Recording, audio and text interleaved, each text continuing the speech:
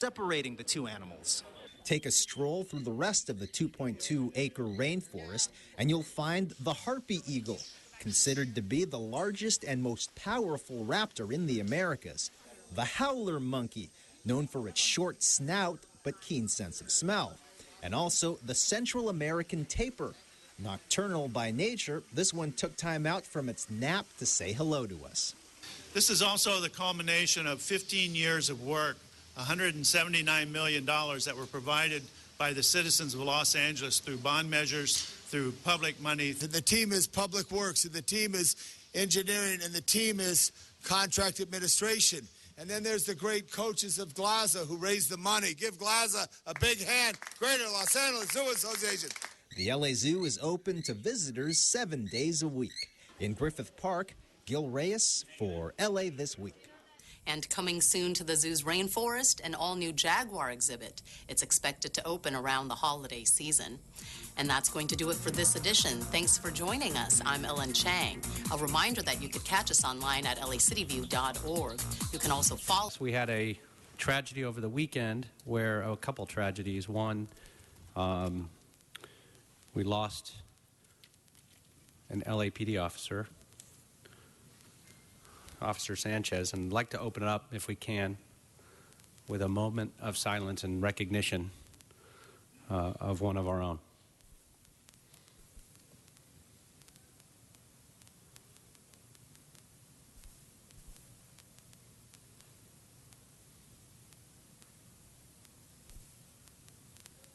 Thank you. Our prayers go out to his family, his partner, who's still in critical condition, and the entire LAPD family as well. With that, we had another tragedy over the weekend as well. We had a fire in the San Fernando Valley that we lost the San Fernando Valley Rescue Mission, burnt down to the ground. And we had a conference call this morning with all Valley Council members and the Rescue Mission on the phone. It was in the chairman's district, so he's on his way in this morning. He's been dealing with that. We have 30 families displaced, most of them children, many of them who barely escaped in time, left with, if they were lucky, the shirt on their back. And we were over the weekend just trying to scrounge to get them shoes and toothbrushes and shelter. Red Cross has stepped in. We'll be having a lot further, many more announcements on that as the week progresses, with updates in our needs list, and all coming together to ensure that we find the permanent solutions as well as the temporary emergency supplies that they all need. And we'll be asking everybody citywide, including the city family, to step up. We're all affected and impacted, and our hearts go out to the rescue mission and all the volunteer efforts there, and all the help is desperately needed. So we'll be sharing more information on that as well. With that, we'll go ahead and start with general public comment. If we could have Ken Blum come on up, followed by Art.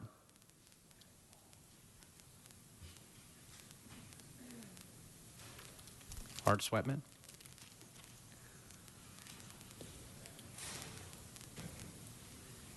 Good morning. Oh, good morning, sir. Start. My name is Ken Blum. I'm a city employee, but today I'm with the coalition. I stand in support of the coalition. We have had our pension and health care costs significantly increased. However, when I look around the city, when I park downtown, I see massive development of high-rises. When I go to the west side, I see huge developments, such as on Santa Monica Boulevard at the old Vons. The city is in a development boom. And rather than taking from the employees, let's talk about how we can keep what we have or do even more. Thank you very much. Well, thank you very much.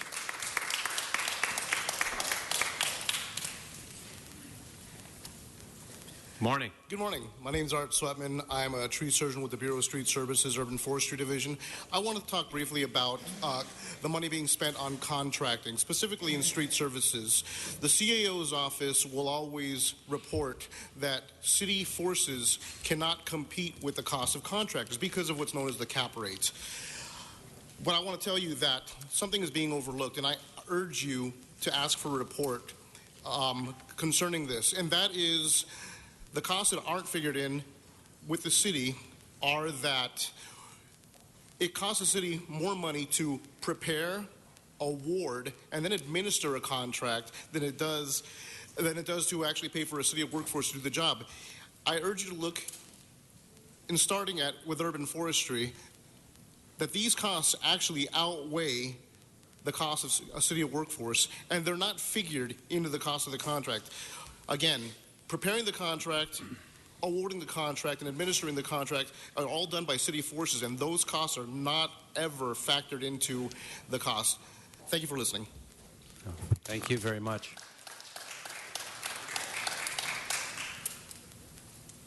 Dr. Wiseman? D. Wiseman?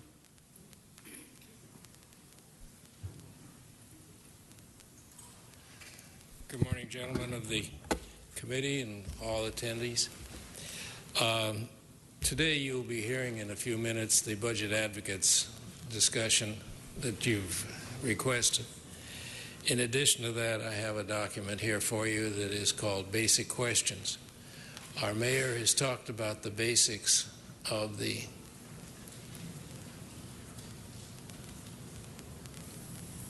city's problem. But I see, and I think we're experiencing right now, one of the basic problems. This mayor, this controller, this city council is talking about being much more open, much more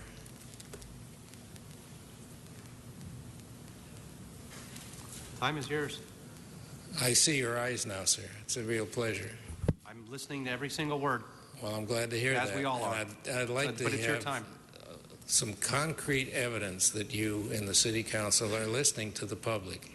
Not to me. I'm just one person. We're listening to every But you're word. listening to the public, that you're listening to the members of your employee groups, that you're listening to the neighborhood councils.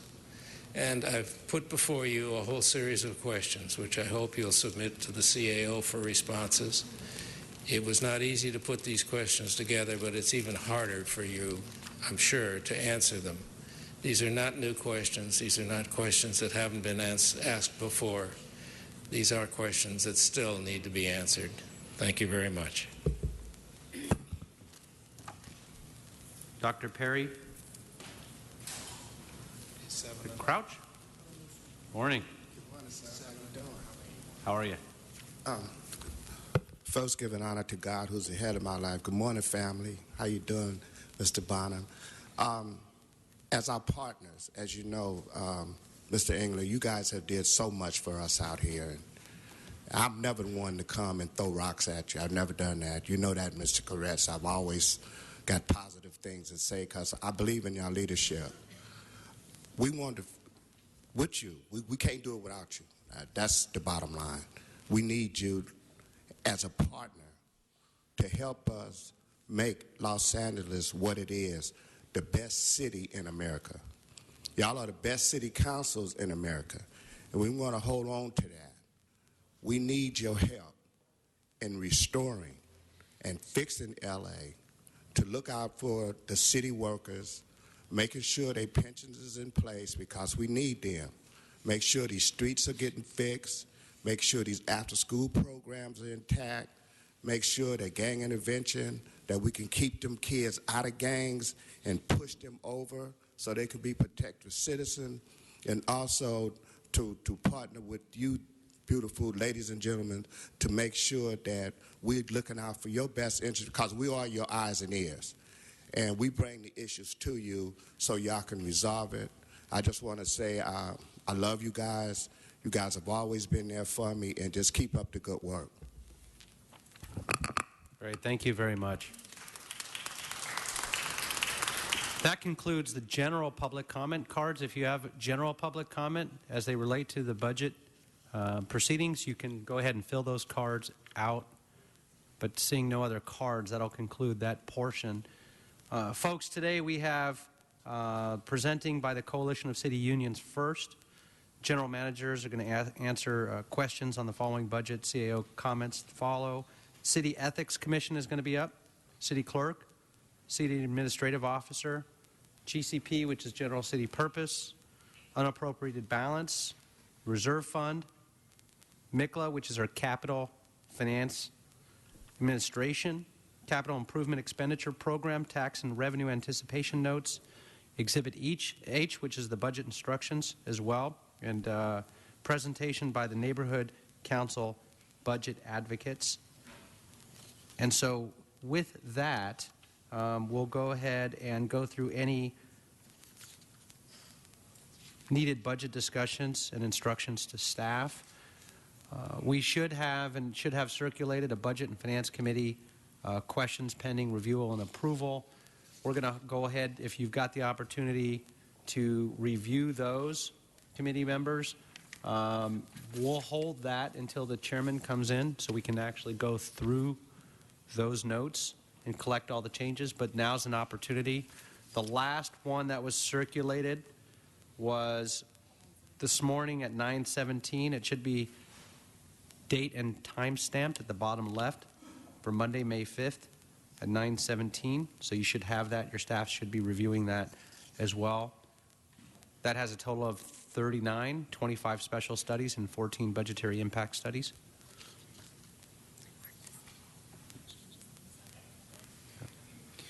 Okay, with that, we'll go ahead and start with, I'd like the chairman here for the presentation by coalitions of city unions. And so if we could hold that, if we want to start with the City Ethics Commission to come in first if they're already here. I'm not sure if they're here yet. If they're not here yet, we can start with Miguel. If you want to start, we can start with your budget.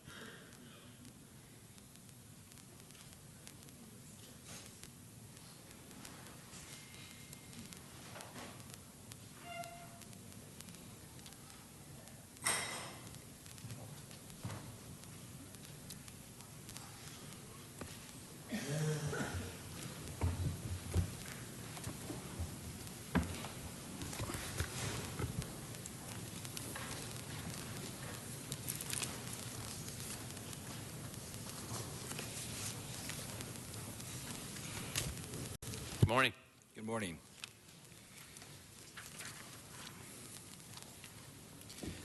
I'll go ahead and start with just a simple overview. Let me see first if we have any comment cards for CAO. Seeing none? Yeah, none? Okay, then that'll close. Any comments on your department? So go ahead. Thank you. So as a whole,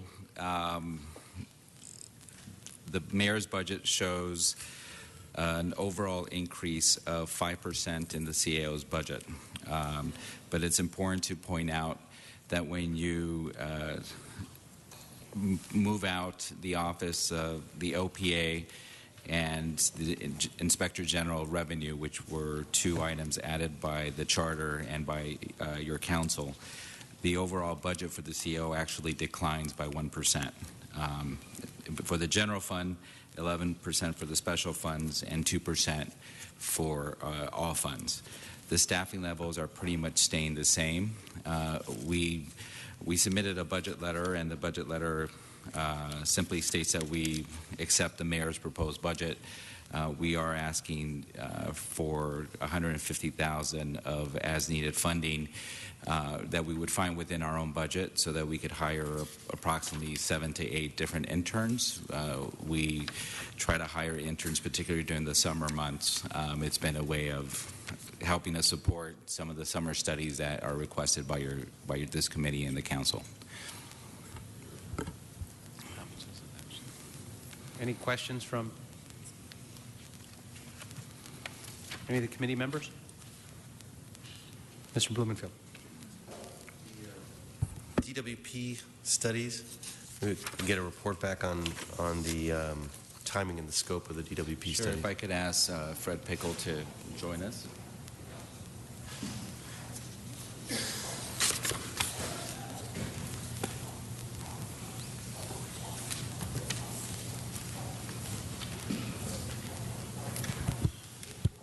Good morning. Morning. Fred Pickle, Office of Public Accountability, Rapier Advocate. Right. Well, so I was just, as this is part of the CAO's budget, is the DWP studies, right? I wanted to get just to get a report back on the timing and the scope of those studies. Most of these studies will be timed to the likely rate case that is expected to be proposed by DWP in the spring of 2015. So we'll start ramping up that effort at that time.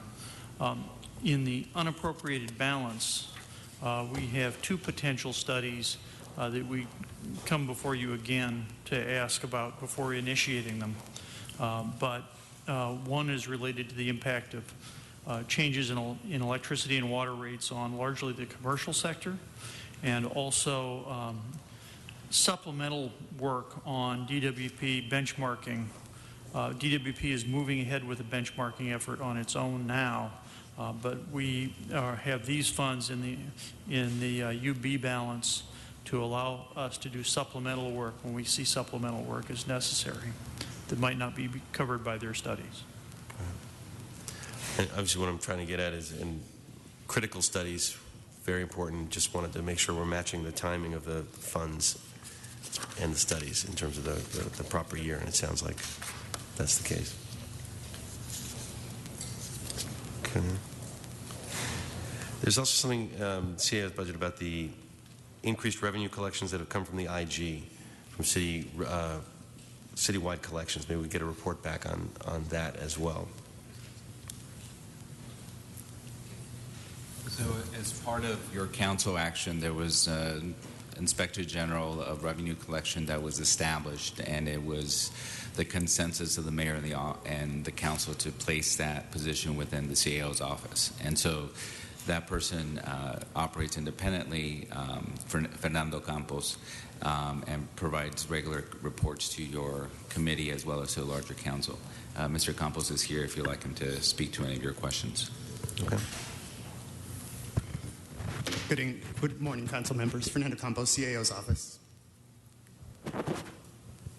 Can you just repeat the question for me and I'll be able to answer that? Sure. Just wanted to get a sense. Well, A, I want to get a sense of the priorities that you're putting forward, and then B, get a report back or about how revenues have increased, how what you've been doing has increased the collections. Collection reform has been going on for a couple of years. I presented a strategic plan to the Budget and Finance Committee about a year and a half ago. We are actually about 40% complete in that strategic plan. About over 500 items and recommendations were not only supported by me, but also prepared by the CORE, the Commission on Revenue Efficiency, City Council controllers, and the MESIA studies to centralize collections or improve collections as a whole. To date, the city has implemented over 40% of those recommendations, resulting in more than $40 million in improved revenues for the entire city.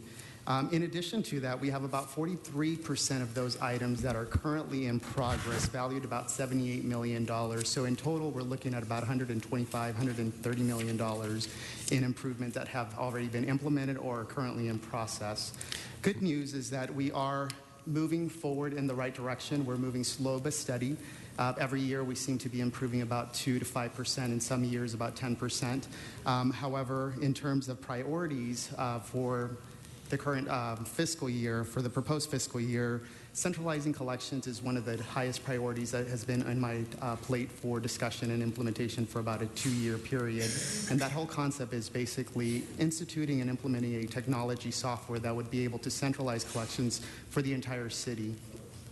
In addition to that, looking at intergovernmental and interdepartmental buildings is a second priority for my office.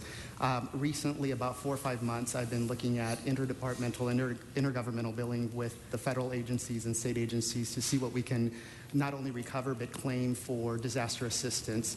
In total, we are working at approximately $45 million in improvements in revenues. That is being reflected and proposed in your budget for your consideration next year. So the $45 million in improvement is already reflected in the budget. Correct. But you gave a higher number of 120 something of savings that we're going to be getting. Correct. So to date, 40%, about 200 items have been implemented, about $25 million. In addition to that, about 43% is in progress, about $78 million. In addition to that, outside the collection reform, looking at intergovernmental billings, we have about $45 million to $60 million that we're looking at for a recovery solution for the city of Los Angeles as a whole. Most of that money will go to proprietary departments or special funded departments, and there is some savings or some benefit for the general fund. You will see in your Schedule 37 in your proposed budget and also in the grant reimbursements, about $6.8 million. That's already included in the proposed budget. So those are benefits that are coming back from the disaster assistance recovery efforts. So most of the funding that you're talking about is actually going to the special funds. Some of it, $6.8 billion million, is small amount is going into directly into general fund, and I imagine there's some other correlation where some of the increase in special fund may free up some general fund. Correct. And I guess I just want to be confident that we're maximizing, we want to have as much money as we can score in this budget as we truly can get, because we are cutting things so close, and especially for the next year as well. Yeah, in terms of maximizing our efforts and leveraging what the resources that we currently have in disaster management, of course, we are seeing the efforts coming to fruition. This year alone, we have improved our receipts from about $11 million to about $29 million. Most of that money going to DWP for disaster assistance recovery. In addition to that, you'll notice in your proposed budget that the typical receipts will go up from about $11 million to about $56 million, and that is basically the efforts that we're currently in now, and we should realize that that additional revenues around October, December of this calendar year. Well, this is all great stuff, and very much appreciate that, and it's great work that you're doing. And just to caveat that, it is subject to state and federal agency approval, so although we'll submit the claim to the federal and state agencies, they still have the last decision in terms of how much money of our claim will we actually get back, i.e. if we submit a claim for $60 million, they may only approve $55 million. But we will do our best not only to submit a true and accurate claim for the federal government, but if there is an opportunity for us to appeal a decision, if it's de-obligated or funds are not coming back, we will take advantage of that appeal process and try to maximize the revenues for the city. And I would add, make sure to keep the council in the loop on some of these things. If there are discretionary actions in terms of meeting that claim, if it's formulaic, that's one thing, but if there's a discretionary action and we can make it part of our legislative priorities, and our own city lobbying efforts to federal and state folks when it's appropriate and when it's discretionary, we want to be part of that. Definitely. We'll keep you in the loop in terms of decisions and any assistance that we can get from your council. In addition to that, quarterly updates are provided in the financial status report for your review and consideration as well. If I could add, Mr. Campos has also been very helpful in monitoring and providing my office and your council a more realistic time frame on the AB 678 funding ambulance billings, which has been helpful in being much more realistic in terms of how we score for the current fiscal year and for future years. Okay. And the last topic for your office I wanted to ask you directly about is the performance-based budgeting stuff. Very important. We've all talked about how we need to move more toward a budget that's truly informed by performance metrics, and wanted to get a sense from you how that's going, if we're moving at the right speed, if there are things that you need to help make that happen, and just get your feelings about that process, because it does take a little while to ramp up. Well, your council and the mayor have been incredibly supportive in this effort to transition our budget. And from the very beginning, we knew it would take time to go from the way we have done the budget for many, many years to one where you could actually establish performance and specific metrics and then ultimately make decision-making based on that. This year was really about establishing a common language, a common expectation of departments, of my office, the mayor's office, your offices, in terms of what performance-based budgeting is, establishing sort of the first crack at metrics, establishing thresholds to evaluate that against, and ultimately to provide some additional information to inform the mayor and your council in terms of decision making. Ultimately, what we would like to see is that the majority of the decision making is done under this framework. It's especially challenging to do it during times where any new revenue that we're generating goes to maintain the status quo in terms of our salaries and overall benefits.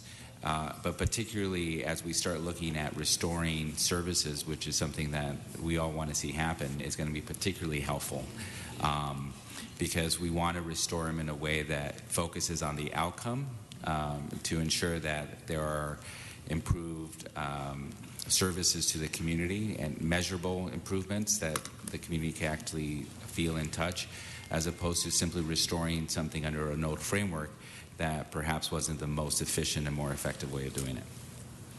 Thank you. Great, thank you. And Mr. Kretz. Thank you, Mr. Chair. First, a few questions on collections. How are we doing on parking collections? Because I think we always spotted that as one of the higher value issues to deal with. Are we most of the way to gaining back? I think we were guessing 20 to 25 million that we were losing every year. And if not, what are we left to do to fully implement these solutions? In terms of parking citations, we have seen an improvement. Not parking citations, parking tax collection. For parking occupancy tax collection? Yes. All the people that were cheating us and pocketing the money. I would have to report back to you on that. We did implement, or the City Council did approve the surety bond requirement that went into effect almost 9 months ago. Since then, we have received an additional revenue source, but how much additional revenue, I would have to actually look into that. I believe it's about $3 to $5 million in additional revenues, but again, I can report back to you in terms of what has been improved. There is one additional item that is still not yet been heard from your council, and that is the enforcement or the consideration to implement revenue control equipment at parking occupancy tax.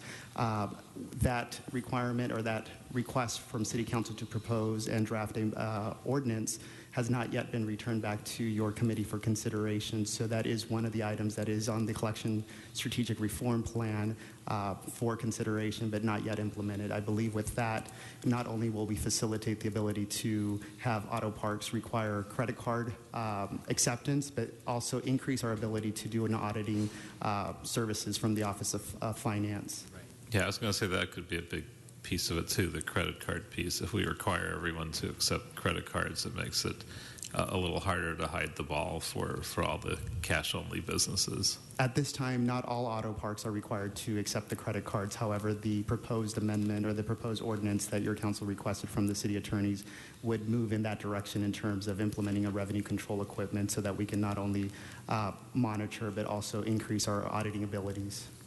Very good. And I know at one point we gave direction to have all departments send out their first collection letters using city attorney letterhead, and it was reported back to us after a lengthy period of time that only half the departments were doing it. Have we gotten to the point where every department is doing that now? I completed a collection scorecard review about 6 months ago, and I'm in preparations of submitting that report to your council for consideration. During my observation and going out to about 21 different departments, about 75% of the departments were complying with the city attorney letterhead. Subsequent to that, in June 2013, the Office of the City Attorney sent out memos to about 6 different departments, primary departments, instructing them not to use the City Attorney letterhead. That recommendation from the City Attorney's Office was a unilateral decision made or suggested from the Office of the City Attorney. We have my office, along with the City Attorney's Office and the Office of Finance and the Mayor's Office, have been working for about 9 months in modifying that requirement.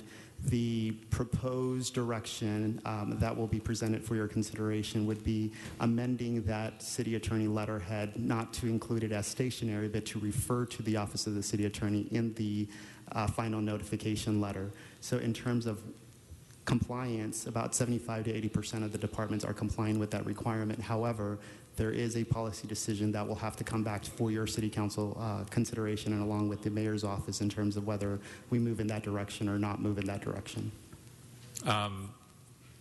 Could we make the decision to continue using city attorney letterhead as we had been? You could.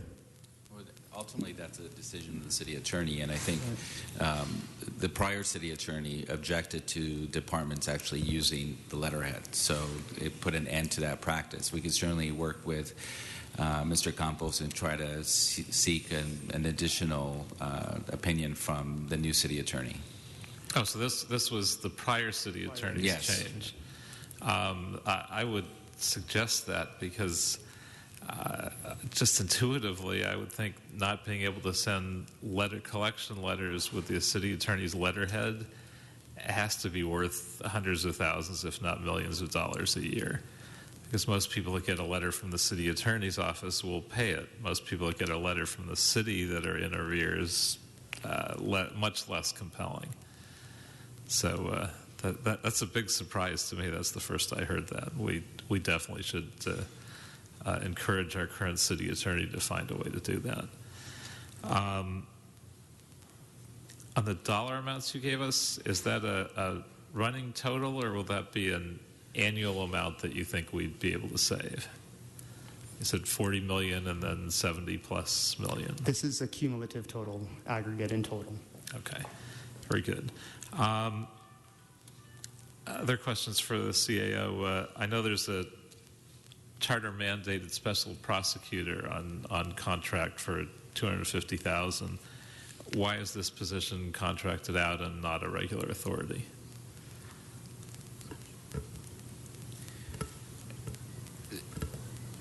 I could look into specifically, but I believe it's because everyone else would be conflicted. If it's a special prosecutor, sometimes involving elected officials or involving, for whatever reason, the city attorney deems it to be a conflict, then we normally hire from the outside. But we could submit a more specific response in writing as part of a report back. Okay, that would be great.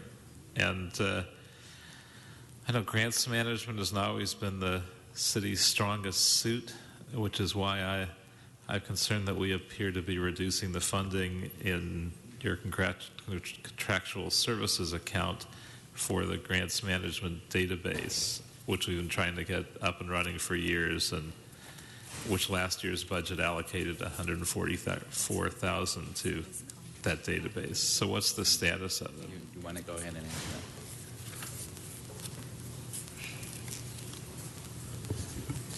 Good morning, Councilmember Patty Huber. What we're reducing is the contract that contract funding for eCivis, which is a grants monitoring program that allows us to find grant opportunities and then notify departments of those grant opportunities. We are reducing it based on the actual cost of what we're paying eCivis. So we had a little bit more in that account, in that line item than what we're actually having to pay for that service. So it's just reflecting a cost savings rather than cutting back on the database. No, we're not reducing the level of service that we're getting from eCivis. We're just reflecting the actual cost to us. Great.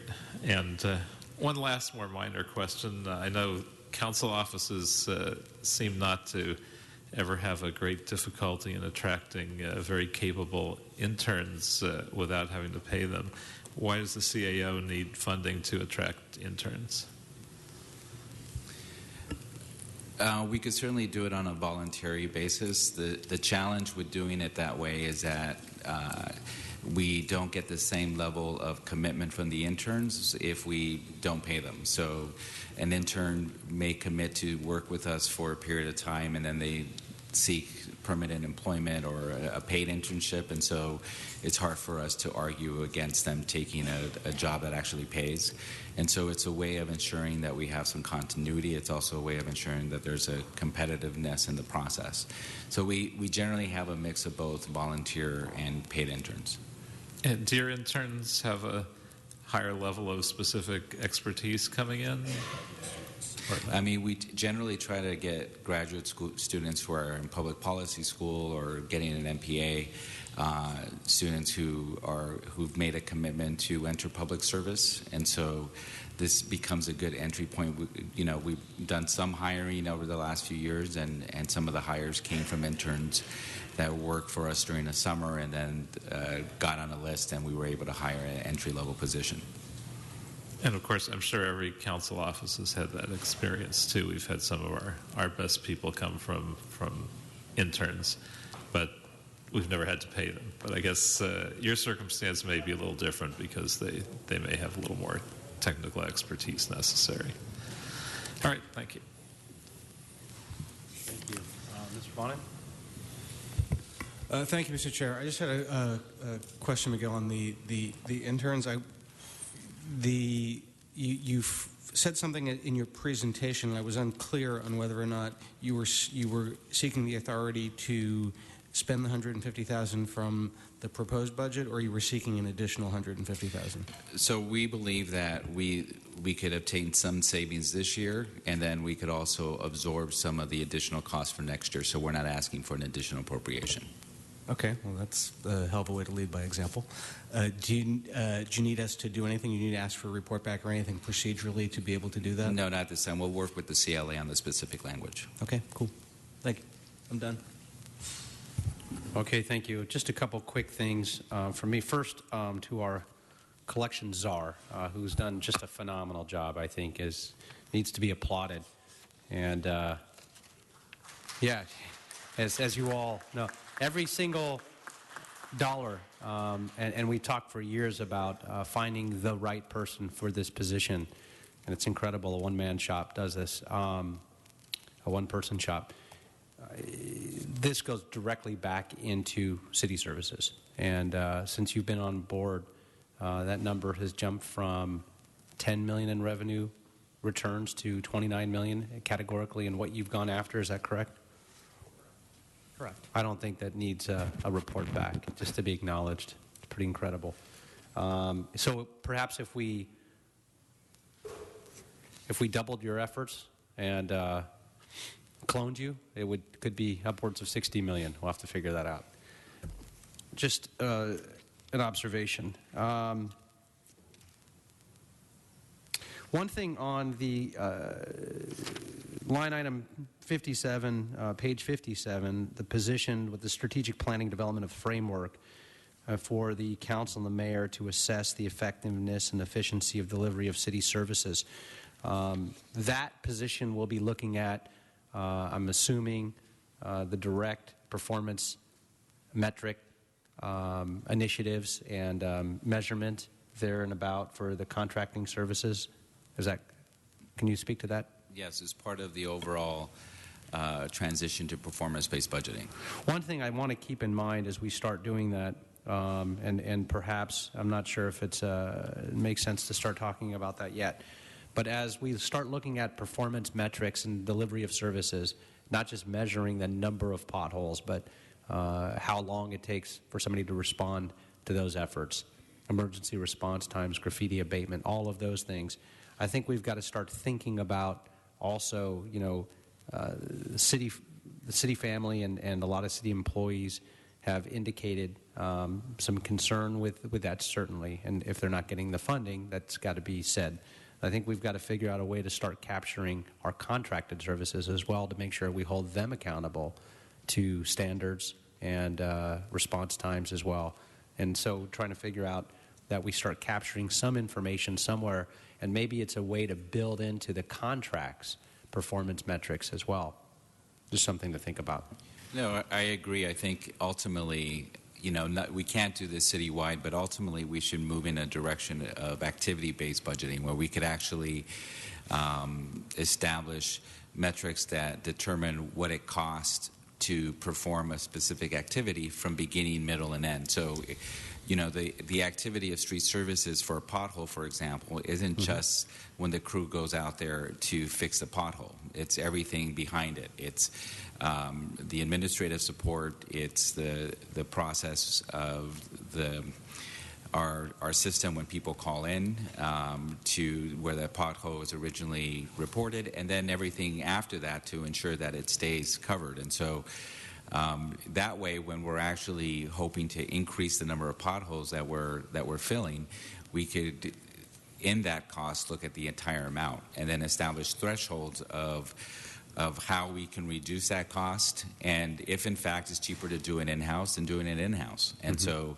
that this year is the first year of beginning that process. Ultimately, that's where we will like to be. Excellent. I would remind you that the city does have a ordinance called the Contractor Responsibility Ordinance, wherein departments are supposed to basically rate how their contractor did, and to the extent that a contractor did not perform, the departments on an individual basis are supposed to be taking that into account as they move forward in contracting. So we do have a process, but it's handled at the departmental level. Yeah, excellent. Well, thank you very much. And those are the things in terms of on PBB that we should be looking at, and what can we or what should we be measuring, not just what have we been measuring. So it may not be the number of items, and this is more for conversational purpose, to keep in mind as we move forward and looking at contracts, not the number of miles of graffiti perhaps, but that'll be one item, but also how long did it take for them to respond to get out there, those kinds of efforts. And so we'll be looking at some of those things, I think, as we move forward in developing that.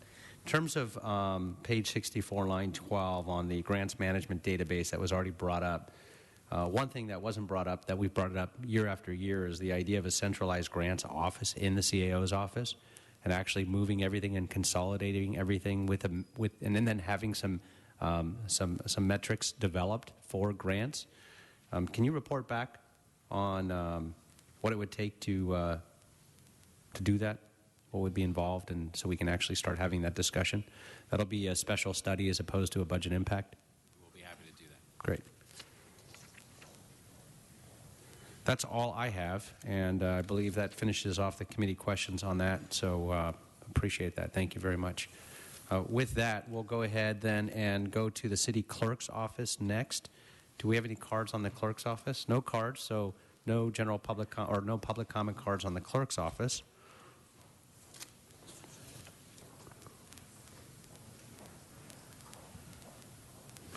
And we're kind of skipping around a little bit today, so I appreciate and apologize everybody's flexibility.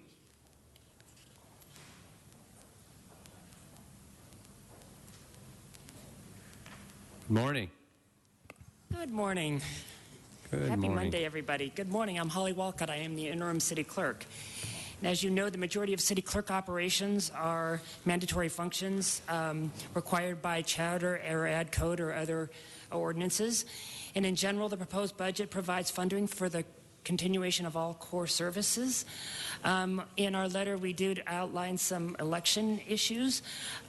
We were provided $16 million for the 2015 primary and general elections. That will cover 7 even-numbered council offices and 4 odd-numbered board seats for both LA Community College District and LAUSD, and any measures that are placed on those ballots, as long as they are reasonably sized. We did mention in our letter the matching funds program. We do expect the Ethics Commission has already taken action to eliminate the signature checking or eliminate the signature portion of that. So as long as the City Council agrees to that change, these funds will not be required. We did talk about the additional language services during the last fiscal year. Mr. Krikorian and others had requested that for the next round of elections that Russian, Armenian, and Farsi be included in the 2015 elections. Those were not funded, so we would not be able to provide translation in those languages. We had also asked for outreach funds since one of the key complaints has been lack of voter turnout, and one of the things that we can do better is these. I'm sorry, I don't want to interrupt, but these were all covered in your letter already. Yes. Yeah, I'm following through. Okay, so I think everybody's already gotten. Okay. Appreciate it, and wanted to make sure that everybody had the opportunity to ask the questions back on the reports back as well. Okay. Was there anything that and I really do we truly appreciate your letter because it was very thorough and covered all these. Is there anything that you didn't cover in your letter that you wanted to discuss? Just to update, the Health Commission petition was certified as sufficient this morning. Okay. So once we submit the report to Council, which I expect to do later this week, the Council will have 20 days in which to decide either to adopt the ordinance as it is written or to place it on the November ballot. Okay. All righty. Okay, thank you for that update. With that, just a couple things from me. First, from the chair, his request is on item 2 on the additional language services. That's a budgetary impact that comes back on how to fund those.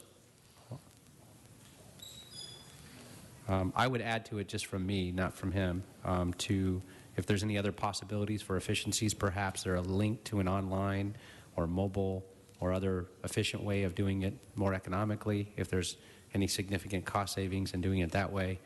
But if not, which is just a report back from me on that one, but from him, it's specifically to fund that. All I had from the chair, for me, on the signature validation, that's something that was already passed by Ethics and the Council and approved. The only reason for retracting it would be because it wasn't funded. Is that correct? That would be a question for Ethics. Okay. My understanding is, though, that the Commission has already taken action to rescind the signatures. Because it wasn't funded. We don't know. So the discussion, if I recall, in Council is that the signature requirement for matching funds is at that threshold because they're taxpayer funds. And so I would strongly, it's not a lot of money to protect those kinds of funds. As a budget impact item, fund that immediately and ensure that we've got those positions covered to ensure we can verify signatures of qualified candidates that are wanting to run for office and be eligible for matching funds, which is rather than eliminate that process, it makes a lot more sense to ensure candidates get funded and have that opportunity and go out and get the required signature. So for $170,000, I would absolutely put that in there as a immediate and urgent budget impact. Coming back on that, I would also ask, and according to your letter, the restoration of the positions for the bid was not ready to take over for processing of bid programs, so it's still housed in the clerk's office. So you're requesting a management analyst too and an accounting clerk position for funding to be restored on those workloads. Is that correct? Yes. So I would ask for a budget impact back on that as well. That was $172,000, and it should be absorbed with cost of the bid or citywide. I would think there should be some cost absorption in that. Okay, those are the only ones that I had, so I'll turn it over to Mr. Bonin first. Thank you, Mr. Chair. You actually asked almost everything that I was going to bring up, particularly about the bids and the signature stuff. I did have one question, Ms. Walcott, about the outreach and media enhancement program. you talked about $91,000 for potentially doing some space on digital billboards and bus shelters, display street banners and stuff like that. Have we investigated whether or not there's an opportunity for a community give back on some of the bus shelters in order to do free advertising? I'll have to ask Jenny to answer that question. Jenny Pack, City Clerk Election Division. We have looked at those options, and I think we have to do some additional research and studies, but for now, this is the amount that we need to at least start off the advertising at shelters, the bus shelters. We should also explore the possibility of getting some donated billboard space as well. Right. We've looked into that, but we'll report back.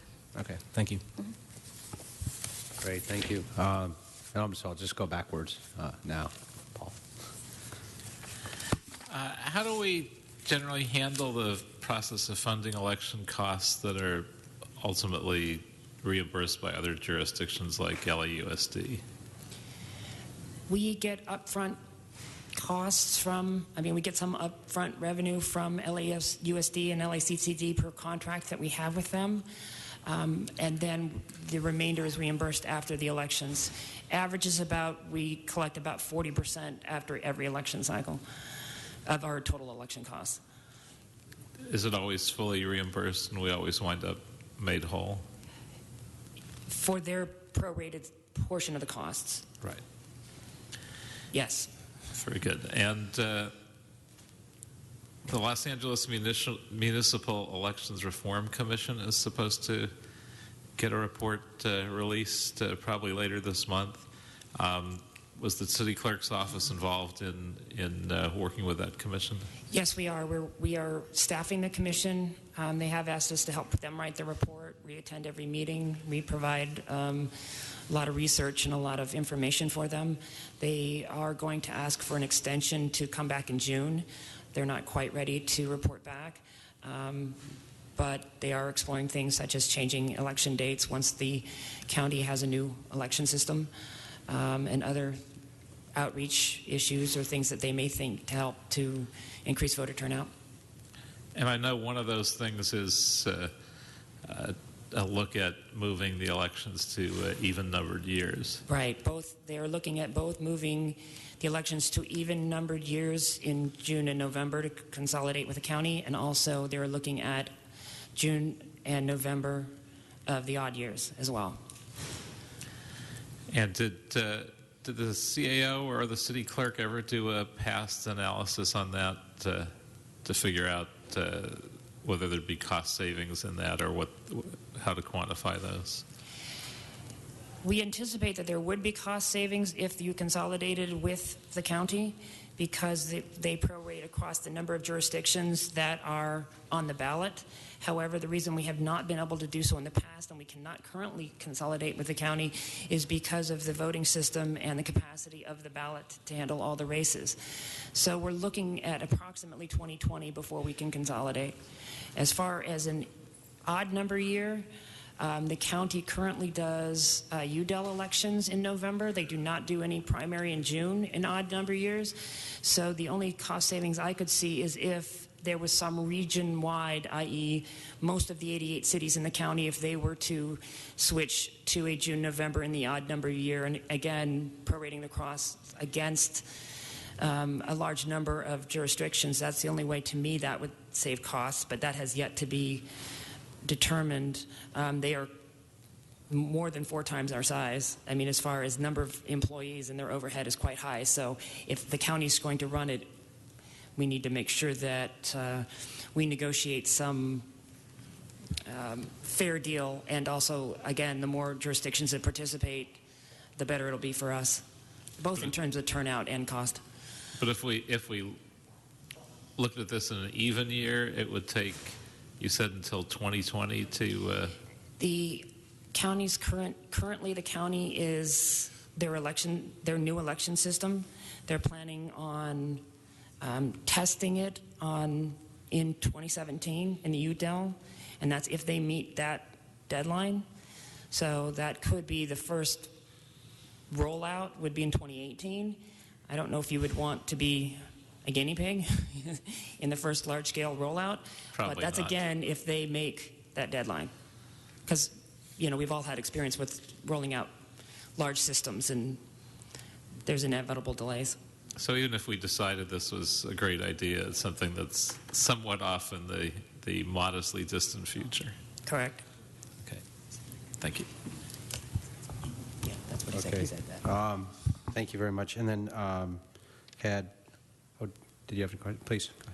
Go ahead. In terms of the election, I guess I can think of a lot of reasons why it would cost more and less on those different years, even in terms of the number of how many more voters there are in the voter pool. It would increase the communications. That would mean you'd have to have higher matching funds. So it'll be a complex financial analysis, not one for this budget or a report back on this There's budget a lot at of all. issues. But there are a lot of issues. But Terms. I just recognize, even in this short conversation, that it'll be complex, and there are a lot of variables that go into that equation, and I don't know if it's as intuitive as it might sound in terms of how the funding would go. But I'd be interested and willing and happy to engage in that as we move forward on that.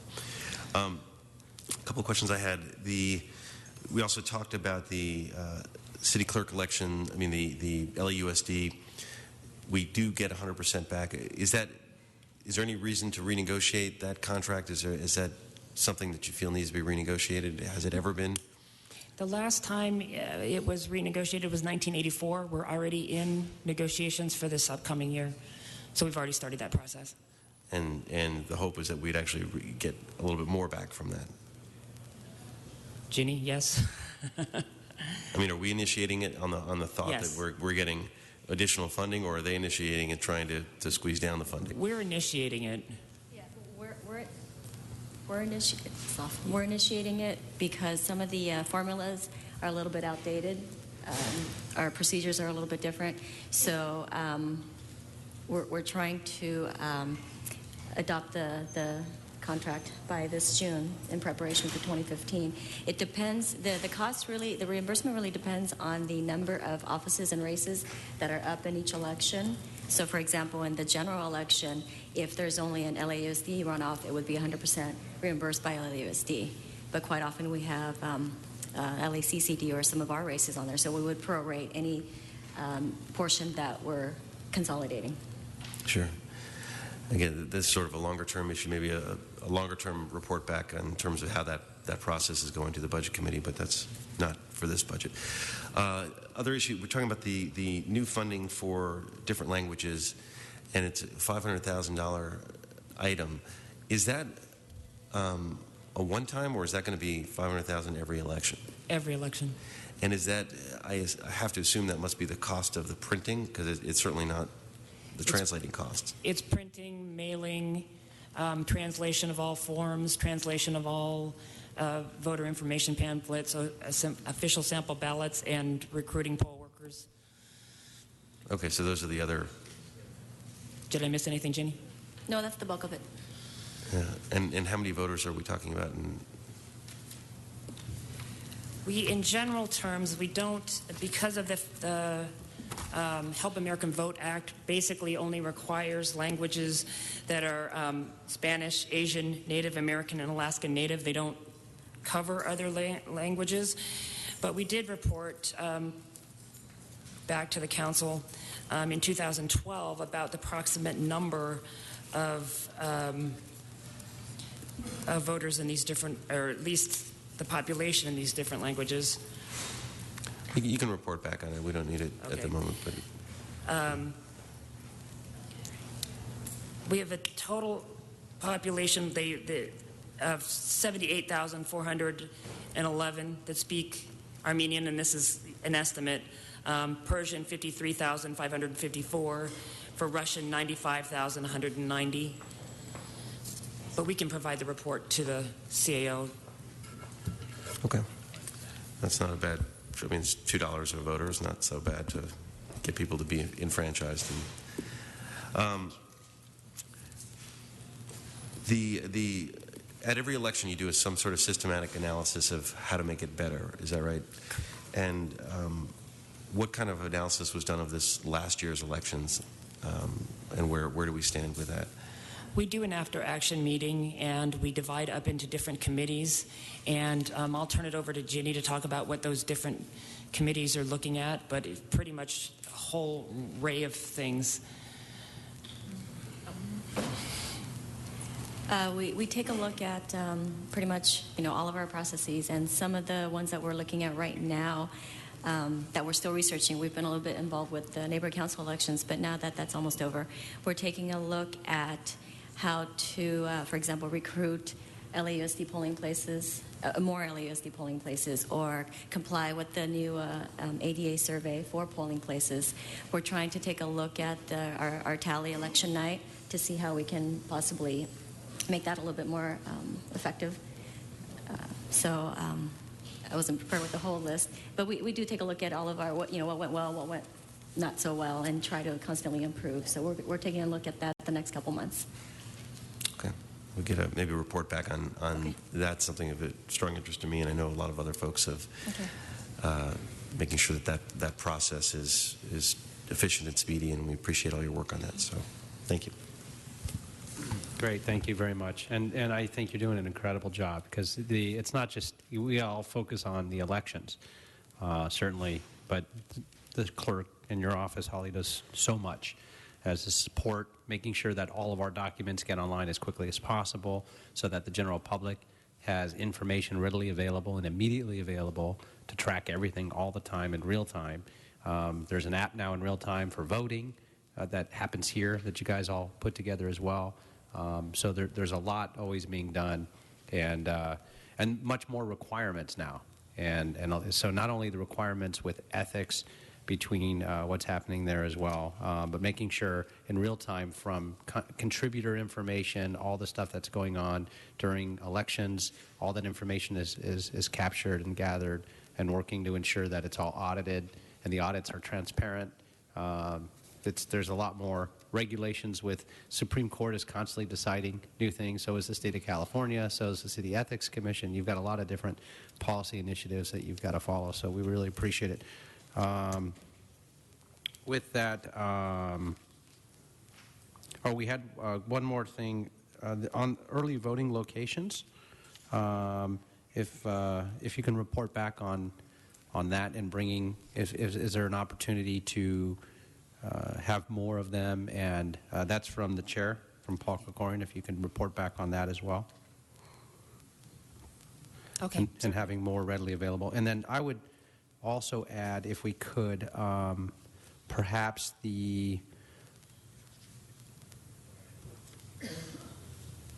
another metric on how many polls are opened on time. And so we can just keep evaluating that. That's always a struggle and very difficult. The logistics are a nightmare. They change at the last minute. They're consolidated. We always hear those issues afterwards. So it might be a good metric to track that. And just wanted to thank you and your department as well for, again, like many other departments, doing more with less. Thank you. Appreciate it. Thank you very much. Hello. Good morning. So I think that concludes all of our requests and fulfills yours as well. So, this is a question, not a report back.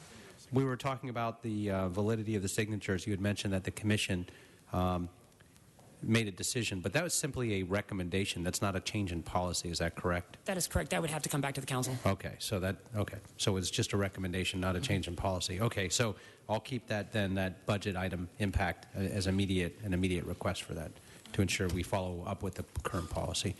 Okay, thank you very much. I think that concludes clerk's office, and we can go ahead and either go to ethics or start at the beginning of the agenda. The chair's now getting situated, or jump right into the presentation by the coalition. So we'll go ahead and start with ethics, as we're still getting situated here as well. And again, once again, appreciate everybody's flexibility as we're going through this. And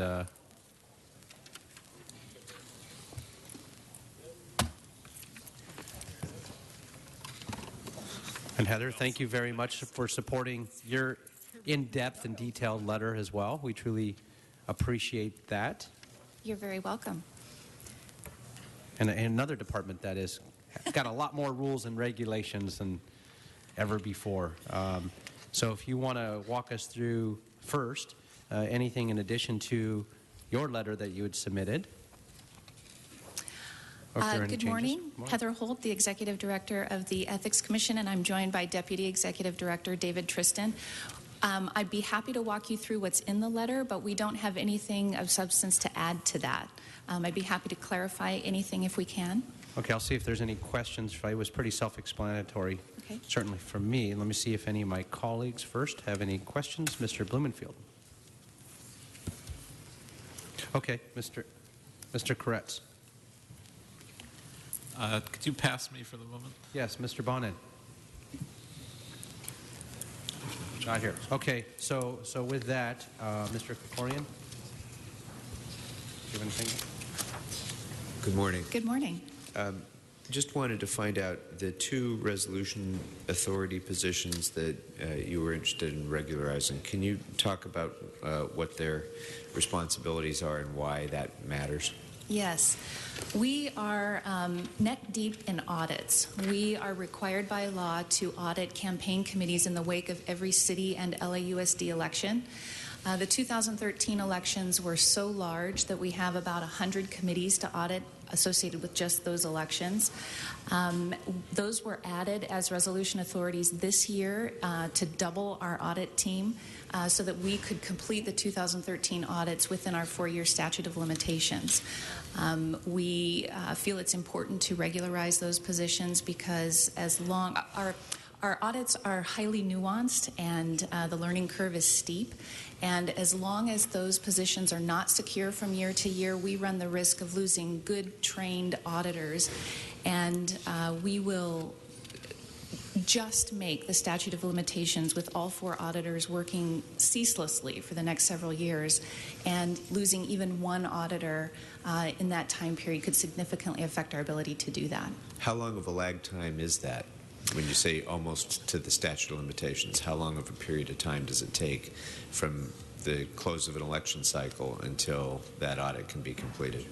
It varies from election to election based on how many audits, how many committees are associated with that particular election. We're estimating we can do approximately 1 committee per month, and with 4 auditors working on that, we're estimating that it will take at least 3.5 years for us to complete the audits for 2013. And in that time period, we continue to rack up additional audits with subsequent elections. So not to put too fine of a point on it, but by the time you're completed with those audits at the current pace, if there's audit findings, the person, the candidate, is up for re-election by the time that audit comes out. That's correct. And by the time we anticipate finishing the 2013 audits, we will already be 2 years into our statute of limitations for the 2015 elections. And is that compounded by the fact that over the last several years the council has enacted, and the people have enacted, a number of additional campaign finance reforms with regard to contributions to city candidates? It is. It does require more work for our audits now than they used to require. It's also affected by the fact that we tend to be having special elections in off years on a very regular basis. So that adds to the workload as well. And our office would support regularizing those positions. Our office would support regularizing those positions. Very good. Very good. Thank you very much. Thank you. Okay, thank you. So you covered, just to make sure, because I had that as well, did you, the 2 resolution authority auditor positions, the reclassification as well as the 1 ethics officer and reclassifying the 3 management analysts? I wasn't sure if that was That's something that is separate. We have recently started conversations with the CAO's office and the personnel department about properly structuring the staff in our position. Our goal is for that to be a cost-neutral undertaking, and so that was more of a point of information. Okay, so not yet, not ready for it yet. Correct. Okay, got it. Because I know that wasn't part of the letter, but I've heard talk about it. That's correct. Okay, I just wanted to make sure. Okay, with that, Mr. Blumenfield? I wanted to ask for a couple of report backs. One, report back on the impact of the recent changes on campaign contribution regulations and their impact on the Ethics Committee. We've talked a little bit about. But second, a report back on the trends in the number of contributions and percentage audited, including what would be the ideal of auditing. Third, a report back on the funding for the contractor, bidders, et cetera, a database including the timing and scope of the work. And sort of as a subset of that, is there a way to incorporate any of this into the existing BAVN or the control panel functions? Is that something that can or should be done? I can address that briefly. Okay. About 5 months ago, the governmental ethics ordinance was amended to require the Ethics Commission to create and maintain a database of all city contracts and contractors and bidders. The new law, the point of that is to help city officials comply with gift laws, to help city candidates comply with campaign finance laws, and to provide enhanced disclosure to the public. The new ordinance requires that the city adequately fund that, and we submitted a request for additional funding for next year to start that process. In the course of our conversations with the CAO's office and the mayor's office regarding that request, it was suggested that we do work with the team that is working on the new FMS system so that we could avoid duplicating efforts unnecessarily. We have since been engaging with them, and they have been quite willing to accommodate us to the extent that they can. We're still working out the details on that. But in the conversation with them, we have learned that it will be at least 2 years before that system is up and running. And even when it is up and running, it won't be as comprehensive as the law requires because it won't cover contracts in the proprietary departments. So that is, we will continue to work with them, and to the extent that we don't need to duplicate efforts, we're in favor of that. But without additional funding at some point, we won't be able to fully comply with that new requirement. Okay. And can I ask some clarifying questions about the second report back regarding contributions and the number in Right. auditing? I'm not sure that I quite understand exactly what you're hoping to learn. Well, in terms of how that's changed, what would be the ideal in terms of the percentage that we actually audit of those contributions? The number of contributions that we look at in the course of an audit? Right. Okay. We look at all contributions in the course of an audit. Okay. Does that... Okay, well, so there hasn't been any. I mean, we've had varying numbers of, as the amount that has changed of the contribution, the number of contributions has also changed, and the workload on you, I assume, has changed as well.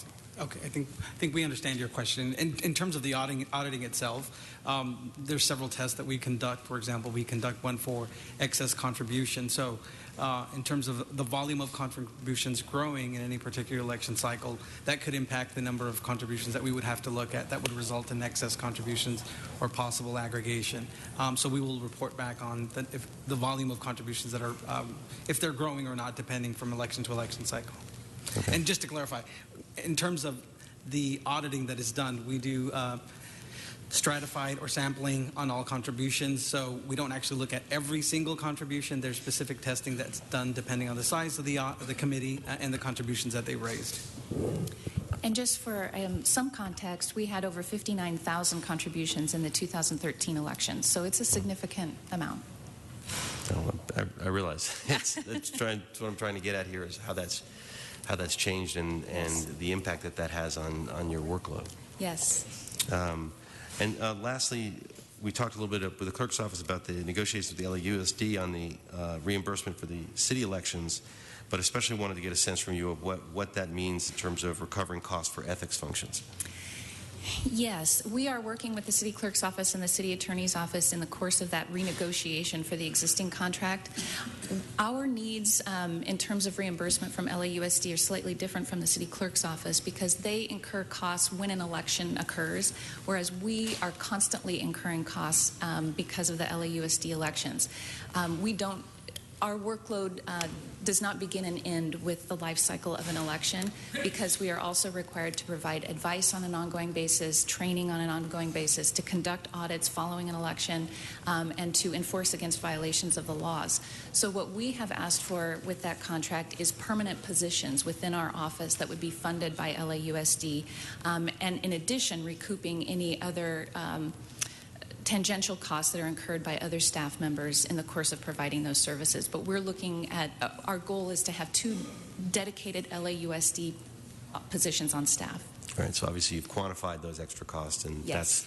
that's how you're billing it to those two positions. So to speak. That's our goal, yes. Right. We're in negotiation with them right now. Right. Great, thank you. Mhm. All right, anything further on ethics, members? All right, thank you very much. Thank you very much. Appreciate your time, appreciate your being here.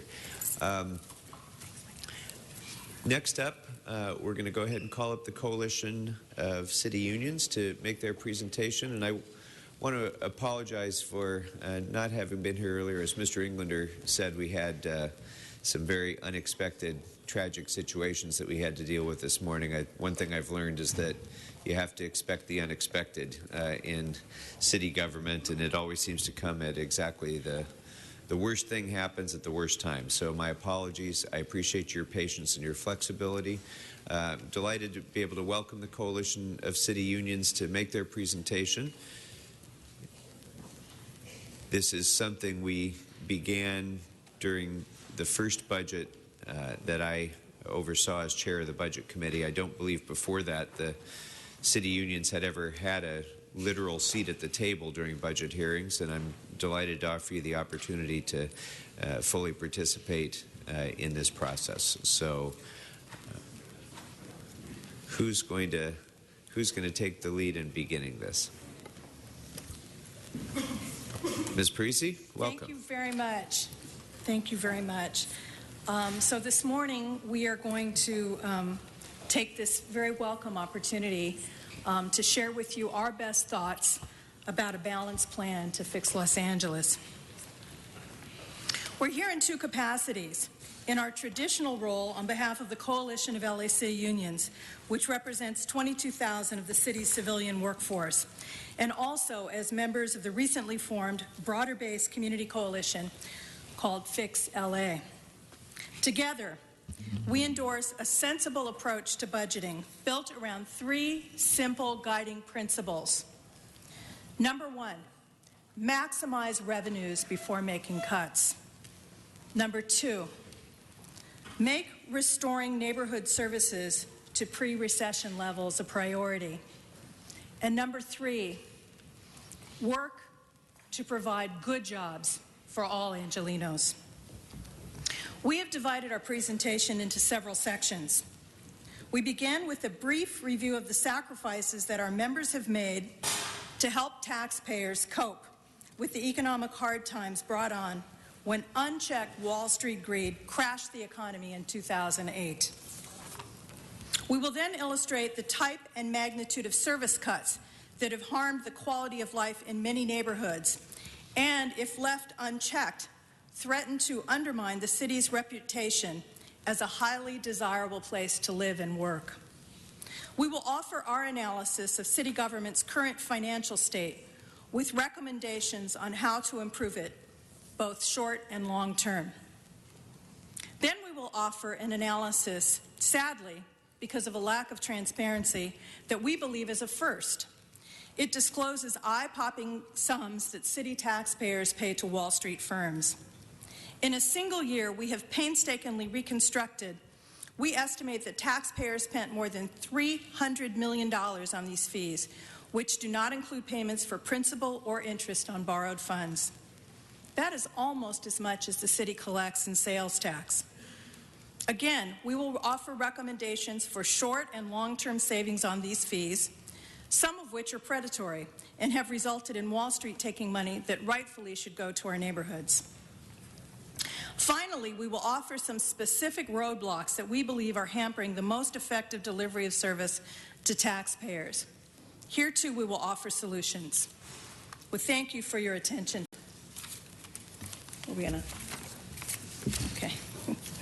Let me just start by introducing the coalition partners. Who is the Coalition of City Unions? We formed in 2006. We represent 22,000 city workers, 65% of the civilian workforce, and most importantly, despite the fact that we are labor unions, we have taken a path and a relationship that really is beyond the traditional labor management relationship. And over the course of the last 5 years, as a result of the financial collapse, drove cost savings with the city in an unprecedented manner. I first want to take an opportunity to introduce all of the coalition partners. The building trades, Operating Engineers Local 501, represented by Gavin Coons. Teamsters Local 911, represented by Jorge Sanchez. LIUNA Local 777, represented by Victor Gordo. SCIU, represented by David Sanders. And AFSCME, I guess that's me. I want to just briefly, before we move into the rest of our presentation, cover with you again the concrete steps that the coalition unions took in an unprecedented manner. It's important to remember that city workers voluntarily voted to open their contracts twice and to engage in serious cost-saving strategies with the City of Los Angeles to the best of our extent preserve services, deal with pension and health care costs in a responsible manner. The coalition knew that a workforce reduction would probably be required as a result of the collapse of Wall Street and the impact on the tax base of the City of Los Angeles. Instead of the devastating impacts of layoffs, city workers came forward and said, let's develop a plan to encourage senior employees to voluntarily retire, and that city workers will pay for the cost of this retirement effort, the early retirement plan. As a result, city workers contributed voluntarily an additional 1% of pay to fund the early retirement program. This has resulted in this year tracked an 18.8% contribution to the city LACER system that would not be there except for the voluntary commitment of city workers to pay for an early retirement incentive program to keep frontline, more junior workers working in communities and providing services. We also tackled, in an unprecedented way, rising health care costs. As a result of what we have done in the health care arena, by aggressively taking on plan design, by really requiring market forces to come to play to compete for the city's business, and using the leverage that the size of these contracts have in the marketplace. We have driven down health care costs in an unprecedented way. Over the last several years, we have saved in actual dollars $38.8 million. This has resulted in the lowest the lowest health care costs among all employee groups in the City of Los Angeles. The impact of retirement: we voluntarily, again, opened our contracts, agreed to increase our contribution to the retirement plans, which is among the highest in the entire state of California at this point in time. That has resulted in hard savings for the City of Los Angeles Pension Fund. This year alone, $75.3 million. These savings are real. These savings came at great sacrifice to our members, to city workers, who literally have taken out of their pocketbook to work to maintain services in the City of Los Angeles. I now want to turn over the rest of our presentation to our three research experts. First of all, Ryan Hudson, who will speak on the consequences of service cuts over the last 5 years. I just want to begin by thanking you for the opportunity to be here. It's really an honor and a privilege.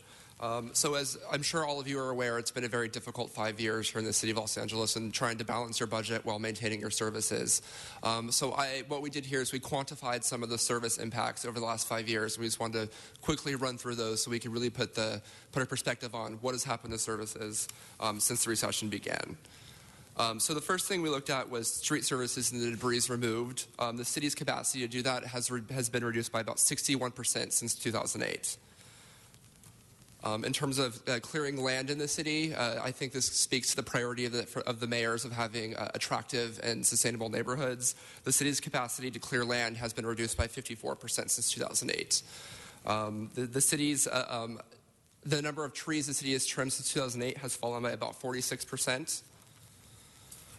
Intersection traffic control, which I think hits everyone here in Los Angeles to a pretty high degree trying to get around the city, has been reduced by an astounding 74% since the recession began.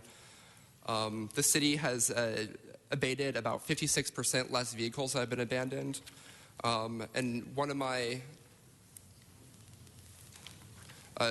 something of particular concern to me is the catch basin cleaning, which has been reduced by about 42%. I just want to make the note that the EPA does recommend that catch basins with trash be cleaned about once a week, and I think it's important, and the coalition believes it's important to be a good steward environmentally, and austerity has definitely impacted the care we give to our environment. So those were really just, I think, the dramatic reductions in services that we have seen because of austerity in the economy. And the data presented on this next slide, I think, really sums up the challenge that council has been facing. So for the 5 years leading up to the recession, the city, on average, increased spending in their governmental accounts, so special funds, general fund, and other governmental activity accounts, by about $450 million a year. Since the recession began in 2008, over the last 5 years, the city has reduced, on average, governmental spending by about $100 million a year to cope with the loss of revenues. So we've seen what the austerity has done, and we've seen why the austerity was done. Of particular concern is we want to note that the dramatic cuts to capital spending. I see a lot of cities, I bargain in a lot of cities, and I have to tell you the cuts that LA City did on capital spending, which I agree were necessary, were much more dramatic than other cities. And I understand one of the priorities here is to be an attractive city to attract business. And if LA can't remain competitive with cities like Santa Monica or Pasadena or West Hollywood, there is going to be a competitive issue in the future. We do understand that capital spending has been restored this year to a pretty high degree, but again, this reflects the dramatic cuts in services and the dramatic cuts that infrastructure spending suffered. So in aggregate, it's been a pretty rough couple years, but what we've really seen through your audited financial statements is that the general fund really only ended with a deficit 1 year, and that was in 2008. The action the city took maintained the health of the general fund, but it did not maintain the health of the services. And we've seen that every year since 2009, the city's actually closed the year with a net gain to the general fund. What has that meant? That meant that the city's total cash, which I'm describing as cash available for discretionary appropriation, has steadily increased every single year since the recession began. And this really, to the coalition, represents the fact that the city has really erred on the side of austerity more than anything else, and that has dramatically affected services but has improved the health of the city's general fund. And the coalition points this out not because we're asking council to spend any more money out of the reserves this year, but we're hoping that the council will take a more balanced approach of protecting services, restoring services, while making sure the general fund is in a healthy position. So we're not asking for you to use reserves. We're simply asking that you stop temporarily putting money into reserves. We believe for the next year or two, the amount of reserves are sufficient, and we would like to see some real service restoration so Los Angeles can continue to remain competitive as a city in this region. We would briefly like to talk about a few short and long-term solutions that we would like to see the city take. The first being the blight ordinance. The coalition remains a little puzzled about why the neighborhood nuisance law and the blight laws have not been enforced. We do understand that the city attorney is currently reviewing a settlement from back east in which the federal courts ruled that banks cannot be held accountable for homes that they have not yet foreclosed on. The coalition believes, though, that they can be held accountable for the houses that they already have possession of that have already been foreclosed on. And we would like to see an ordinance that really has some teeth to address the blight in the neighborhoods. And it'd be general fund neutral, it'd be made up with fees, and it would have a really dramatic impact on our neighborhoods, we believe. The second point we want to make is about Prop 13 and property taxes. So as all of you know, property taxes are a huge source of revenue for all local governments, not just Los Angeles City. And one of the side effects of Prop 13 when it was passed in 1975 was that it really it opened a loophole to allow commercial property owners to exploit it. So their commercial properties were not assessed at market value. And that has resulted in residential property owners paying a much larger share of the total property tax bill than they ever have been, and we think that's pretty dramatic. The coalition of LA City Unions is going to be pushing for statewide reform to close this loophole. So commercial properties will be taxed at their actual value, and those properties would be reassessed to recuperate property tax revenue. We believe that just for the city of LA, that would increase property tax revenues between $129 million to about $280 million annually. That would be discretionary property tax revenue into the general fund year after year.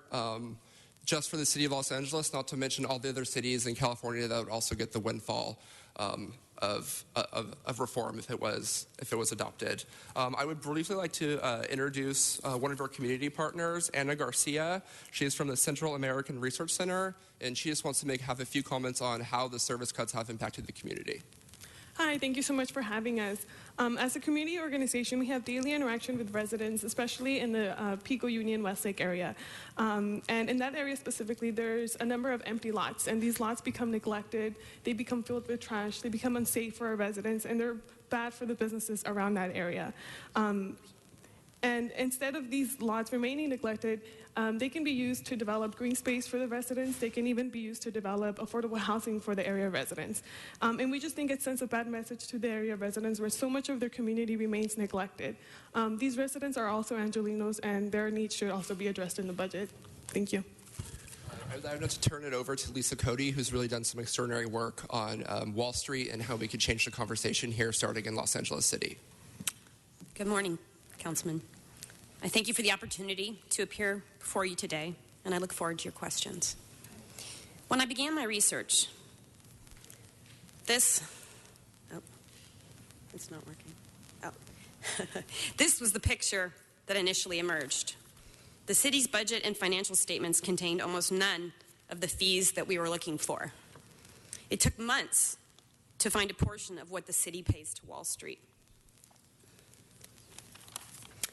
This is a breakdown of what we know the city, together with its proprietary and fiduciary departments, paid in fees in fiscal year 12-13.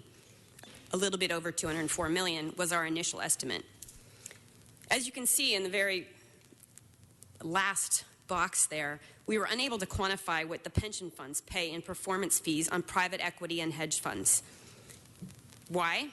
It turns out that no one knows, except for the private equity firms. Today we will present what we believe to be an accurate ballpark estimate of what the city pays in performance fees.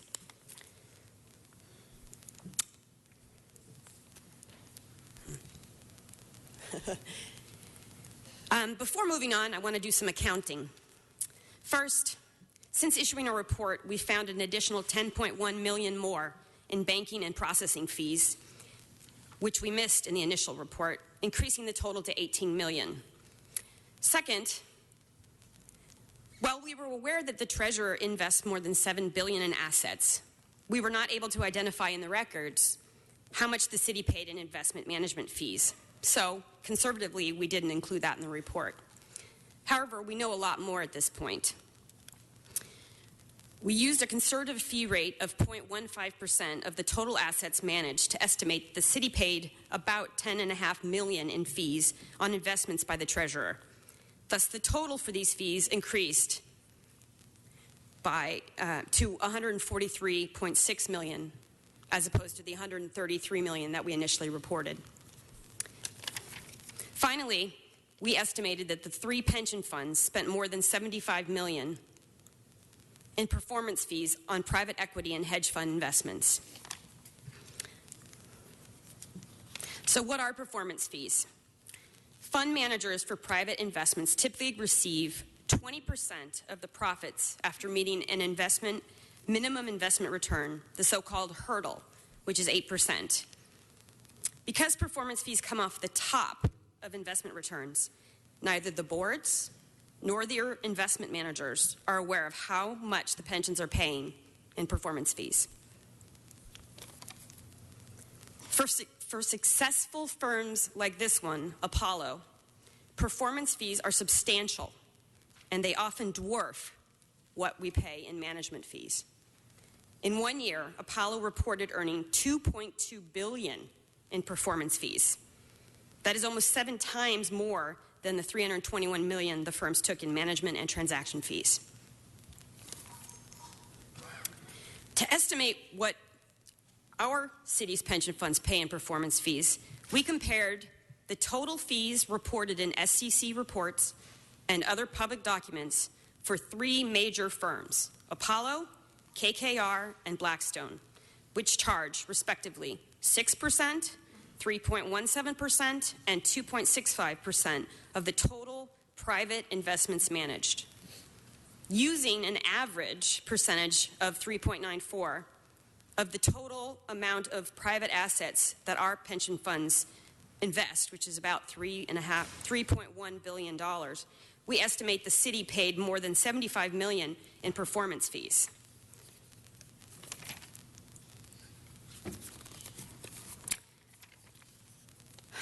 So as a result of finding $10.1 million more in banking and processing fees, our new estimates of the $143.6 million in investment management fees and about $76 million in performance fees, the new total that we achieved and found today was $300.4 million.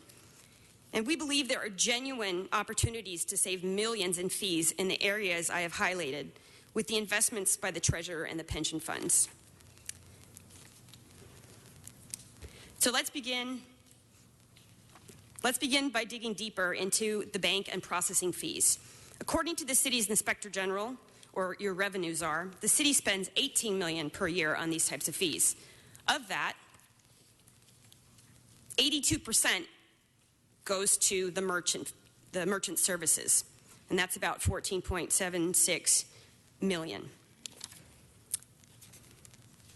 So according to the Office of Finance, this contract, which is a 25-year contract, is open for renegotiations in 2016. In keeping with the Inspector General's goals, we recommend that the city should begin exploring now options and releasing a new RFP to utilize any opportunities to drive down merchant services costs. We understand that the Office of Finance has reported their rates are very competitive, and that may very well be true. We are simply suggesting that the city use the RFP process to achieve the lowest possible rate. And this seems in line with the mayor's request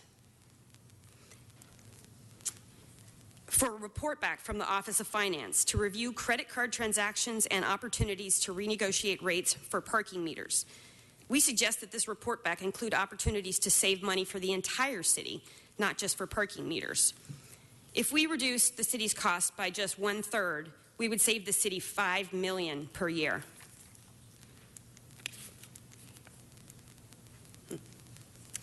And that would bring our total, starting to go down, below $300 million. Another area to explore for fee reductions and savings, is the interest rate swaps the city currently has with New York Mellon and Dexia. The city entered into these deals in 2006 when it refinanced its wastewater system revenue bonds from fixed rate bonds to variable rate bonds. They did that in order to save money and take advantage of lower interest rates.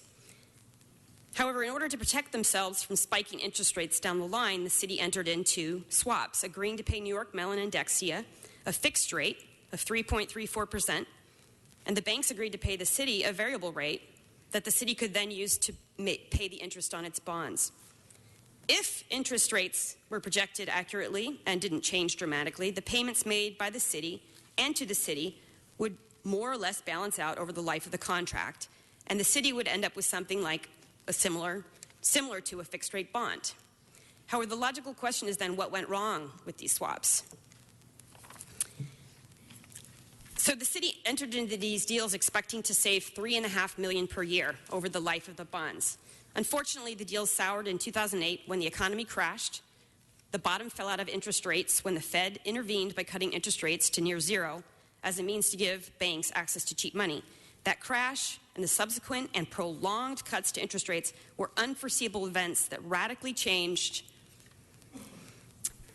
the assumptions upon which these deals were based. Instead of saving money, the city finds itself locked into a fixed rate substantially above market rate, while New York Mellon and Dexia take advantage of variable interest rates kept artificially low by the Fed.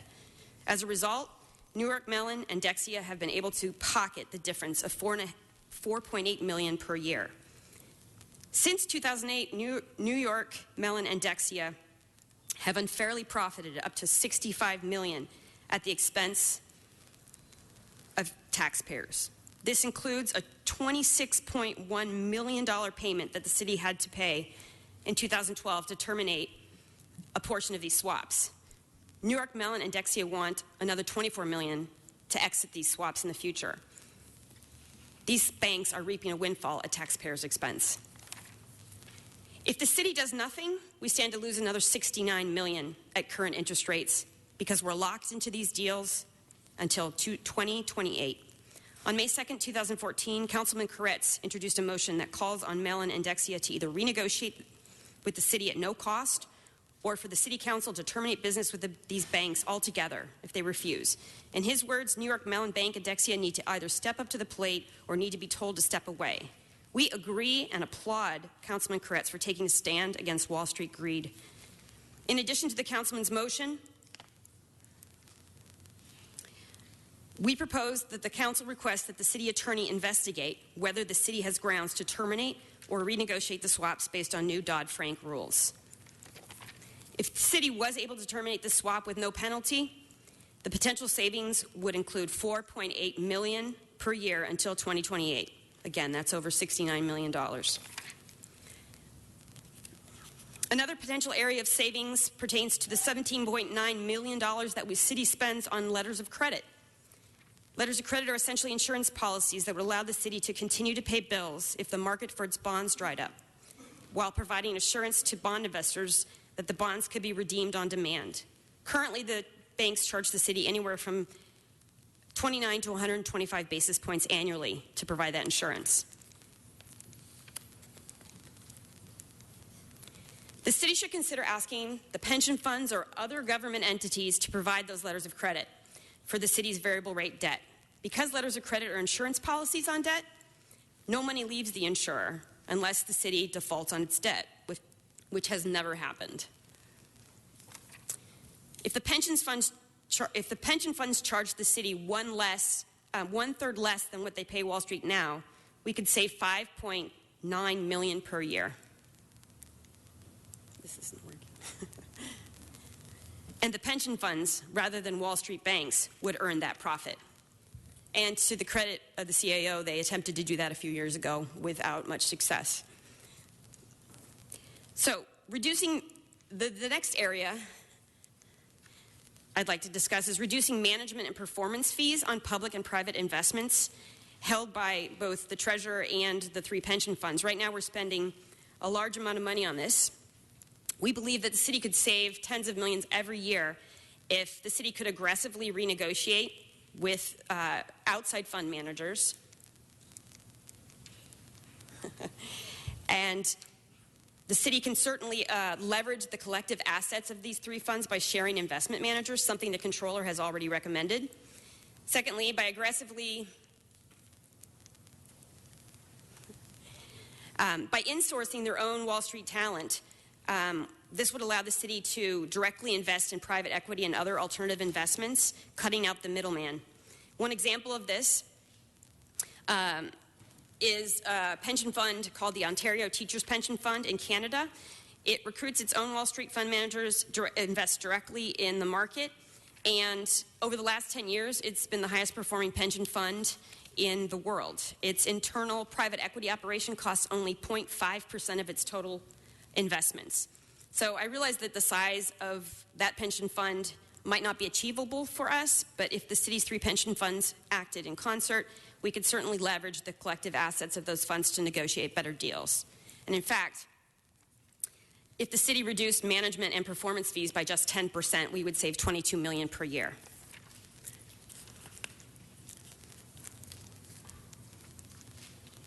So in conclusion, the city of Los Angeles must fundamentally change its conversation with Wall Street. Fees are negotiable. If successful, our proposed fee reductions would save the city $33.7 million, revenue that's sorely needed to restore vital public services to Angelenos.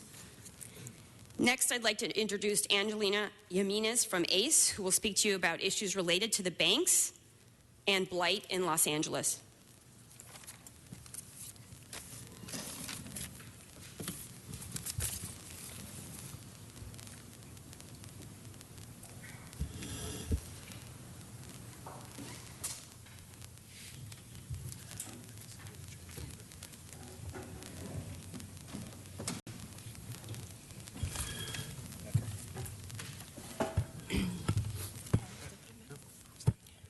Buenos días. Mi nombre es Angelina Jiménez, miembro de ACE. Vivo en la ciudad de Los Ángeles, exactamente donde está la USC. Good morning. My name is Angelina Jimenez. I'm a member of ACE, and I live in the USC area. Nuestra comunidad sigue impactada por la crisis. Un ejemplo son las casas abandonadas, vacías por embargos de los bancos. Our community is still impacted by the economic crisis, and one good example of that is there's still a lot of vacant houses that are foreclosed. Yo tengo una historia al lado de mi casa. Por 2 años yo la tuve que limpiar. La barría cada semana, porque a mí me interesa la comunidad donde yo vivo. A mí me gustaría que a toda la gente, a la ciudad sobre todo, le interesara. I like to take an interest in the community where I live, and I hope that everybody else does as well. And I have a story about a house that was vacant next to my house that I invested 2 years of my own time cleaning up because it wasn't clean. Esa limpieza de esa casa me han costado 2 años. Al cabo de 1 año y medio se añadió la otra vecina que quedaba al lado del otro lado de la casa para ayudarme, porque primero me decían que estaba loca, pero después que vieron que allí no entraban malvivientes, perdón, pero pasaban muchas prostitutas queriéndose meter a la casa, y lo que yo hice fue parquear mi carro para que pensaran que la casa estaba con gente viviendo. So at first, my neighbors thought I was crazy. They were like, "Why are you spending time cleaning up a vacant house next to your house?" But she was worried. I was worried about the safety situation. I actually saw at times prostitutes would attempt to enter the house, and so at one point my neighbor actually joined me, and then I started parking my car in the driveway so that the people would think it was occupied. Y yo me pregunto, ¿cómo es posible que la ciudad no haya hecho su trabajo multando a los bancos por tener esas casas abandonadas y nos tenga que costar a los vecinos y a la ciudad sobre todo, que está yendo a limpiar y les está costando dinero por limpiar esas casas? So I asked myself, why is it that the city is not implementing its own law that requires fines to banks when they leave houses in this condition, and instead I'm spending my time and money and the city is spending its own money to deal with the consequences of these properties? Hace 4 años pasó una ley para multar a las casas, a los bancos por tener las casas abandonadas. Me gustaría saber que la ciudad me contestara a mí por qué no lo han hecho. Allí hay dinero para que arreglen las banquetas, los árboles y no nos toquen a la comunidad cobrarnos. 4 years ago, the city passed a law requiring fines for banks when they failed to maintain vacant foreclosed properties. I'd like to ask the city, why haven't you issued any fines? This would be money that would cover the cost of dealing with these problems as well as potentially money to fix the sidewalks and other things that we've heard there is no money for right now. Otras ciudades como Oakland, Riverside, ya están colectando millones de dólares en multas a los bancos, ya están trabajando mejor. Other cities like Oakland and Riverside have the same law. They've already collected millions of dollars in fines and are implementing their law. Solamente me gustaría decirle a la ciudad, me gustaría que ya trabajaran en serio. Yo creo que ya es hora. I would just like to say to the city that I think it's time to get serious about this. Muchas gracias. Thank you.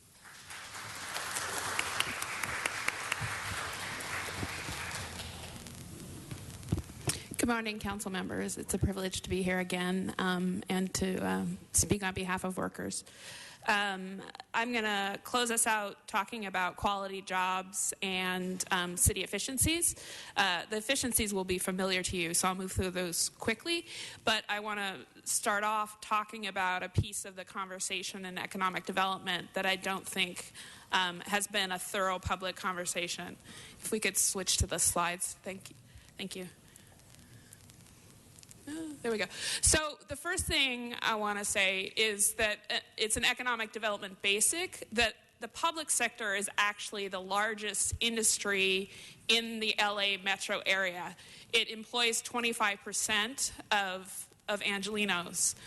This chart is a census data chart, hard to read from the back, I'm sure, but the bottom line number is that there are 509,000 state and local government employees in the region. That makes us the biggest employer. And even Wall Street has said that job losses in the public sector have held back LA's economic recovery. The city of Los Angeles is the single largest employer in the region. And as Moody's noted in its December report card, total payrolls advanced in the region, but local government job cuts tempered those gains. Local and federal spending in payroll cuts remain a near-term risk, making Los Angeles an average performer. So the point here is that, that's not the point. The point here is that as we talk about service restoration and job creation, we need to be mindful of the fact that we are an economic engine. The city is itself an economic engine. The next thing I want to talk about, you've heard testimony from workers about our, what in the city are called as-needed employees. For the public, they're basically temporary employees. They are hired for 1,000 hours or less during a year. We also have half-time employees who are hired for more than 1,000 hours, but less than full-time. What I'm going to call temp workers, the as-neededs, they experience exploitation because they're moved on and off payroll to keep them at 1,000 hours. We're not saying, and as you can see in this slide, we're not saying that all as-needed employees, temp employees, are inappropriately used or abused. We were pleased to see the Animal Services Department implement the licensing canvas program this year with as-needed employees, so that's a thumbs up. The exploitation we're seeing, though, the Building and Safety Department spending over $1 million creating a temporary clerk pool when there is a consistent need for service delivery, that's a thumbs down for us. Trash truck drivers on temporary rather than even half-time work, you heard testimony about how they can't have consistent routes, and that impacts service delivery. The crossing guards, we're all familiar with the tragic story of a mother being run down in a street that was supposed to have crossing guards. And I know that council has already asked for a report back on the crossing guards, which we very much appreciate. It's a serious situation, and those workers deserve to be half-time and have dignity in the civil service system. And then lastly, parking enforcement. You've heard from SEIU in previous years, and you'll hear from our members again during the hearings, about how using part-timers for parking enforcement creates a major problem. You saw Ryan's data earlier on intersection control. The part-timers who are exclusively being used for giving tickets, they don't have the flexibility to do intersection control, and there are major issues around that whole program. This is an Art Sweatman photograph from the field, and we want to talk a little bit about insourcing work. The budget has, and you've already discussed this, $4 million slated for contract work to fix our trees. We were delighted to hear discussion that there'll be consideration of making that $4 million go to full-time tree trimming services. The city at this point has one crew of permanent tree trimmers, and that's a problem for many reasons. One, obviously, the work can't get done, but two, city workers are institutional memory holders for service delivery. And if you abolish the core function of a department in tree trimming, you're not going to be able to regulate contractors properly even. The same is true with sidewalks. We're pleased to see that there's $20 million in the UB to start sidewalk restoration, and we look forward to continuing conversations about executing that work with city workers. Okay. Civilianization, we had a discussion in council. You heard from our clerks. There's been a depletion of critical civilian staff. Here you see what's happened with administrative class, staff, clerks, clerk typists, senior clerk typists, severe drop since the Wall Street crash. And the same is true with 911 operators. And the concern is that we need to be sure that the right worker is doing the right job. And I know you've ordered department report backs on that issue as well. And along with that, jail civilianization, making sure the right worker is doing the right job. We heard testimony, and it's a little scary to talk against the chief, but I will say that in looking at the budgeted cost for a detention officer, he testified that it is cheaper to use a sworn officer coming out of the academy than it is to use a civilian detention officer, and we don't really understand that. I did look at the LAPD hiring websites. Notice their starting salaries are very different from what is actually budgeted in the budget book for a starting salary. So this is an area of continuing concern. Workers' compensation savings, one of our favorite topics. We talked about this last year. We think that you can zero out the $4 million that's allocated in the budget, maybe not this year, but in the future. The $4 million is for litigation costs on workers' comp. As you know, SEIU has a program that it piloted several years ago as part of worker efficiency proposals that actually came out in 2004 to create an alternative dispute resolution process. So there's a joint labor management process where we're making sure that workers get healthy and get back to work quickly because the workers' comp system itself isn't really set up to do that. It's about insurance and liability. It's not about healthy bodies, unfortunately. So we would like to work with the city to have a healthier workforce and save the city money. The last issue I'm going to talk about is managed hiring. This chart, which is hard to read on screen, I can't even see it, so I have to pull it up myself.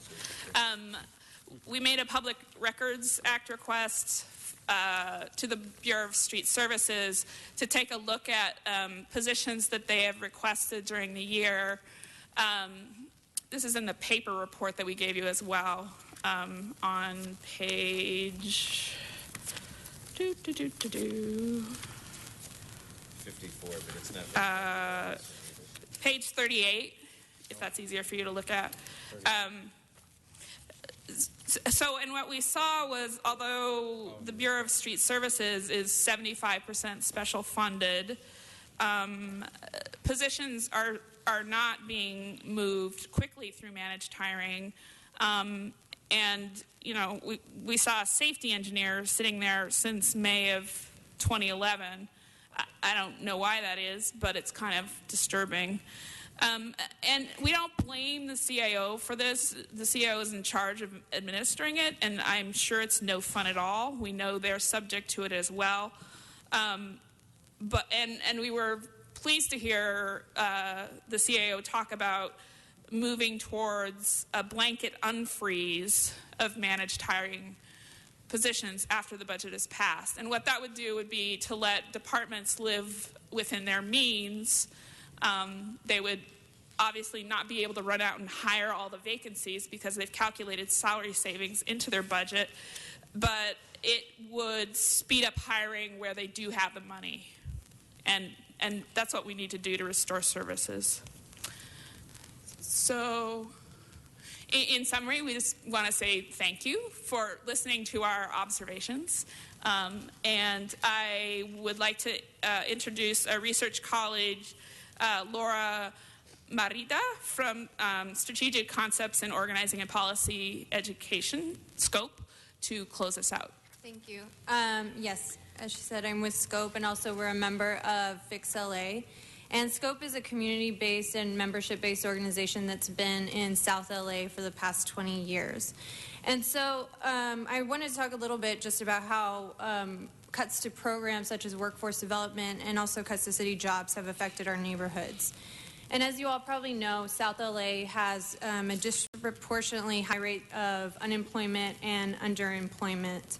And private investment really hasn't been the solution for economic growth or for job growth in South LA. You can look at sales and business tax revenue for the districts in South LA and see that there just aren't opportunities to spend money or to do business or really places of employment. And many of our members and community members are employed in service and retail industry jobs that are part-time and low wage. And so historically, public jobs and city jobs have been really an opportunity for a career path job for both low-income communities and communities of color. And so we realize it's in the interest of all community members to invest in workforce development and economic growth, and that just economic inequality is unsustainable for the city as a whole. So we'd like to see more investment in good jobs and job creation throughout the city. Thank you again for the opportunity to talk about our priorities and recommendations with you.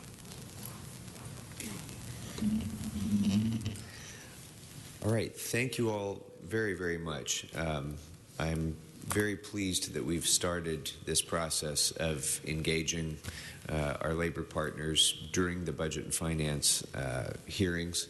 It's always, I think, tremendously helpful for us to have the benefit of many different perspectives and the extensive resources that you bring to bear in this process as well. So I want to thank you very much for that. As the mayor pointed out in his State of the City address, very often the people who are actually doing the work of running the city, who are actually in the trenches doing the work, are the ones who have the best suggestions for how to create efficiencies and do it better, more effectively, and cheaper. And the mayor has been highlighting some of those examples, but I think on an ongoing basis, we gain tremendously by engaging the people who are doing the work. And so for that, I want to thank you all very much. I'm going to start with a few questions of my own, if I may, and I know we're going to ask for a lot of reports back, probably based on some of these findings. The blight reduction fines on financial institution-owned real estate has honestly bothered me as well since we enacted that. And I know it's more complex than simply saying go out and enforce it.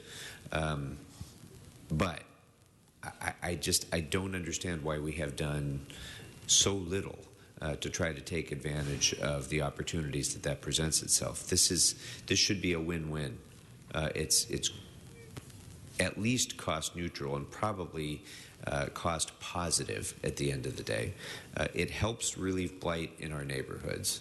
I can't understand why we wouldn't be more aggressively pursuing this. So I'd like to ask for a report back on both the status of blight reduction fines what the resources that would be necessary in order to have a robust blight reduction program based on the council's ordinance imposing that fine regimen would be, and the costs and potential benefits of immediate implementation of it. And I'd like that to be a budget impact report so we can consider doing it in this fiscal year. I appreciate the analysis that you did on Prop 13's, I think, unintended consequence of shifting the property tax burden in California away from corporate property owners and onto the backs of residential homeowners. And I think that my constituents in the Valley, who were largely responsible for Proposition 13's enactment, may have felt differently about it at the time had they known that they were essentially going to be subsidizing Walmart and other large corporate landowners.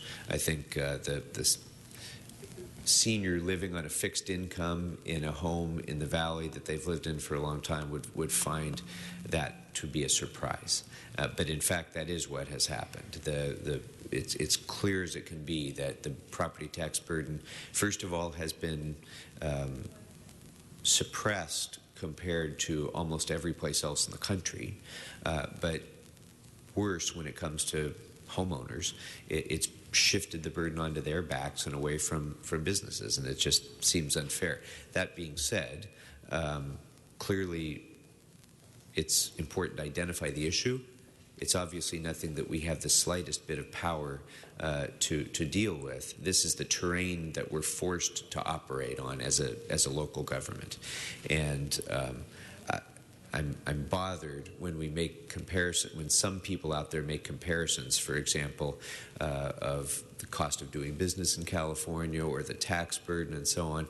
They always conveniently neglect to mention the property tax component of that. It takes somebody like Warren Buffett sometimes to stand up and tell our governor, our then governor, that it just doesn't make any sense. He's one of the richest guys in the country saying you should have a higher burden of property tax in order to be able to offset other tax burdens.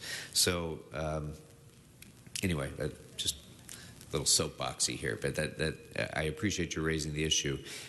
But it also is an issue that impacts our ability to increase revenues to meet our basic needs. We don't have that ability since Prop 13 and its successor initiatives. We don't have the ability to do that. With regard to bank fees, I'd like to get a report back on the fees that are paid on city funds for investment management of city funds responsive to the Coalition's report. But with regard particularly to the pension fund fees, again, this is something, the pension funds are managed by independent pension boards. Deliberately, they are not within the control of the city council or the mayor, and with good reason. It is important that they retain their independence. But I would like to request that the pension boards consider fee reduction strategies and respond to the Coalition's particular concerns and report back to this committee. And frankly, I would urge the Coalition to do so as well, because it's your members who are owed the fiduciary duty by those boards. It's not the city, it's your members. And so you should be the ones who are going to the boards and influencing the boards to act on this.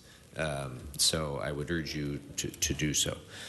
With regard to credit card processing, I'd like to get a report back on the costs, benefits of a potential RFP, a new RFP for the credit card processing contractor. What are the potential benefits, but also what are the costs of doing the RFP itself, and is it justified by the potential savings? I'd also like to know how much of that credit card processing cost is offset by charges to the cardholder. So are we maximizing our ability to create convenience fees and so on when credit card payments are made? With regard to the swaps issue, Mr. Kretz is already pursuing that on the legislative front, and I'm sure that will proceed apace on the legislative front outside of the normal budget process of this committee. But I do think it would be helpful to have a city attorney opinion on the possibility of terminating or renegotiating the swaps based on new Dodd-Frank rules, if that in fact provides a basis for doing so. I just don't know, but I think it would be helpful at least to have a city attorney opinion to that effect. So you mentioned the attempt a few years ago to ask the pension funds to issue letters of credit, which on its face seems like a logical idea, but that did not meet with success. What was the reason that it did not meet with success? I think in order to understand that fully, you'd have to ask Ms. Brill, because she had the idea to do it in the first place, but my understanding of why that was refused or not considered was that they have a fiduciary responsibility, and somehow they wouldn't be getting a return of 7.75% on their investment. And I know that that issue was raised in the first day of the hearings, and I don't know if there's a misunderstanding in terms of what a letter of credit is, but it's not an actual issuance of debt, and unless, of course, the city defaults, which has never happened. And in fact, we just got through the worst financial crisis since the Great Depression, and we still didn't default. So it's an insurance policy, and my understanding, again, is that was what was said to the CAO's office, that they need to get a certain return on their investment. Therefore, because we'd be asking for, beating the bank deal or even getting the same deal, that somehow they couldn't provide those. So I don't know if there's just a misunderstanding about what they are. Yeah, I certainly agree with you that the risk of default is extraordinarily slight, and as you say, it's never happened. Yeah. But I think for any financial institution, whatever that risk is, it has to be measured in some way, and that's why they get a return on their investment, to account for the risk and then also to make a profit. And if it is a pension fund with a fiduciary obligation for the long term to members, I can see that they might not want to go into an entirely new venture involving risk. Still, if that risk can be minimized and a return can be had that benefits pension funds rather than outside entities, it seems to me that that would be something that's definitely worth pursuing. So let's have a report back, please, on the historical attempts to do so and how we might be able to pursue a different course in order to make that a more palatable option for the pension funds. Again, this is going to be left up to the trustees of the pension funds. It's not up to us. But I think at least if we can package an offer in a way that might be more attractive to them, it should be, again, be a win-win. It's better for the pension funds. It's less cost for the city, and if we are going to incur costs, at least it's staying in the family by helping us to offset some of our longer-term unfunded pension obligations. So it should work out to the benefit of all. I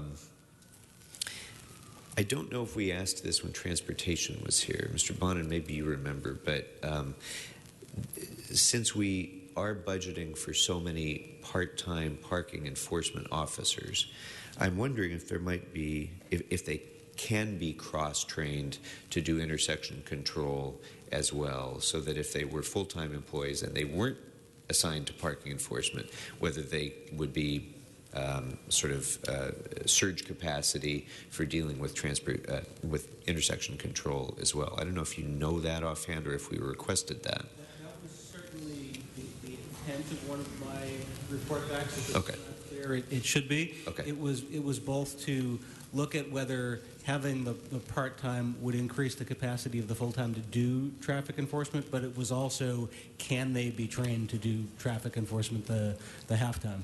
Okay, great. We got that one covered then. And then finally for me, I love the idea of exploring new alternative dispute resolution processes for workers' comp and probably more. We must do more to reduce our litigation expense in this city. And our current city attorney has already taken the bull by the horns and is doing a great job when it comes to risk management analysis and bringing more litigation in-house into the city attorney's office. I think he sees the importance of this, and he's working very, very diligently to do that. The workers' comp cost, to me, just seems like low-hanging fruit, and it's an ideal place to work in partnership with our labor organizations to find creative solutions. So you have a report on that, I believe, on the ADR proposal. Have you met with the city attorney with regard to that yet? I'm not aware of any conversations, but I don't know if David. Okay. All right. So I think not sure quite how to pursue that. I guess what I would suggest is that the first step would probably be for you to meet with the city attorney on it. Okay. And then, if that is a fruitful conversation, then we can further consider it here. But it seems like it's more in his ballpark than ours right now.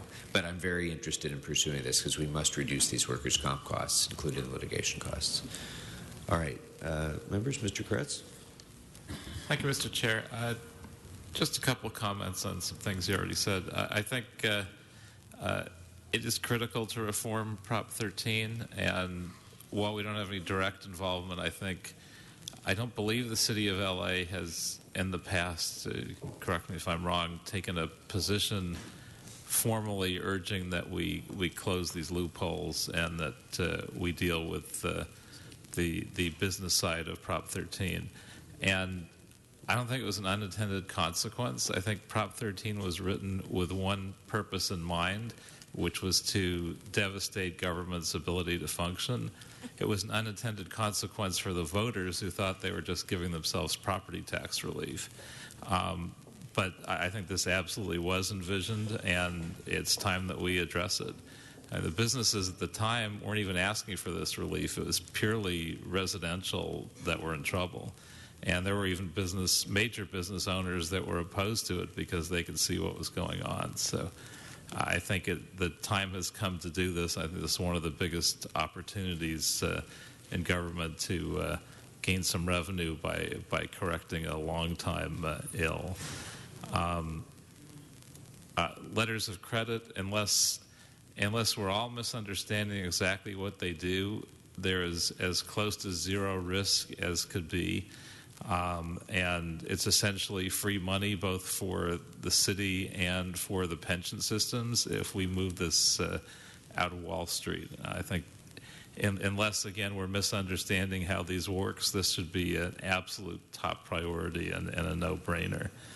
On workers' comp, and I guess this is a question for the CAO, I know there are also some pretty effective workers' comp expense reduction consultants that are out there, and there are a couple that have been pretty successful. I don't know if we have looked at that as well.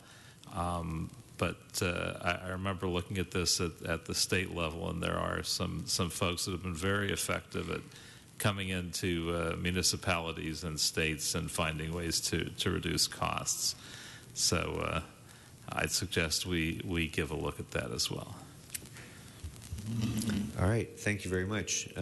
Before we go to our next member, I do just want to take a moment to recognize the presence here today of our former colleague, the Honorable Greg Smith. Welcome, Greg. It's good to have you back.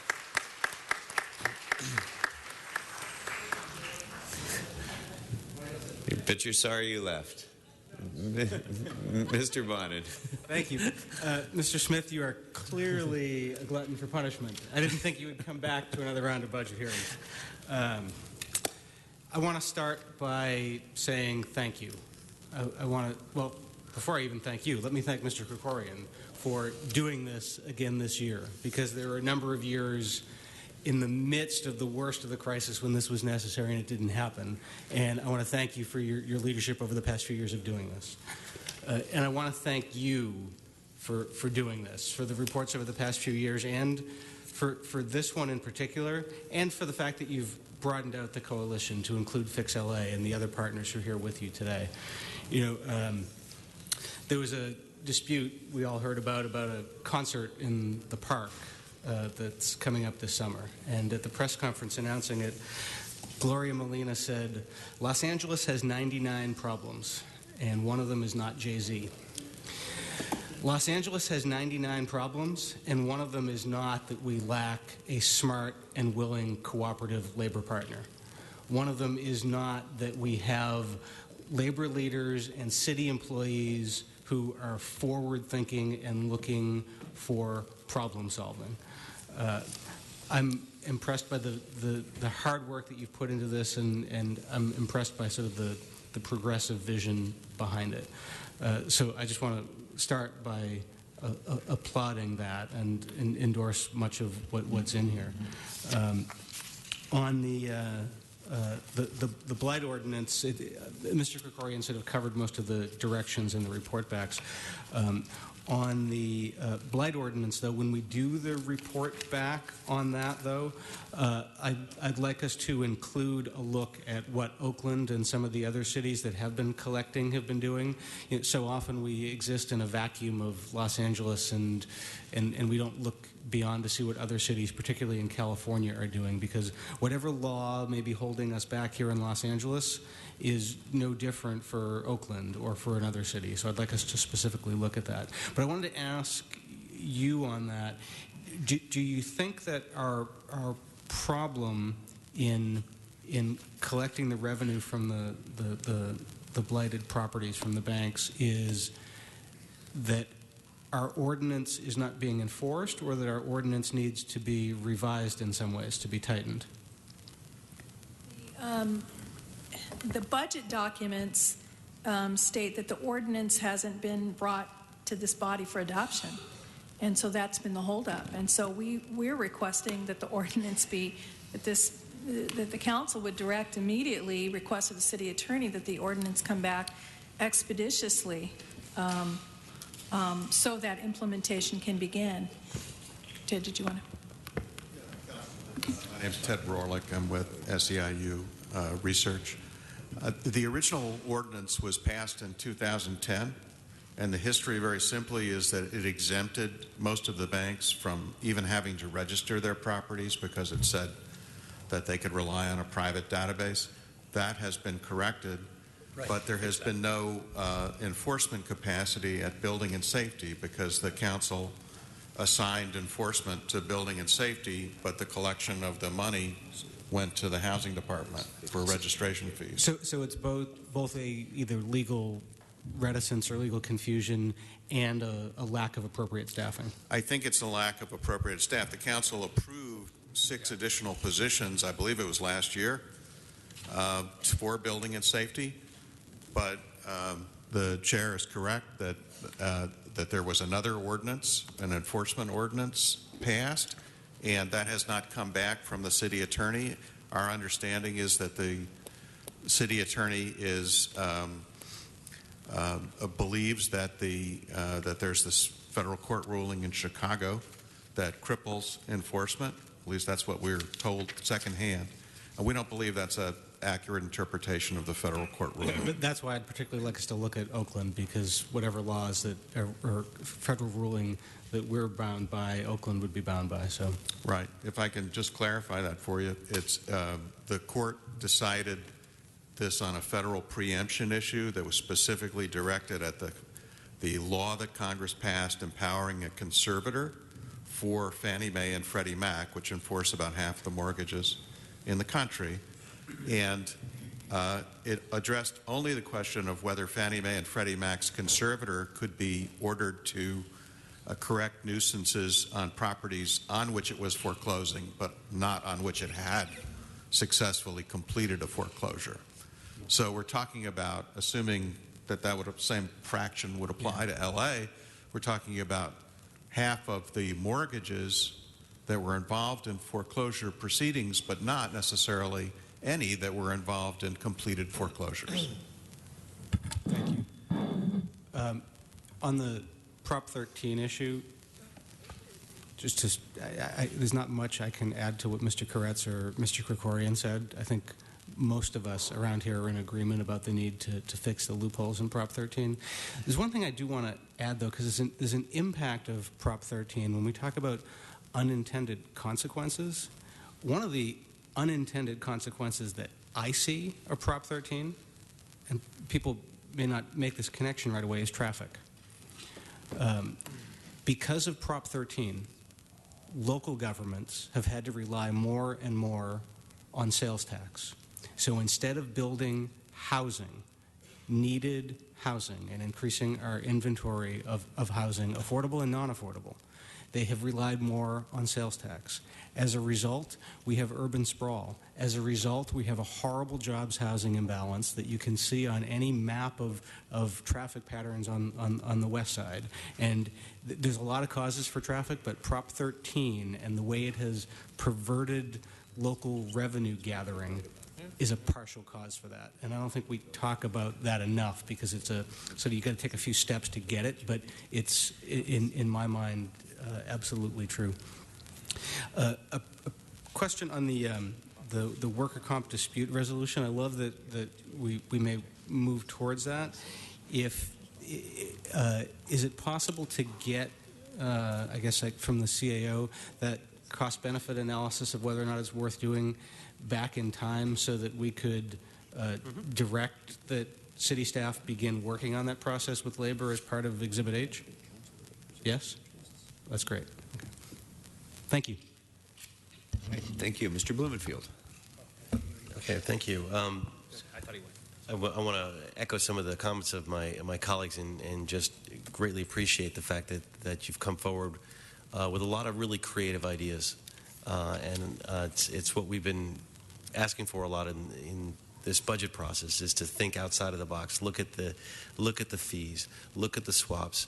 I love the idea of ratcheting down, any sort of fees or swaps that we can, and would call for all the report backs that my colleagues have already called for, but they've already called for them. So I want to just echo that piece of it. On the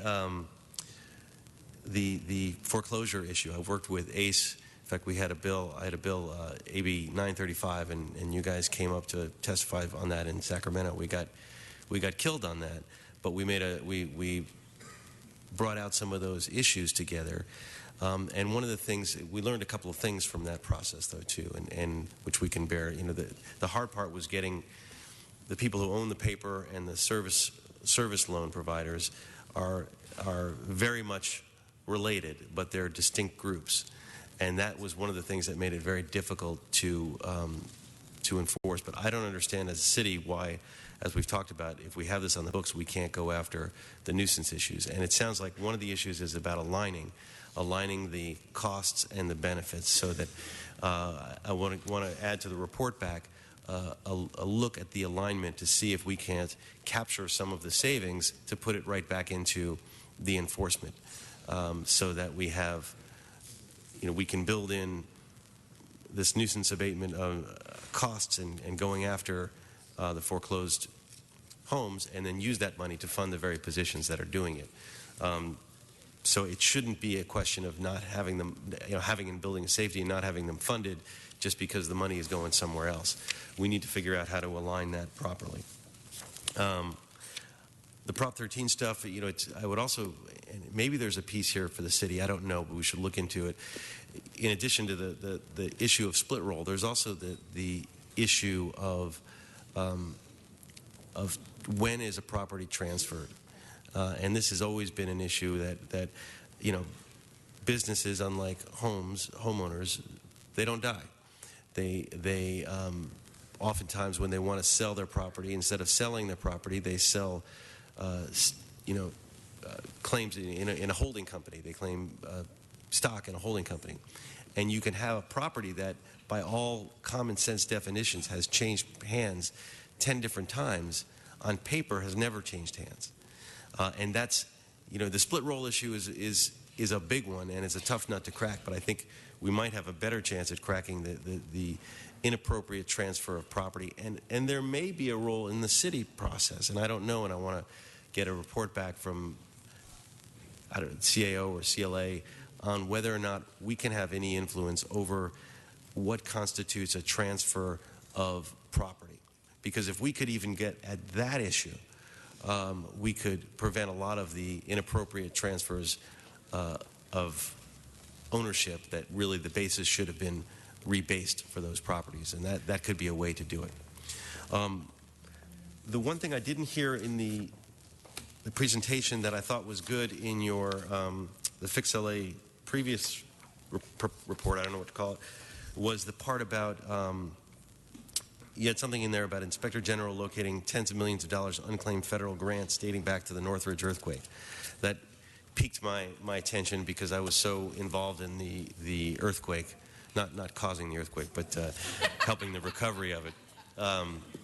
Yeah. No, I'm not a fracker. Anyway.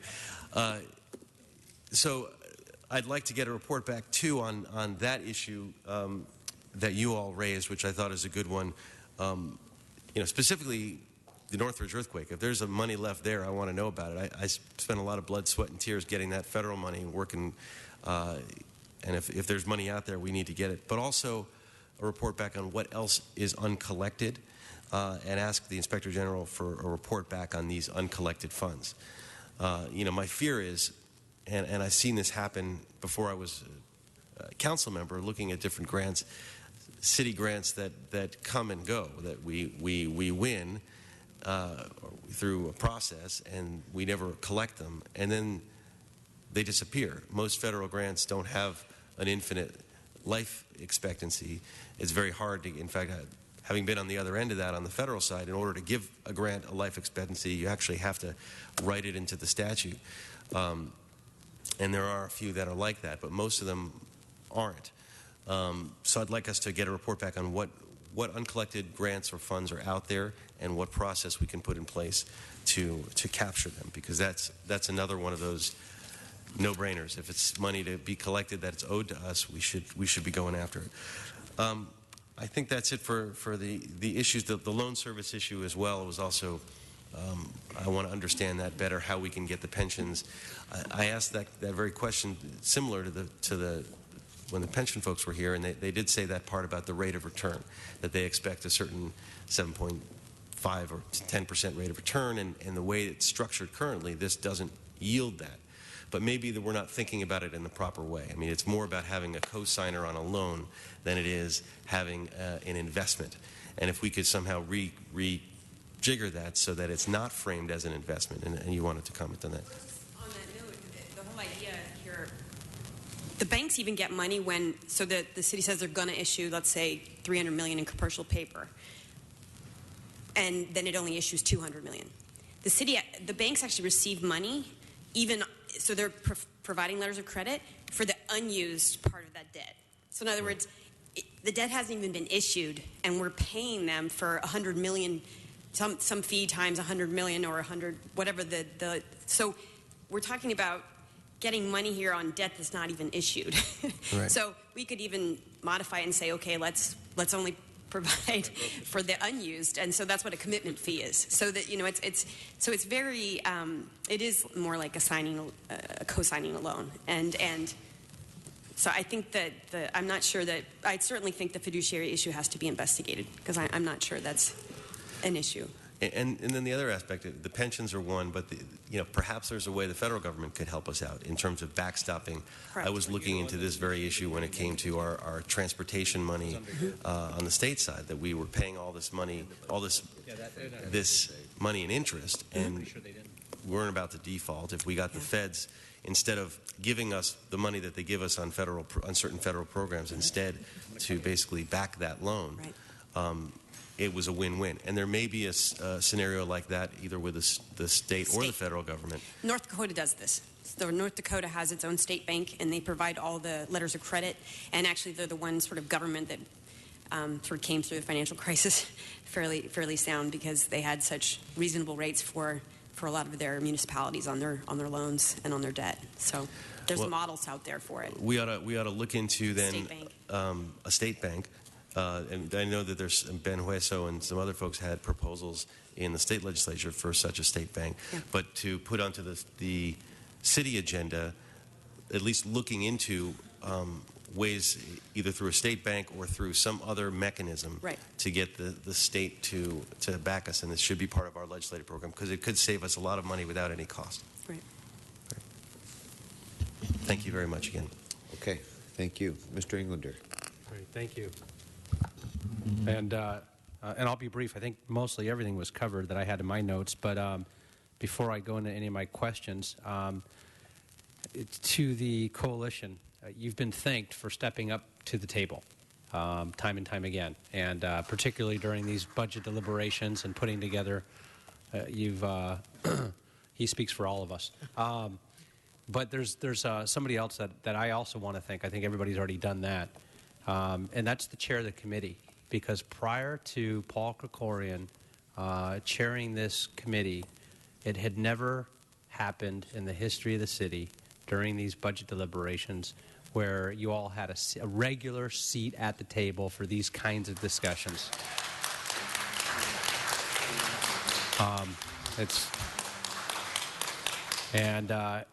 He didn't just do it once. It's been, and it now will be embedded into the regular practice as it should be, along with the budget advocates who are going to be, I believe, up next, is so critically important to hear from the stakeholders, to hear from our staff, to hear from the general public, to hear all the input. And so I wanted to really single him out because we always single you out and thank you for putting these reports together and digging deep. Some of the ideas that you come up with are so critically important and all taken very seriously and acted on. And they've already, if you look back, have accounted for tens of millions of not just efficiencies, money, dollars coming back into services. So I applaud you as well. One of the things you'd mentioned that I want to report back on is you mentioned the LAPD website has a different starting salary than what we have listed in the budget. I want an immediate budgetary impact report back on that. Also on your slide on the detention officers versus police officers, there's a conflict between what you had stated and what the chief stated. So I want to report back so we can get the direct numbers on the difference between the detention officers' starting salaries versus having what we're putting into the jails now. I think everything else was covered, so I don't have to reiterate everything. It was a great conversation and a dialogue, and one that continues, not just around the horseshoe, not just during these budget deliberations, but in the halls all the time, constantly. Because what this also brought, quite frankly, is a new communication vehicle where we all do calibrate and cooperate and discuss these issues regularly. I know that that many of you that I speak to regularly, and also my staff, have relationships that had never occurred over all those years on a regular basis throughout the year. So I really appreciate everything that you all bring to the table, and I really thank the chair for continuing this as part of the regular process and discussion. Thank you very much, Mr. Englander. Thank you all very much for your report. And yes, Mr. Bonin. One thing I forgot to ask: when staff reports back on the potential of a new RFP for the credit card and the debit transactions fees, the one thing I'd be curious to know about is if different cities, if we can look at New York and San Francisco, Chicago, to see what rates they may have been able to negotiate and see if we're significantly higher than other major cities or if we're in line. That would be a helpful addition. Thank you. Thank you all very much, and thank you for your service to our city. I know your members have been laboring under increasingly difficult circumstances with the reduction in our workforce, and as I think the slides well illustrated about the reduction in services, our constituents are hurt by that, and your members are hurt by that as well. But we're going to get through this together as long as we continue to have this kind of dialogue. So thank you all very much. I'd like to next ask the Neighborhood Council Budget Advocates to come forward for their presentation. And similarly to the coalition presentation that we just heard, the Neighborhood Council Budget Advocates for many years have provided literally thousands of hours of independent analysis, research, a variety of different perspectives on our budget and outside-the-box thinking that comes when you have a system representing 95 different communities, each with different needs, different priorities. It has been a very helpful process, I think, for our budgeting over the years. It's certainly been helpful for the mayor and for this council to have that kind of outside-the-box thinking, kind of independent analysis, and also just to be able to open up the budget in a way that comes from having this sort of analysis and dialogue. So I really want to thank all of the budget advocates for the hundreds and hundreds of hours that you put in to this effort. And again, I'm very pleased to be able to continue this relatively new tradition of having the budget advocates present during budget and finance hearings, as well as we always do, in front of the full council as well. So, welcome. Thank you, Mr. Chair. Thank you, committee members. My name is Jay Handel. I'm the co-chair of the Budget Advocates again for this fiscal year. We also would like to thank the chair and the committee for having us again and having neighborhood councils once again have a seat at the table, something they hadn't had for years until the last few years. And it still is one of the few, if not the only seat at the table we continue to have. So thank you. At this time, I'd also like to thank the 36 committee members we have who have volunteered for the last 6 months to dig in, form 16 different committees, meet with the departments, the department heads, the unions, to try and dig in and find out what we can bring to the table as we'll call it added benefit to the discussion. I have with me today a number of budget advocates from around the city, and we do represent the entire city, regions from the neighborhood council systems. And today what we'd like to do is go through the white paper briefly for certain items that people have come here for, to speak very briefly, to give you some pinpoint information, and then we would welcome any questions that you all would have for us.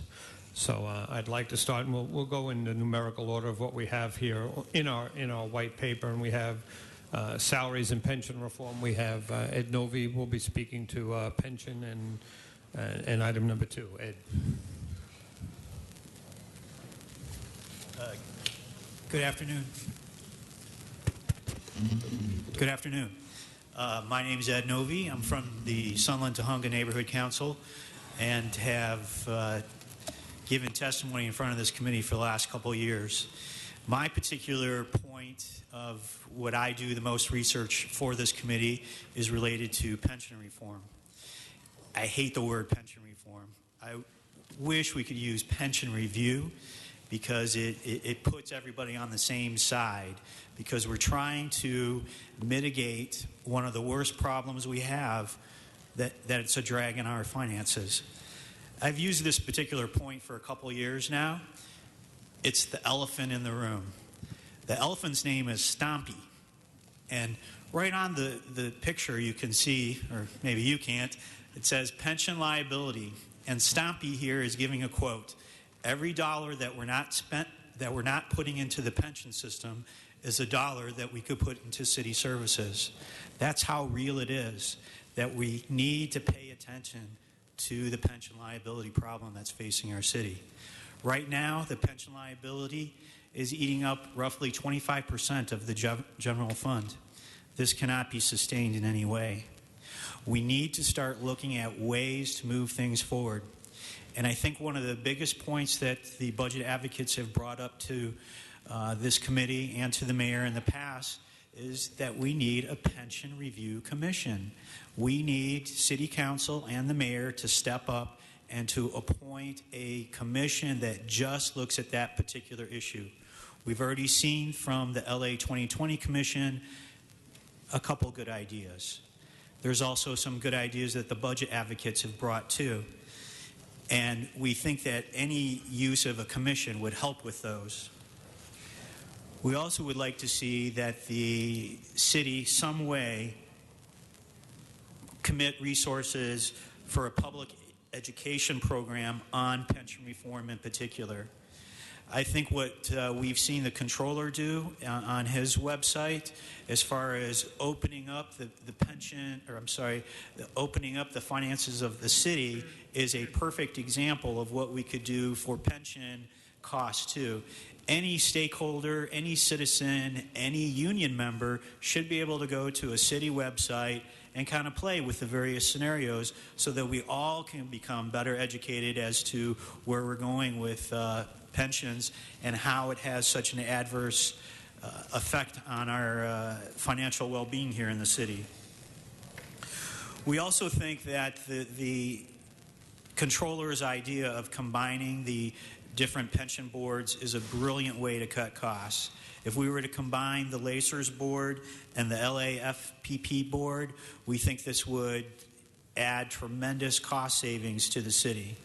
We also think that it needs, we've heard from the coalition today too, that it's about saving fees. And one of the major problems that you see in any pension fund is that you, in order to chase return, that you have to go for these higher paid fund managers.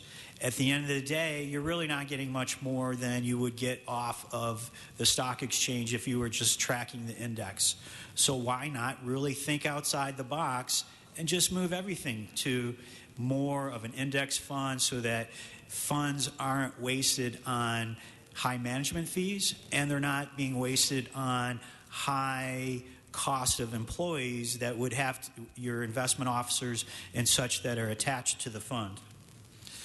I think the one big point that the budget advocates want to add as far as making a difference in pension reform is that we got to start looking at changing how the system works. We have to move away from the defined benefit program and go into a defined contribution plan. And with that, we have to, these are politically hard decisions, and maybe that's why the commission is so important, is to address these types of issues. We got to look at freezing the COLA. We have to, it's a means that can immediately wipe out a good portion of the unfunded liability. And it just makes the city healthier. It's something that we all have to think about and move forward. I'd like to pass on to the next speaker. Good afternoon, Joanne Yovanik-Garb, West Hills Neighborhood Council. If you'll notice, out of the 8, 5 of us are from the Valley, so we're well represented in the Valley. And 4 of us up here are too, by the way. Yes. We have one foreigner.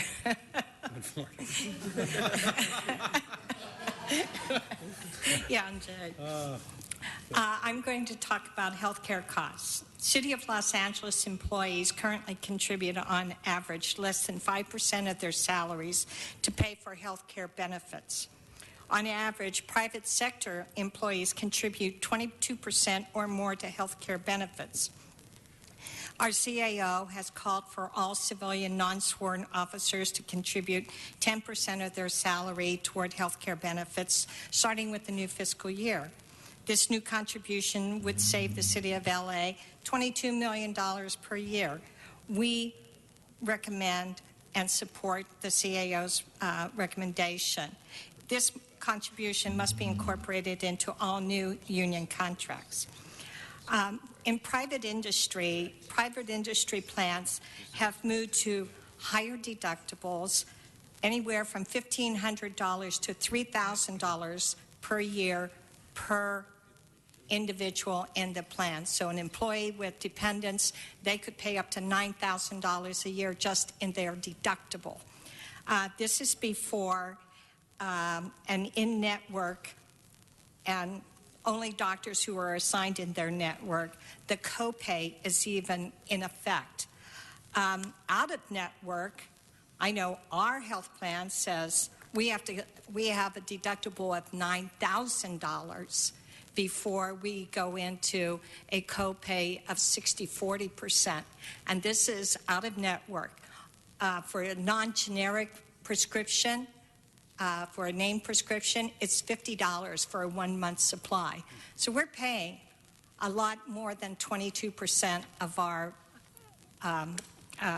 salary for health care benefits. Thank you. Thank you. Just one little point of clarification on that, for the sake of people listening at home, that what some of our bargaining agreement, some of our bargaining units have already agreed to, and what the CAO has proposed is not a 10% of salary contribution. It's a 10%. It's a contribution of 10% of the cost of the health care. So the city would bear 90% of the cost, the employee 10% of the cost. It doesn't mean that a highly paid employee has to pay 10% of their salary. Maybe a small but we're paying semantic 22% difference, of our but salary. 20% of the premium. But with Thank you. okay. Next item. Harvey. My name is Harvey Goldberg. I'm a budget advocate and a member of the Tarzana Neighborhood Council. I wanted to talk about technology, and I think we all know that the city's systems are somewhat lacking. I don't think any of us have any idea as to what the cost is related to our old clunking along systems and how much more efficient we could be. We recommend strongly that we go to Enterprise Resource Planning Systems, ERP, systems such as Oracle, SAP, etc. These systems are very extensive, tie together the various departments that use these systems. Today, each department has their own system. They don't talk. They can't communicate with one another. You cannot get the information that you need if you're in another department. In order to do this, it's going to take a long time. We know that we have to patch what we have today, but we really have to consider that we're in the 21st century. A lot of the systems that we have today were developed many, many, many years ago, and they don't get us anywheres. If we want to be efficient, if we want to be able to do more with the staff that we have today, we have to make them more efficient. In order to do this, it's going to take a lot of money.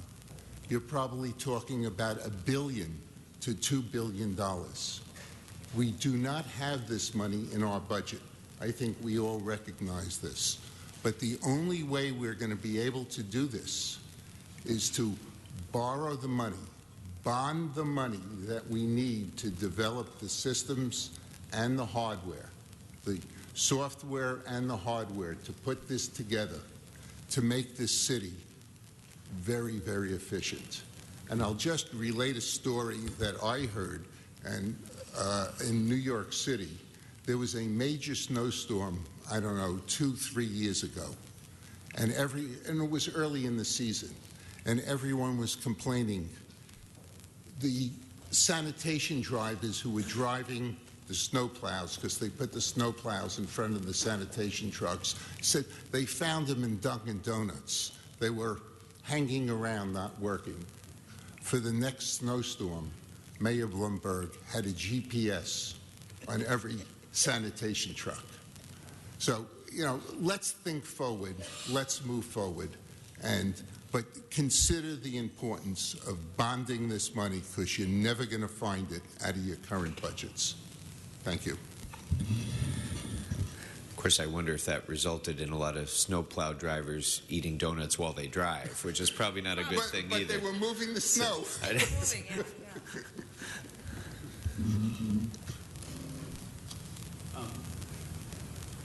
Hello? Okay. My name's Jack Humphreyville. I'm with the Greater Wilshire Neighborhood Council.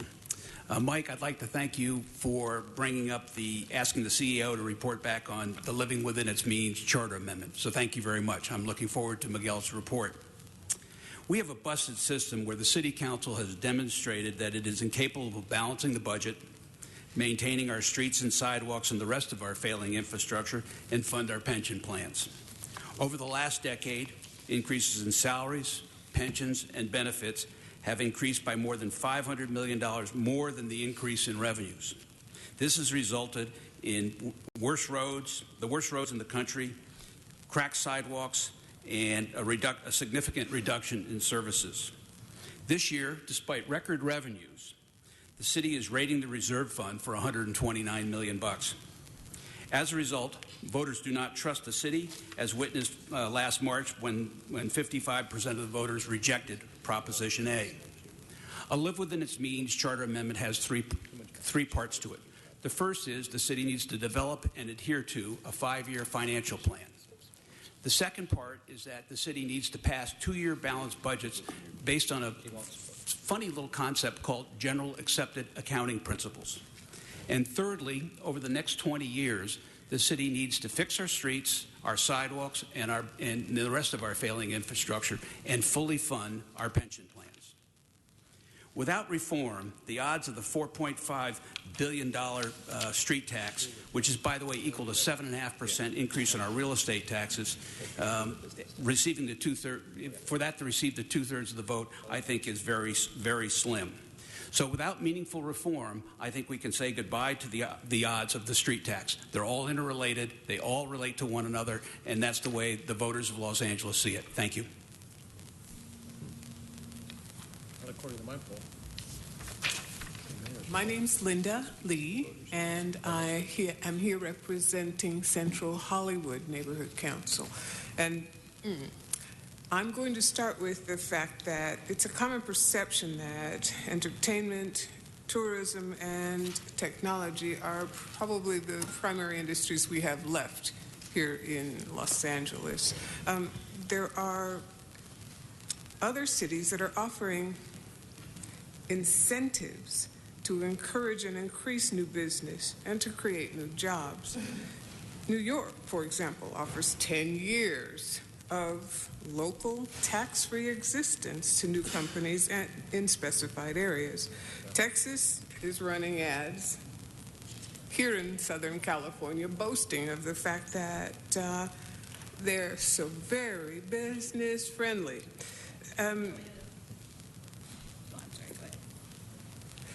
Other states, Georgia, Florida, are also offering things that are simply not being, they're offering real incentives, especially to the entertainment industry.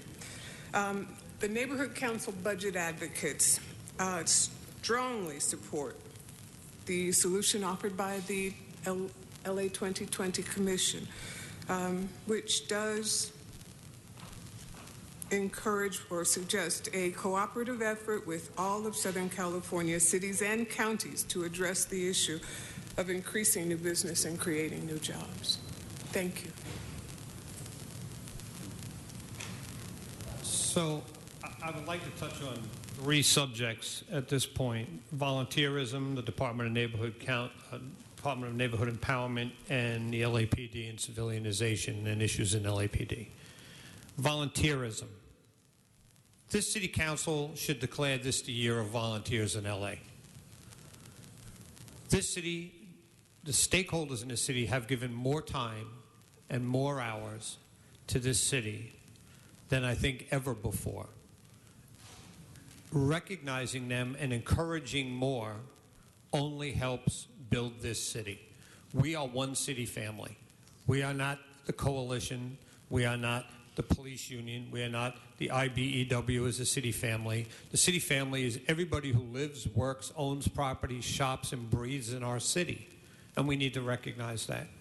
And I think by recognizing the volunteers and bringing those volunteers to the table and giving them more opportunities within our departments, as opposed to in some cases where we actually hold them back from volunteering and being a part of our city and a part of our departments, what makes all the sense in the world. And we can grow our city in conjunction with our union partners, as opposed to having confrontation and having turmoil out within our city because we're not embracing our volunteers as we should be. As much as we embrace our union partners, they need to embrace the volunteers and recognize that we have to work together to make this a better city.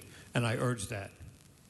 As far as the Department of Neighborhood Empowerment, you've seen the requests in the budget by the department.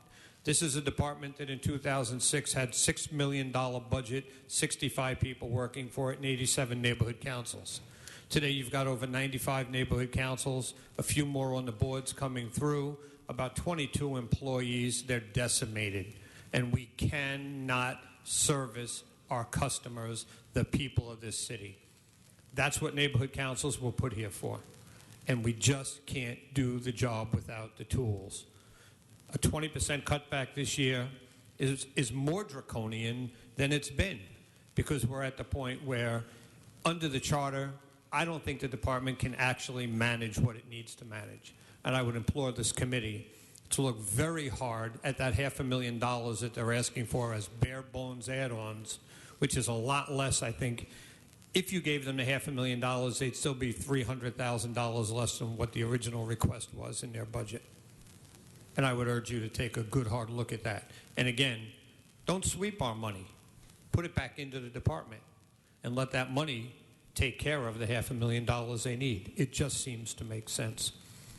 Because outside of Nazario, I think you have a department manager in Dunn who does an incredible job with nothing. Absolutely nothing. So, as I said to you in a budget meeting when street services came, I say it again about Dunn. Let's give the general managers who are taking the loaves and fishes and making them multiply, let's give them more to multiply with so we can have a better city. Civilianization of LAPD, fire department, civilianization in general. You know, managed hiring has put us in a position where we've cut back on staff in so many departments. And if you look at the LAPD, you know, I know you've asked for a report back on how many civilians positions are being manned by LAPD officers who have been trained for an awful lot of money and get paid well to do civilian jobs. And it just doesn't seem to make sense that we're doing that. And it's the same thing with the jailers. And I would certainly love to hear the report back on the jailer situation as well. But we also have a concern that the Budget and Finance needs to look at and the City Council needs to look at. Since 2007, this city has paid out more than $49 million in LAPD officers against LA City, discrimination of sex, gender, racial bias, and retaliation. That's almost $8 million a year that's been paid out. Why does this continue to happen? Why is the system not being looked at? This committee should be asking for a report back. Number one, can the police department work with an arbitration as opposed to going to court? We, the budget advocates, know of specific instances where an officer was paid over $1.5 million when all he asked for was his attorney fees and his job back. And he was given $1.5 million and thrown off the force. That cost this city more than $1 million than it had to. And we lost a good officer. So the request of your committee is, look at this systematic problem. There's a systemic issue here of $49 million being paid out. That's $49 million in bias. It's unacceptable in our city. It's unacceptable in the NBA. It's unacceptable in our city. And this is something we would ask that you take a good, hard look at. And again, as far as the civilianization goes, I think there's a lot of money to be saved and a lot of efficiency to be put together by bringing civilians back into the workforce. Joanne? Dr. Dan, I'm sorry. Thank you. We're beginning to get toward the end of our presentation here, but I hope you're as impressed as all of us at the amount of input you've been provided with. And Mr. Krikorian, it is to your credit that this is being done. Your predecessor gave us the first seat at this table, and we are very appreciative of that. We have a situation now that we've given you all kinds of suggestions. about our collections, about our city efficiencies, how to help things go better. All of these in the best of intentions. It's my privilege to talk about some things that are actually medical, and as you know, I am a physician. We have a great deal of medical services, and although we call our fire department a fire department, it's an emergency medical service fire department. 80% of their telephone calls for help come from medical reasons. And we now have the emergency medical service, which is about 20 years old, and I've had an intimate experience with it all that time. But interesting enough, from a financial point of view, the only medical services that we get paid for are ambulance transports. And we get paid about a third of the cost of them. And medical services are the responsibility of the state and federal government, not the city. So we are supplementing or subsidizing the state in this activity.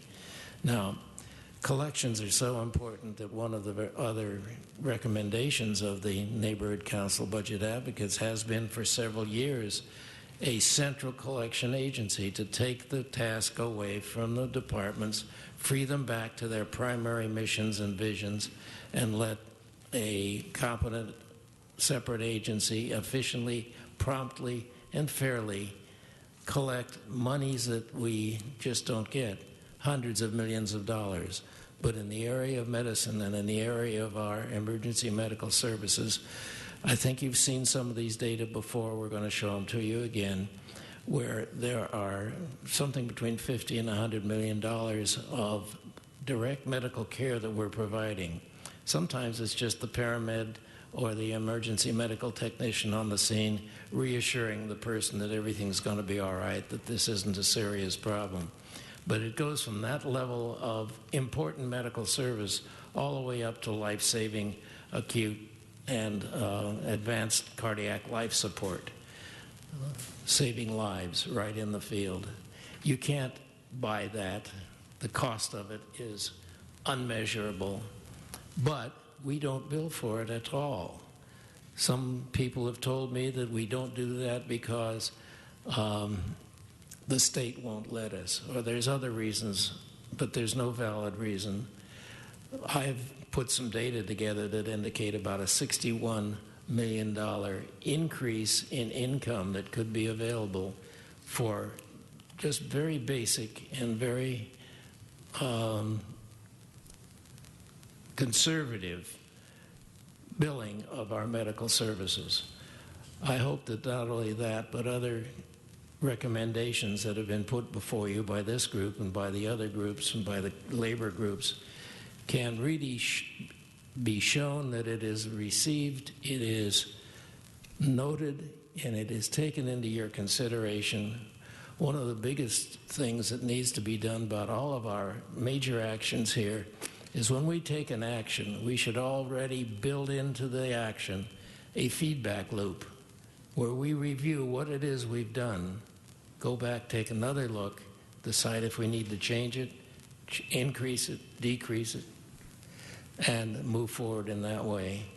I hope to see that that's the attitude as we go into performance-based budgeting, but I could only echo Harvey Goldberg's ideas. This is going to take a tremendous change in the way in which we collect, handle, and really act on the data that we have. It's a huge task, and I don't envy you that task. I'm glad it's yours.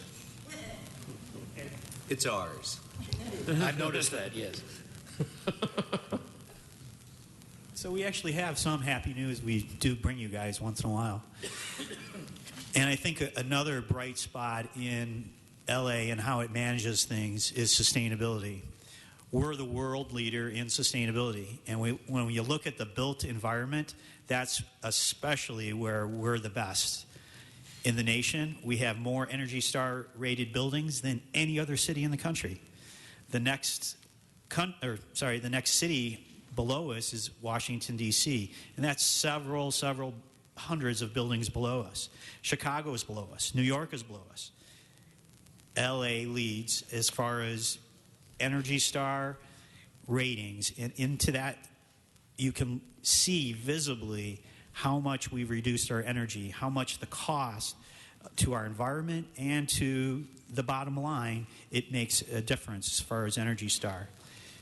We're also a leader as far as LEED buildings go, which is a certification system where buildings combine not just energy efficiencies, but they also look at transportation needs, having bike racks as part of their built environment, being near transportation hubs, whether it's mass transit or other means.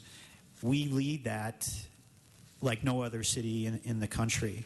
In fact, a couple weeks ago, the U.S. Green Building Council announced that instead of going to San Diego for their convention in 2016, they're going to come here to Los Angeles. That's a big, big deal. Over 30,000 professionals in that field are going to be here in this city. We need to take more advantage of this particular leadership. And I think one thing that we're not doing that other cities are doing, and they're starting to get that higher and higher up to that, they're chasing us. They want to be the #1 city with the most amount of LEED buildings or the greater amount of Energy Star buildings. They're collecting data. They have put forth ordinances that make building owners report to the city exactly what they're using for water and for energy. This is where we need to start taking the lead too. We need to start moving forward. We need to have all of our buildings in Los Angeles registered. This is also a way to make some money for the city too. But the main goal is to start tracking our energy use, our water use, so that we can become even better innovators and keep those jobs here in Los Angeles. Thank you. And Ed, if I could just interject on that point to thank you for raising it. And it's not just the environmental benefits, of course, that comes from our commitment to sustainability, because when it comes to energy efficiency and water efficiency in particular, this is billions of dollars of capital investment in generation infrastructure, for example, that can be deferred if we reduce our demand. And the economic impacts, both the stimulative impacts you're talking about in creating jobs, but also the actual cost savings that we realize from our sustainability just can't be overestimated. So thank you for raising it. As budget advocates, what we would like to see the city of Los Angeles become is a city of green tape, not red tape. Over the past, since the fiscal year 2010-2011, we have, and including this year, we have given you approximately 85 recommendations to look at and to act on, things that we thought were important. We have identified areas of structural, physical, and technological disconnects. As Mayor Garcetti stated in his inaugural address, these times demand a back-to-basics approach focused above all else on our economy and jobs. With an improved economy, we can move from reactionary to thoughtful decision-making. This year's budget provides the mayor, city council, and all Angelenos with the opportunity to begin to piece together solutions that can set the city on a new course to restore our place as a beacon to the world. Thank you so much for your consideration. Thank you all very much. Thank you for your detailed report and all of your, again, as I said at the outset, your literally hundreds and hundreds of volunteer hours that you've devoted to this. And Mr. Handel, I agree with you about this being the year of volunteerism. Probably every year should be called the year of volunteerism. But as you well know, this year, more than most, we've seen a dramatic increase in engagement in our neighborhood council movement. The elections have seen a dramatic increase in engagement and turnout. To me, that's an indication that the people of Los Angeles and the taxpayers of Los Angeles really haven't abandoned this city, as some in the blogosphere like to suggest. They haven't turned their back on this city. Quite to the contrary, the people and the taxpayers of this city and all of the stakeholders of this city find this to be a place where, with change, there can be continuing great progress in the future. And so I think that's reflected in most of your comments, and I appreciate it very much. Since we don't want to appear to be biased towards the Valley too much here, we're going to start our questions with Mr. Bonin. Thank you. I appreciate that. And I should note, as I said, the mic didn't catch it. I may be in a minority here, but the Budget Advocates is chaired or co-chaired? Co-chaired. Co-chaired by a CD11 resident, Jay Handel, who may have had the opportunity during this hearing this week to have asked more questions than I have, actually, because he's been here in public comment at every opportunity. Thank you, Jay, and thank you the rest of you for your attention and your diligence. I've appreciated the recommendations you've made, not just this year, but over the years. The person, obviously, I hear from most is Jay, because I run into him a lot, and he's basically stalks me at my office or in West LA at different points. So I've heard his ideas and his area of focus most frequently. I wanted to ask a couple questions of a few of you. Jack, you mentioned that I asked for the report back on some of your recommendations. I anticipate that in Miguel's report back, he's going to say, we do use generally accepted accounting principles. Why by what basis do you determine that the city doesn't? I determined that by a response that Miguel made a couple of years ago to the neighborhood councils on this very issue. Primarily, in the budgeting side, they use cash accounting as opposed to generally accepted accounting principles. That was, I can dig it up for you. I think it was a couple of years ago. It was item 148 of Miguel's report back to you guys. So, but they just, it's generally accepted accounting principles. I think it also gets into what's not included in the budget. Yes, we balanced the budget, but we failed to, fix our streets. It's some of the stuff that's neglected. That's why we, in the measure, I want to make sure that we have some idea that we're going to maintain our infrastructure and fund our pension plans. So it's item 148. 148. Okay, thank you. One of the things, you guys had three main recommendations, and the third was to get caught up on our streets and our core maintenance over what period of time? 20 years. 20 years. How do you assume that we get to that? Well, when I first started talking about a live within its means, it was 10 years. Then I did some numbers, and it became 15 years. And when I saw the report by Mitch's people on the street tax, that was a 20-year plan. So therefore, we're at 20 years. I have not done detailed projections as to what what you need to do and all the money that needs to be spent over 20 years. Just haven't done it. That's more in the city's ballpark. But 20 years is twice what 10 years used to be, and 10 years is what we were told before. So there's no scientific, but that's a whole generation. Okay. Pension reform. One of the recommendations was for another pension, or for a pension reform commission, or a pension review commission. I'll use your terminology. It's something that the 2020 Commission has called for in some form. Many of us thought that that's what the 2020 Commission actually was and what its purpose was going to be. Not surprising when you have a panel of folks like 2020 had that have leaders of organized labor and leaders of conservative business interests, that it was very hard to come to a consensus recommendation on what a pension reform package would look like. How do you imagine that we put together a commission that doesn't face the same problem? If I just had a commission of two and I put you and Cheryl Parisi in a room together, what's the common ground we're trying to get to? Then you can pitch a tent, sell tickets. I think one key element that was missing from the 2020 Commission was actual citizen stakeholder participation in that commission. It was a kind of a who's list of who in the city government. It didn't include stakeholders. It didn't include neighborhood council members. It didn't include regular people. I think when you get regular people on this commission, along with union leaders, with business leaders, you're more apt to move in a forward direction. It was already stacked, I think, against the 2020 commission when you had labor, Brian Darcy, or the head of the police fire union, or those individuals have an opinion that they have to stick by for their stakeholders, the business community the same.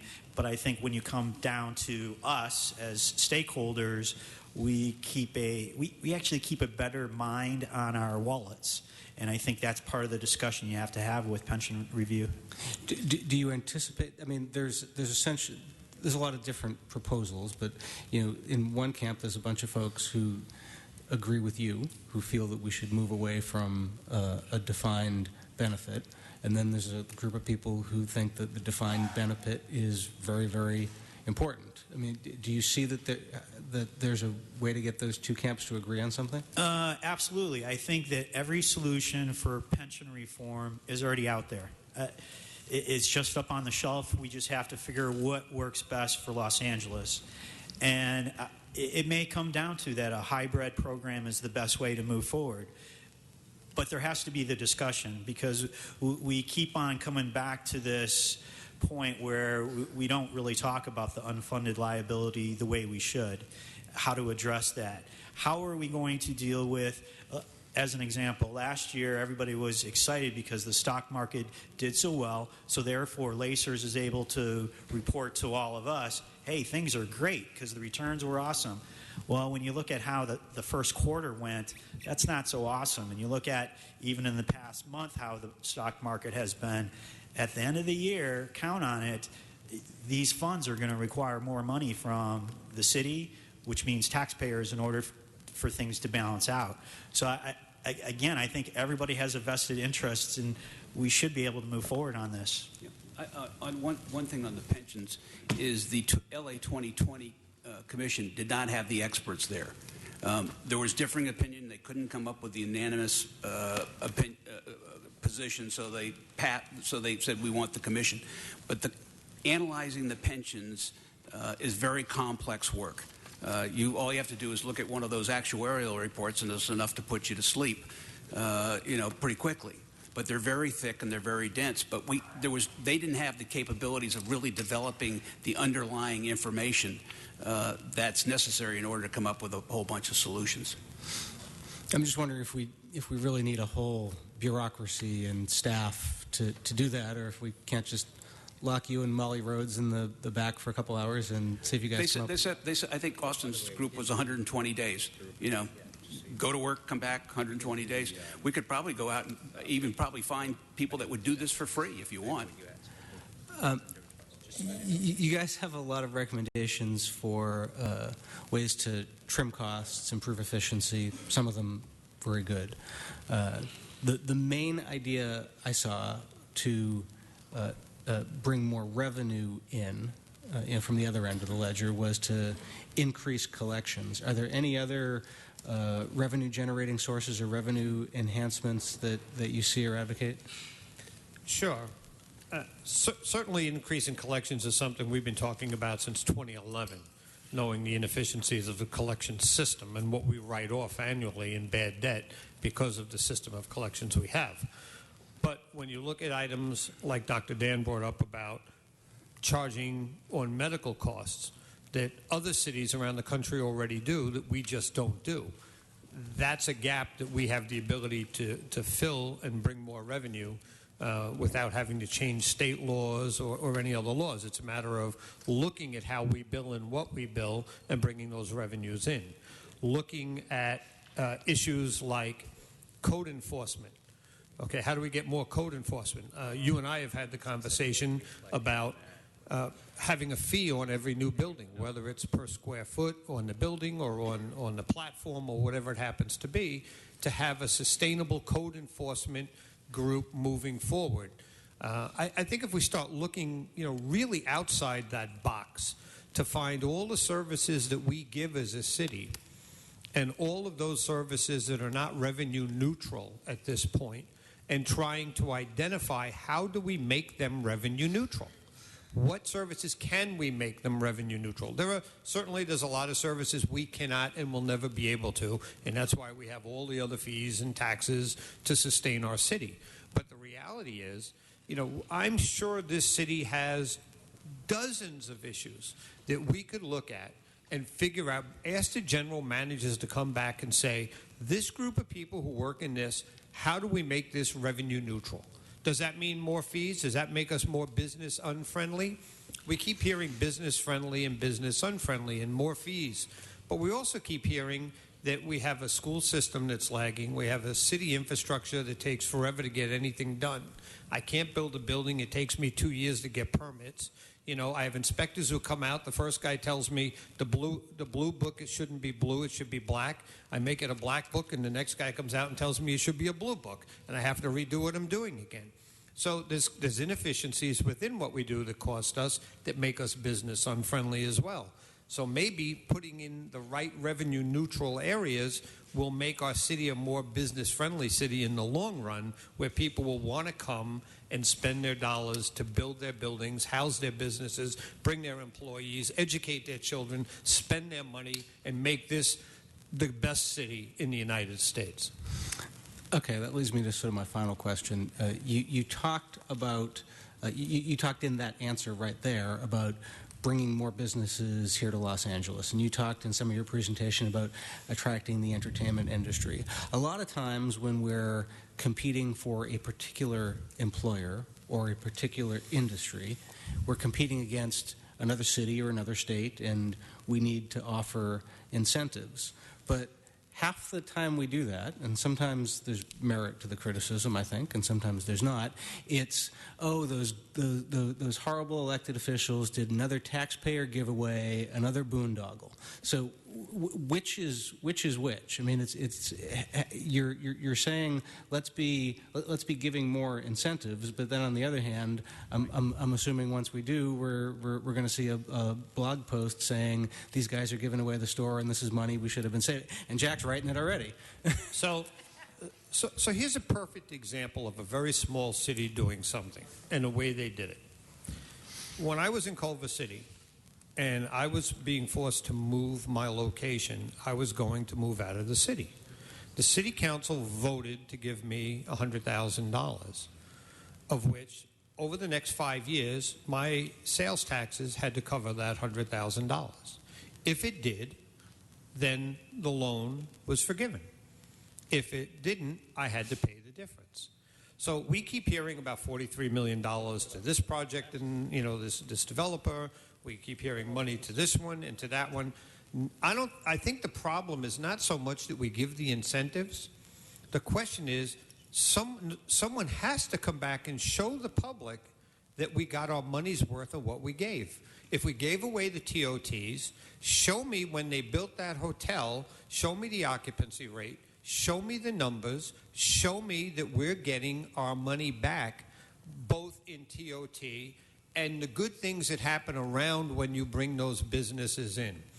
Because those are the things that I think are missing from the transparency when the people say you gave this one $43 million. Well, what if the mall closed? What would be the loss of revenue if that mall closed? What's the increase in revenue now that they've redone it? How much more business is that mall doing? And how is the city benefiting from the revenue that's coming in? You want to talk about increasing revenues. Let's take the village at Topanga. That was a $60 million giveaway, if you will, for a project that's going to have a rate of return of probably north of 20%. Cash on cash. It's going to be an absolute massive home run. They didn't need our $2 million a year.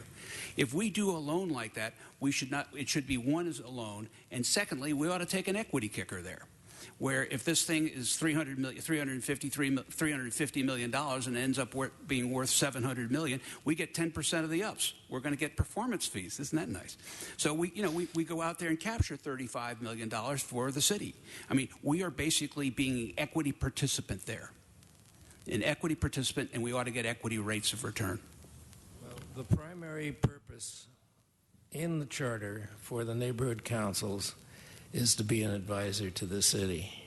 It's also And this is a direct outcrop of the chartered requirement that we report to the city on the delivery of services to us. I spoke a moment ago, and I think several of us have been speaking now about creating a feedback loop, an observer, someone who is going to talk about what is the result of these actions that you take. You've opened the door to us. You've given us a seat at the table. Now you've given labor a seat at the table. Let's put this table in front of us more frequently. Let's do this more often. Let's do this during the year. Let's do this about major concerns. The biggest concern is obviously the deferred maintenance we've been experiencing for so long. And it's just not feasible for us to get things done on the basis of the amounts of money we have and where that money is. Let's talk more.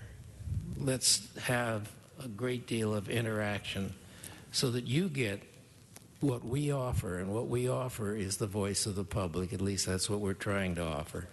Yes, we have personal opinions. Yes, you do too. But we're all in this together until we really start working together and show productivity. This is just so much wind. Okay, I think I got to turn it back. Can I just answer one question that you raised, which was, when we give away something, do you want us to do it or not do it? Do you want us to bring in business or not bring in business? Well, one of the things you have to look at is when you're making a deal with someone, you cannot give them away the first dollar. You should be their partner. If you have a new business that's coming into the city that's going to require city services, you have to make sure that you're getting some money to provide the services that you have to give them. So instead of giving someone $50-odd million and saying you get the first $50 million in taxes, etc., as a credit, maybe we're partners. Maybe we get the first, we split it. So we get 50 cents and you get 50 cents. You'll get your return back, you'll get your $50 million, but it'll take you longer. But in the meantime, the city is generating revenue to be able to provide the services that we have to. Otherwise, we're losing money every time we give this money away, first dollar away. That's on a project basis, not a policy basis. On a project basis. I will now defer to the Valley. Thank you, Mr. Bonin. Well, let's go to Mr. Blumenfield. Okay. Very much appreciate all of your input on this, and I liked, talking about this is the year of the volunteer. All of you spent a lot of time, and it shows when you look through these documents, time and energy in making this happen. So I want to just join the chorus in applauding you for that, and really appreciate there's a lot of good ideas here. When you're talking about changing the red tape to green tape, when you're talking about trying to focus on the return, and Harvey especially, not only because you're my constituent and in Tarzana, but when you're talking about the virtual infrastructure, which is something I've focused on a lot, it really resonated with me. In fact, one of the things I plan on asking when we're having the MICLA discussion is about getting reports back on how we can treat our virtual infrastructure more like our physical infrastructure, because both are equally important if we're going to grow this city. And I'm going to ask for a number of report backs that are completely in line with what you're talking about, because if we are going to have the open data that we've talked about in the rest of the folks around this horseshoe, a lot of the things that you're talking about is things that require feedback loops, that require the information, that require the data. And we're just sort of scratching the surface on that with the controller's open data, with the mayor's open data. But I'm a big believer in Justice Brenner's sunshine is a great disinfectant. And you get that sunlight in it, you see where the data is, you let everybody manipulate that data, they come up with new ways to find solutions. And it's not just having the so-called experts or the folks who are in that area, but everyday people looking at that data and coming up with solutions. And so I applaud that. I agree that this shouldn't just be a once-a-year conversation, Certainly with me, it's not. I know I work with my neighborhood councils, and I know all my colleagues do as well, on a very regular basis. Staff member at every meeting, and attend many meetings myself to try to keep that feedback loop there, because that's a big part of what makes our neighborhood council system special. So I look forward to working with you on that. I was also interested in this issue on the alignment of our medical costs that you're talking about. How we can, maybe we can get some report backs on how we can draw down more, Medi-Cal, Medicaid funding for these types of services, because You're obviously not a doctor, you see. If you had been, you would know how difficult it is to work with those people. You think we're having trouble working with you? That's easy. Well, you mentioned getting more state and federal money, and that's where my mind went to. Where does that state and federal money come from? All of this money is from state and federal sources, and you don't get it unless you not only bill for it, but you very actively continue to press to receive it. What's happened is we've gotten a little more money from the ambulance services by an adjustment in the fee schedule. Well, the fee schedule is very difficult to work with, and as far as billing for medical services, we're not going to get it until we start doing it, and we're going to have to get some legal bases for it, and we're going to have to develop some legal structure to be able to do it. Like everything else, these are not simple projects, but even a very conservative and I think a very broad brush estimate that I've made is over $60 million a year. That's worth an investment in time and effort. Okay. So I hope we carry it further, and I hope we work on doing something.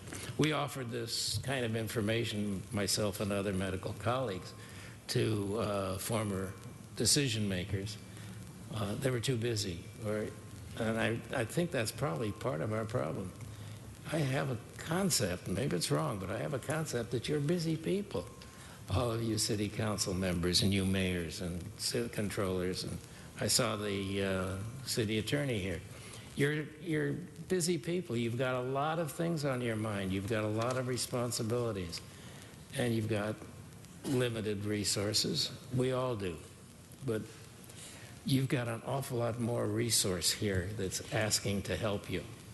And I'm asking you to call on us, and we can go forward with a lot of these ideas. Well, Also, sorry, go ahead. excuse me, also, we don't have to reinvent the wheel on this. There are cities that are doing this, San Francisco, Oakland, Austin, Texas. These are major cities that are already doing this, so they already have the systems in place. In addition to that, this could be a model for all of the LA County, incorporating the 88 cities in there with their emergency services, so that everybody could contribute and everybody would be using the same model for LA County as well. Thanks. And just generally, I mean, we need to leverage, as you've said, we need to leverage not just the resources in terms of dollars that we have, but leverage the brain power that we have, and that includes all the volunteers and neighborhood council folks and budget advocates that are here today. So thank you for that. Thank you, Mr. Blumenfield. Members, it's 1:15, and for the sake of, or just so that everybody can plan their afternoon, the staff who's here to talk about the various accounts that we have coming up, when we conclude our discussion with the budget advocates, we're going to take a brief lunch break before we go into discussion of those accounts. So if you're waiting for one of those, you have a little bit of time if you want to go out and get your lunch or something. Now we're going to go to Mr. Englander and Mr. Kretz, then we're going to wrap this up probably within 20 minutes or so. We'll take about 45 minutes for lunch, and then we'll be back. So, Mr. Englander. Great, thank you very much. And I think most of what I was going to say was, so I'm sitting here with all my notes, checking them off, were said. But a couple of things that I do want to point out is that you are early adopters and supporters of performance-based metrics, and I really appreciate that. And particularly since I went to many of you, I'm not sure if collectively, but individually for sure, and talked to you about the ideas that I had and bringing that here, and where we can actually start really affecting some major change. And we all agree, and we all knew at the time, that it was going to take time. And it's not something that you can turn on a dime. And it's not, I mean, it's a major cultural change. It's a sea change. And just developing what those are. It's the first year we've had that. We're starting to discuss what metrics should be used and what categories by department. Then you create those baselines and transparencies of measurement and what should be measured and how do you value that and how do you fix it and how do you fund for it. I mean, there's a lot of different steps. And so I talked to many of you individually over the years, and it was one of the cornerstones of my campaign, as you know, bringing that in here, and I applaud the mayor and all the others that have been pushing for that as well. So I wanted to thank you for that because it's something that you guys have been talking about early on as well. And I think one of the things that wasn't mentioned in your report, you talked a little bit about some of the civilization in our first responders and police and fire, but some of the things that we're also doing in FireStat, which is revolutionary. And I would encourage you to embrace the fire department as it's been decimated, and we start restoring it based on metrics, performances, and all the other things, closely working with UFLAC, and I know you guys are big supporters of our first responders, so I wanted to make sure I brought that up. There may be some place in your solutions and suggestions for your white paper throughout the year, an update, and perhaps even in next year's thinking, is looking at some of the department metrics and what you propose in some of those key areas as well. As this evolves and develops, you seem to touch on every single category or virtually every category, maybe some of the metrics as well, and offering up some suggestions and saying, okay, here in this department, here's something we could look at, and here's something the neighborhood councils have looked at. And so that might be something, because you talked about the loop back and coming back and measuring what's done. Well, that's built into this process. So developing the metrics then in each one of those, it's an automatic. So taking advantage of that, I think, would just be a suggestion that I think would help us as well. I wanted to thank you also early on, although we'll agree to disagree on what you've got on SOS-LA, and I won't go through all that in detail because we did do a scientific study, and it's about 1,000 pages. But with that, I did go to you all early on. We did. Day one, in fact, early on. And the one thing you pushed back on was don't do a general obligation bond. Make sure that you go out there and talk to everybody, which we've really done a lot of and tirelessly, and we'll continue to do. And that was based on your suggestions. And with that, a number of things that were based on your suggestions were make sure it's not on the backs, and we haven't done anything yet, but make sure it's on, just developed a plan for discussion purposes, but make sure it's not on the backs of just the property owners, business and residents. And one of the things coming back with, without talking about the detail on it, is that is a plan where 60% of the total bill of $4.5 billion would be the burden on the people outside of the city, not inside the city. We've got all the facts and the statistics, the financial reports, the outside consultants' reports, everything to back all that up. But without going into all that, that was an exercise that we took on hardcore and full time because it was based on your suggestions. Slow this thing down, go knock on doors, and we did that. And so I just wanted to echo a lot of the chorus that was said and say thank you, and definitely a continued year of volunteerism. Thank you, Mr. Englander. And just want to reinforce your point about metrics. It's an excellent suggestion because the whole point of performance-based budgeting is to figure out how best to serve the consumer, the customer. And our citizens, represented by the neighborhood councils, are the customer. So who better to help develop the metrics that indicate whether a department is being successful in servicing the customer? I think that's an absolutely great suggestion for the budget advocates to take up. Yeah. Mr. Kretz. Thank you, Mr. Chair. And I'd also express my appreciation for all the work that you've done this year and since you began this effort. It's definitely a big help to us, and as we look for ways to make the city more efficient and make our budget process work better. Couple things that I strongly agree with, and I've been talking about for a long time, sharing pension investors, because I think all of our systems do well, but there's no reason why we need to have 3 sets of investments that essentially get us to the same place. We raised that this year in the budget process. We're told, oh, there's different requirements. I don't buy it for a second. I think a good investment is a good investment, and I think it could save us a lot of money. And I also strongly support the idea of a look at bringing this in-house.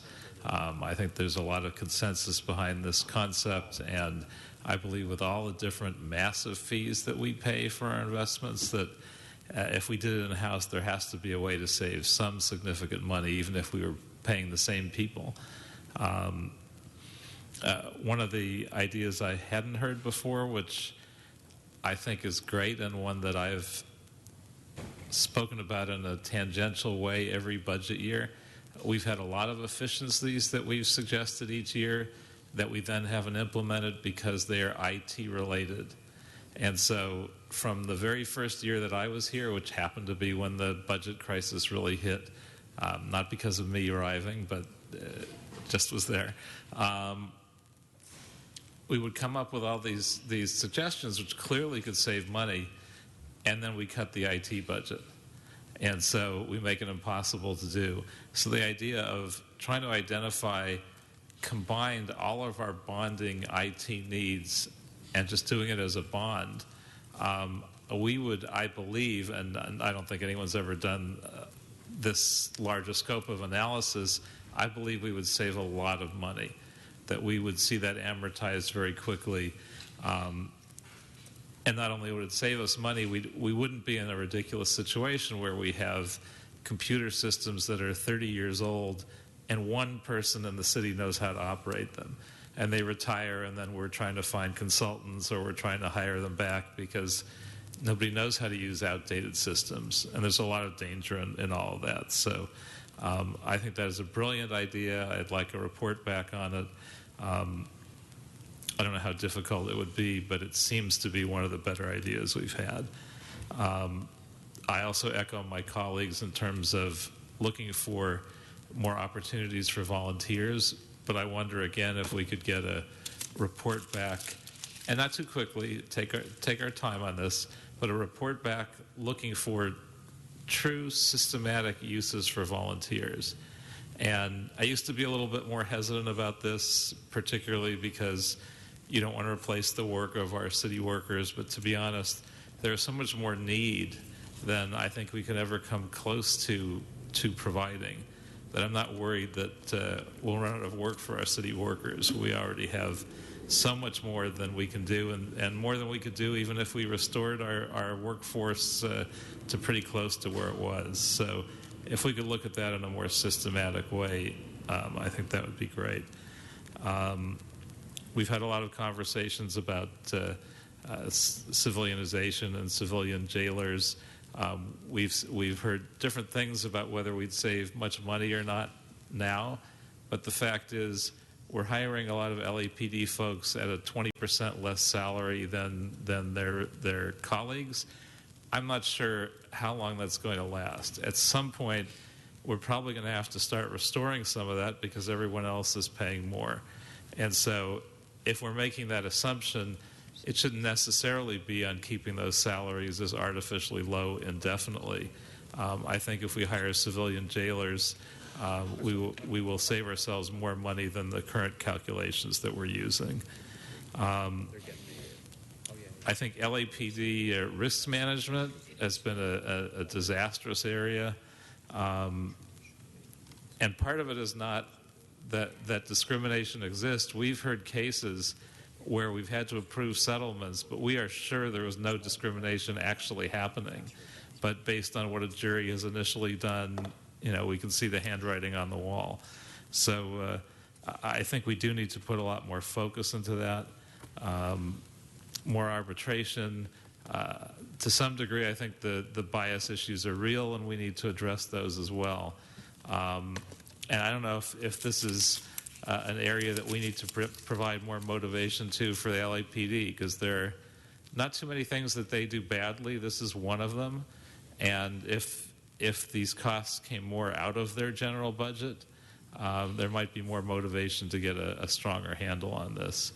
So, perhaps if they had a number like $5 million and beyond that it just came out of their budget and they had to fill it in, maybe not the worst idea. Also, I don't know if there's been that much focus on trying to get other entities to reimburse us for medical. So I'd like a report back and more serious study on that. It sounds like there may be more money to be gotten, and I think we shouldn't leave that on the table. I think the idea of a central collection agency, a few of us have been talking about this and pushing for it for a long time. I think it's absolutely critical, and our collections will never really hum to the efficiency that they should until that happens. One other suggestion I was thinking about in the conversation that we were having about energy in city buildings is similar to what we were saying about IT. We know we save money when we retrofit our city buildings. So I don't know if we might not ask for a report back on the concept of bonding all of our remaining city retrofits that we need in all of our city buildings, and how much that we expect that to save in energy efficiency, and how quickly we would be able to amortize that. But if we got to the point where every building had waterless urinals and 10 other things that save us water and energy, I can't believe that wouldn't be cost effective in the short and long run. And also in enforcement, I think we should make enforcement more self-funding. We have a project we've been working on for years, administrative code enforcement. When that finally goes in and eventually is spread to more departments, I think that could actually help enforcement pay for itself and actually allow us to provide the kind of enforcement we need to truly have a good quality of life in terms of those issues. So just a few thoughts, and thank you again for all your good work and analysis. Thank you. All right, thank you. Just a couple of follow-ups. Mr. Bonin already kind of explored the Pension Review Commission, but as far as the mechanics. But Mr. Novi, what are you envisioning to be the outcome of that's different than what can be achieved through the citizen pension trustee boards that we already have? We have pension commissions for each of the commissions. They're appointed citizen volunteers. They have staff to be able to do the kind of scientific review and analysis that you and Jack mentioned the 2020 Commission didn't have. What would be the difference with a new kind of infrastructure that we don't already have? I think when you're talking about the actual pension boards, those pension boards, the personnel on them have a fiduciary responsibility of purely looking at the risk and return for the stakeholders that they're providing. So they really can't dip into these conversations that are looking at changing from a defined contribution to a defined benefit program. So it's more to recommend fundamental policy changes rather than cost reductions. Correct. Then. Though it's important, I think, that you do have board input on some of these issues related to risk return, switching things around, going to more of a ETF index funding to place investments. That's purely a board type decision, but I think that your Pension Review Commission would look at all of these particular aspects and try to come up with a comprehensive pension reform plan. Okay. I would add a comment to that is, with this board, where is their analysis in the past? We haven't seen anything. It's just not there. So they haven't done it. Somebody else needs to do it. But the question is, done what? I mean, they on a daily basis, they review costs. They have independent actuaries that review all the assumptions. So I think what Mr. Novi has clarified is that you're not talking really about the job of reducing costs and doing all of the scientific work, I think was the term Jack used, of actually analyzing numbers. You're talking about making larger policy recommendations of changing the architecture, not changing how you decorate within the architecture, but changing the fundamental architecture of the entire structure. Okay, so I understand that. I just wanted to make a comment because somebody, I think, Mr. Novi, I think you were mentioning the return on investment in the market and how, people got excited about a larger return or something. I always take this opportunity to remind people that short-term fluctuations in the market are irrelevant to pension obligations. Irrelevant. What happens this year, what happens next year, could not be less relevant to to our pension obligation, because we have to look on a generational horizon, 20, 30 years or more. Whether it goes up, whether it goes down, that in a quarter is not the issue. The issue is whether on a sustained basis, and I know you know this, I'm not disagreeing with you, I think I just want to raise the point because you mentioned the short-term changes. The assumed rate of return of 7.75% that the 2020 Commission found to be so inappropriate is actually below the national average of public pension funds. And if you take those public pension funds, over 100 of them, more of them have higher assumed rates of returns than ours, than have lower assumed rates of returns than ours. Some of them are north of 8%. And in fact, throughout every period of time you'll look at, the assumed rate of return has been exceeded by public pension funds. If you take it across the board, their actual returns exceed the assumed rate of return. So it's just nonsense to say that these are somehow made-up numbers. They're not. They're based on national consensus, and routinely our funds, as well as the other public pension funds throughout the country, exceed those expectations. Now, that's only part of the equation, I understand. But I just always want to clarify that, because people say we should adopt a Buffett rule or something. Well, that would bankrupt this city to do that. To suggest that we should, double our contribution to our pension funds or something would cost more than the fire department to do that. And it makes no sense, because it's totally unnecessary given the fact that there's actual returns in the market that exceed our assumed rate of return over a 20 and 30-year horizon. So it's just silliness. It doesn't even make any sense. And then I want to mention the $49 million that you mentioned about police, that Mr. Handel mentioned about police payouts. This is, and I think I said it earlier about some other kinds of payouts with workers' compensation when the labor is up here. This is the one big area of expenditure that I think we can still make dramatic progress in reducing. And I am grateful that our current city attorney is taking a new focus on risk management and on reducing potential liability. He's really taking a look at how you avoid those costs from before it leads to litigation, avoiding the litigation altogether. And that, I think, is going to be an important step forward.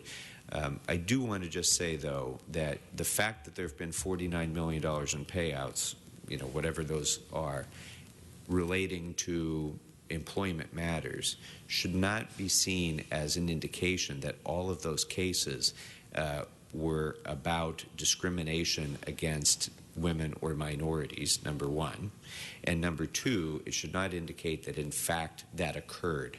So I agree with you that no degree of discrimination in our department is ever tolerable, but I have to give the department great credit for the great progress that they've made, actually, in trying to reduce that. It used to be a very different department. It is an incredibly inclusive department now, where management is rejecting any kind of discrimination, but it still lingers and exists. And that's a management responsibility. They're just going to have to continue to make that steady progress. But a lot of that liability, and we see it all the time in this committee, it's not just from the person who gets discriminated against.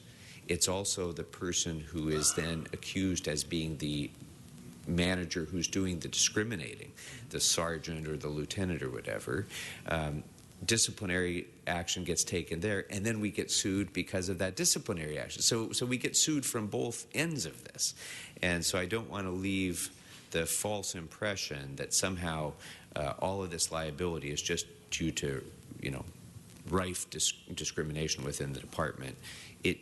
We get the lawsuits from every direction in these matters, and we need to do a better job of just reducing those costs altogether by hopefully, getting to the point where we resolve some of these inter-employee disputes before it gets to the litigation stage, before it gets to the point where it's, you go beyond the point of no return. Anyway, those are a few closing comments. I, again, just want to, thank you all very much. This has been a tremendous amount of work. There are many, many recommendations.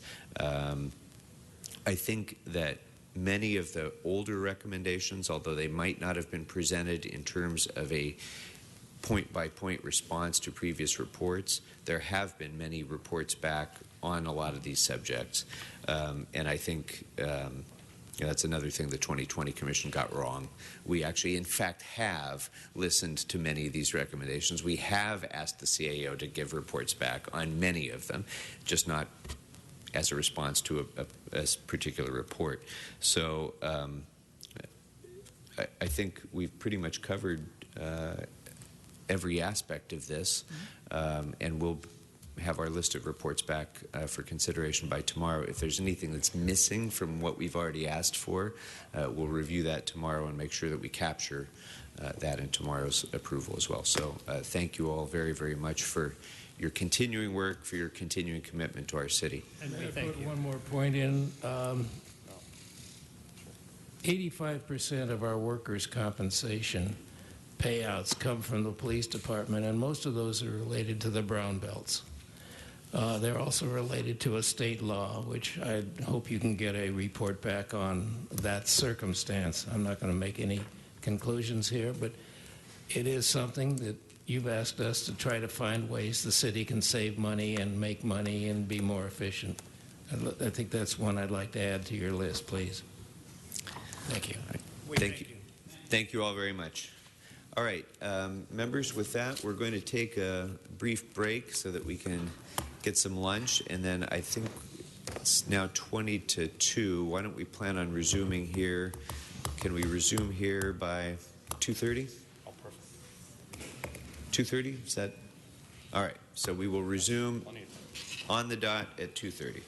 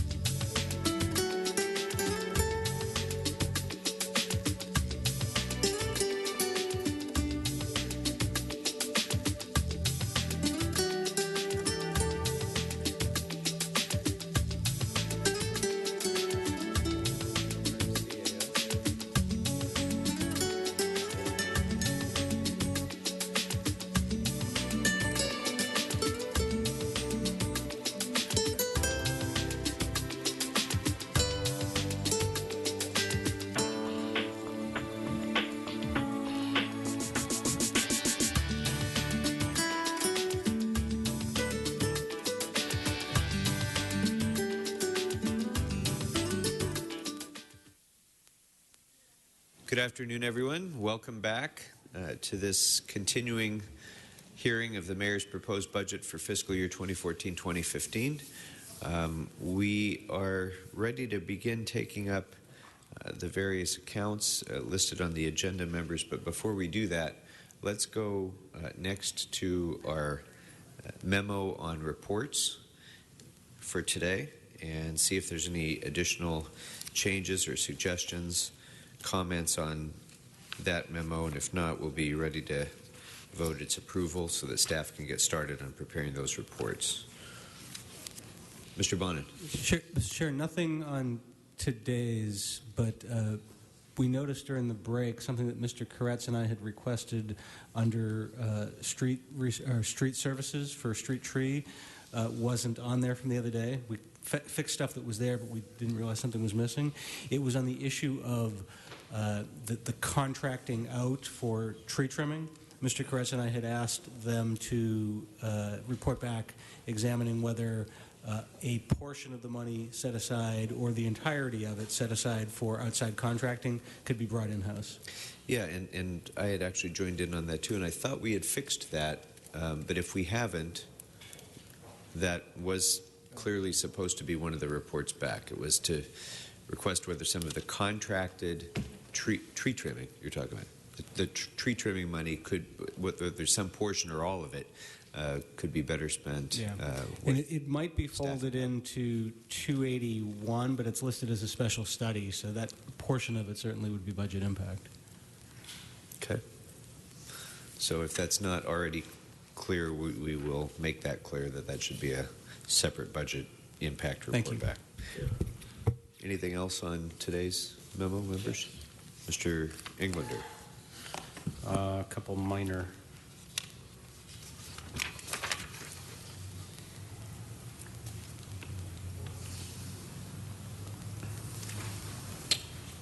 Under disability, number 349, we wanted the special study to include the actual equipment that we would need in PD stations. I think this was a little confused, actually. Let me take a step back from it. I believe this particular request was done by Bob Blumenfield, and Mr. Blumenfield had that particular question. My question, which was a little different, is what do we need to do to update the various police stations for that technology on disability?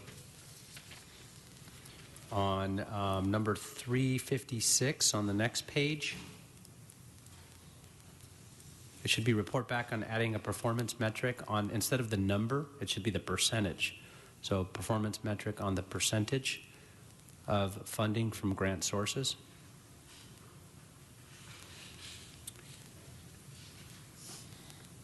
On economic and workforce development, number 335. Those were, if we could bifurcate those, I believe there are two separate requests. One was from me specifically on the San Fernando Valley cultural and entertainment activities, particularly around the Valley Performing Arts Center. That was separate. And to include review of the new vision plan, if that could be added. And I believe that Mr. Koretz then had a separate one on the department to look at the area around Westwood Village in the commercial area. So those should be two separate items.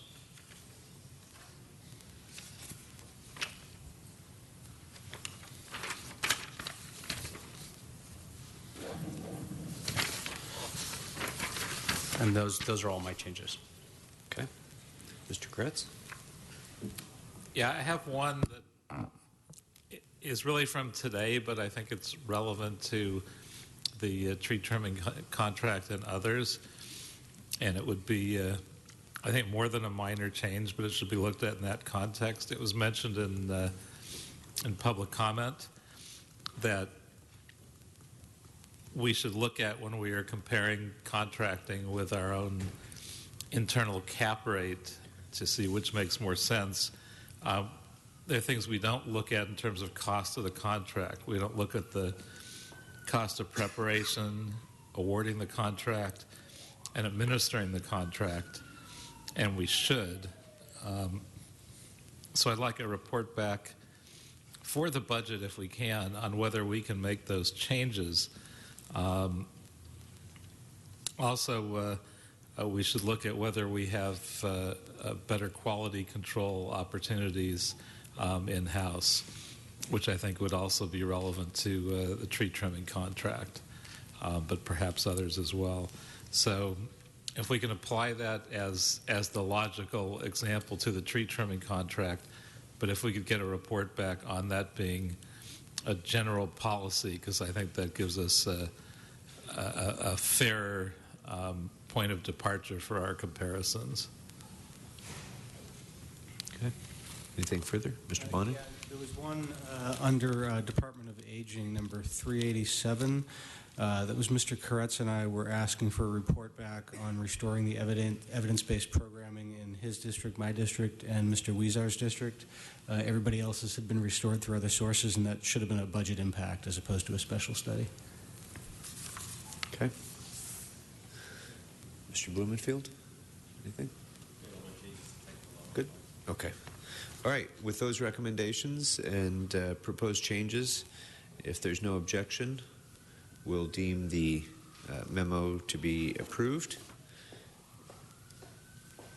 And that brings us then to the General City Purposes Fund.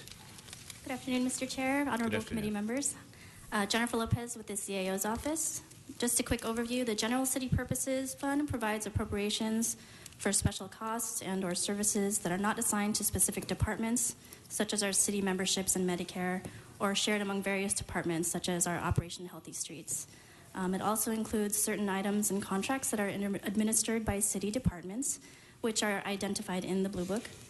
And many items are also included in the GCP to highlight or showcase some of the specific services that we provide, such as our meals for seniors and our homeless services. The proposed budget for 2014-15 is approximately $103.7 million, which reflects a 0.9% increase from 2013-14.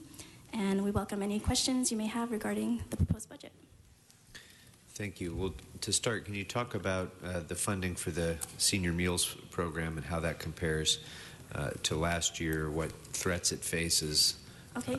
Right now, it maintains the same level of funding as 13-14. Last year, they did increase in the congregate meals for seniors by $438,000. It was formerly budgeted at $106,000. Similarly, for our meals, congregate meals, the home delivered meals, they were budgeted at $2.4 million in 14-15, and before that they were budgeted at $1.8 million. So they got a $645,000 increase in 2013-14, which we are maintaining for 2014 and 15. Okay, thank you. Mr. Blumenfield, anything on GCP? Come back to me, please. Okay. Mr. Englander? Yeah, just a couple minor things. One, line item 716, number 43 was the ICA. It says it was funded at $5,250. There was actually approximately another $4,800, $4,750 budgeted in a different line item from last year, and because it wasn't combined, wasn't carried over. So as a budget impact, I'd like it to come back. It should be funded at $10,000 as it was last year, and so that we can cover. Which line item was that? I'm sorry. Line items, page 716, line 43. 43. For ICA, should be at 10,000. 10,000. And then one that we missed in previous years, but was funded for most years, that we need to add is California Contract Cities Association at 10,000. And that is for the various meetings around our regional issues for interoperability and mutual aid, best practices, our shared services, piggyback contracts, all that we do with those other contract cities throughout the county. Sure. And so there's a tremendous benefit and cost savings associated with that. So that should be $10,000 to CCCA, California Contract Cities Association.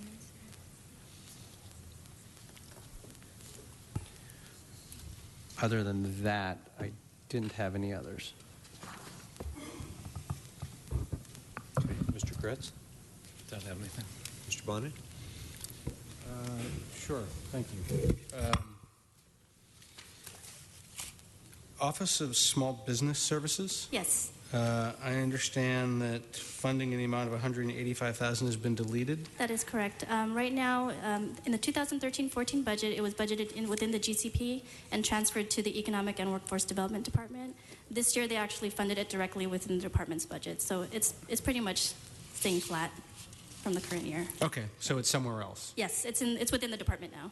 Okay.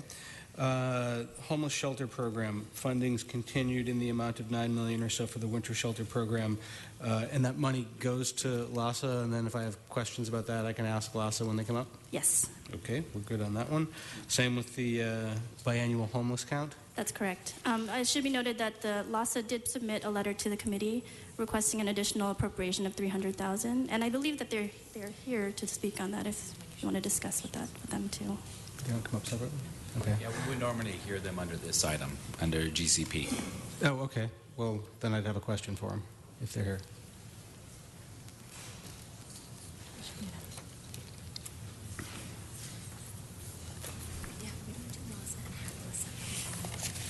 Okay.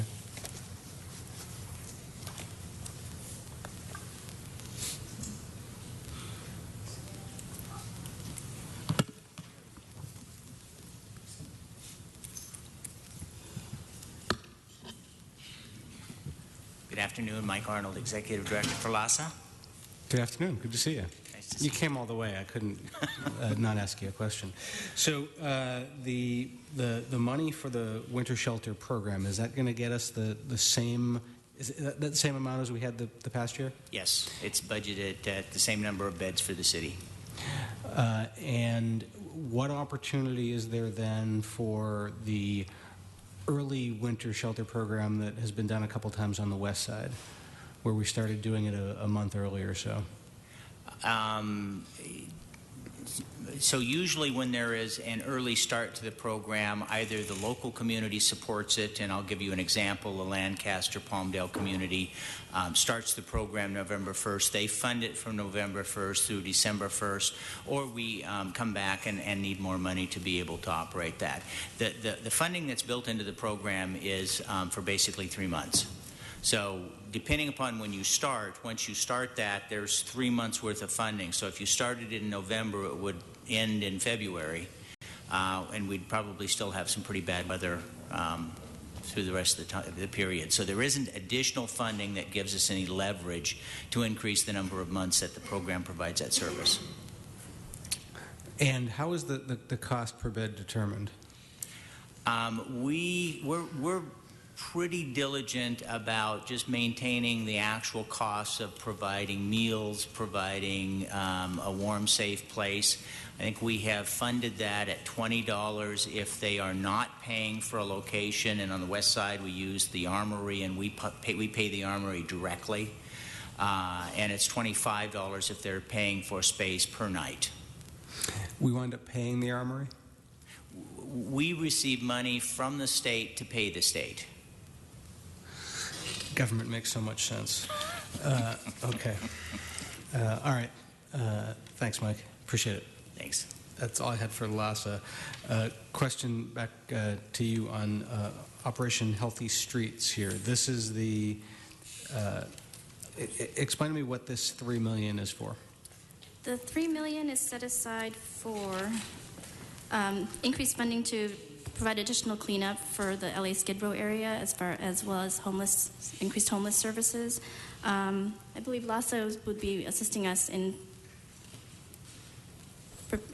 working with Operation Healthy Streets in response to that LA County notice of violation. So this is exclusively for Skid Row, essentially for Levon compliant cleanups. Yes. Correct. That's consistent with the communication that my office issued about a month ago. And so it's the full year funding of that program. Okay, thank you. So we'll look elsewhere for Venice stuff and the UB money. A question, I guess, for the mayor's office on the innovation fund.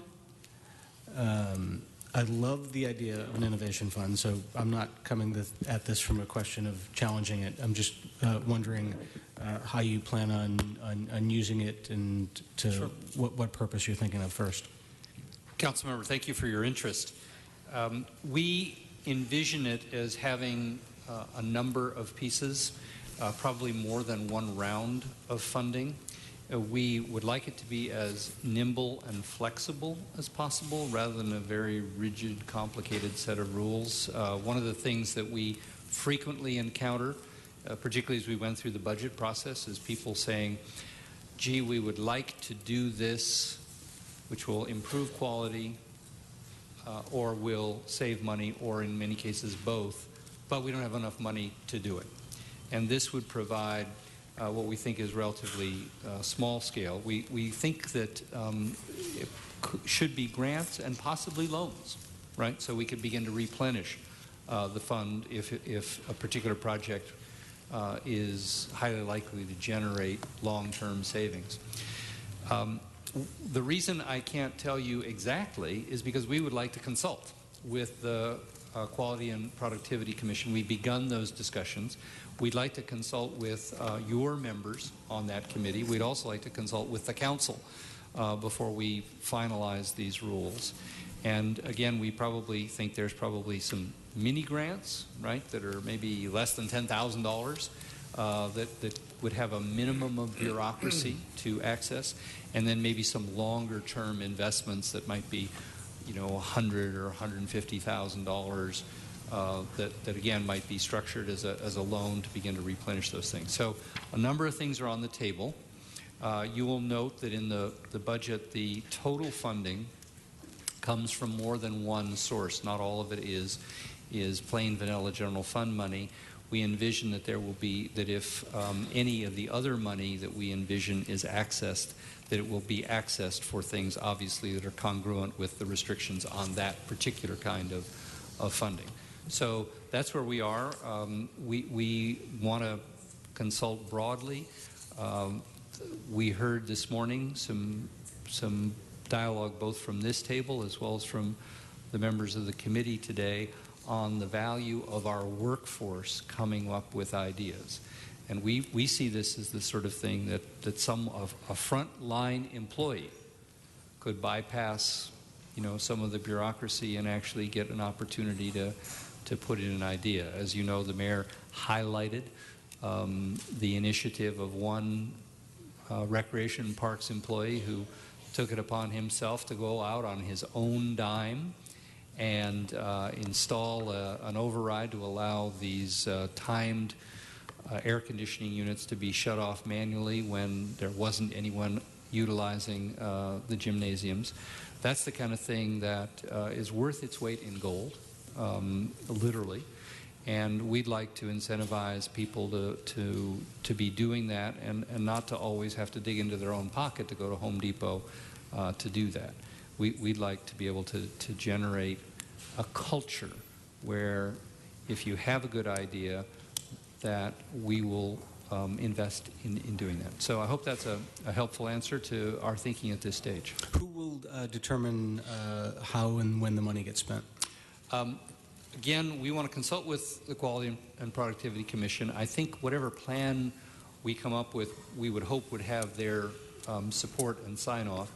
I think if we have more than one way of accessing the money, if we have kind of a mini grant process and then maybe a more formal twice-a-year process, that the decision makers might be different, right, between those kind of grants. In the end, I don't think we want to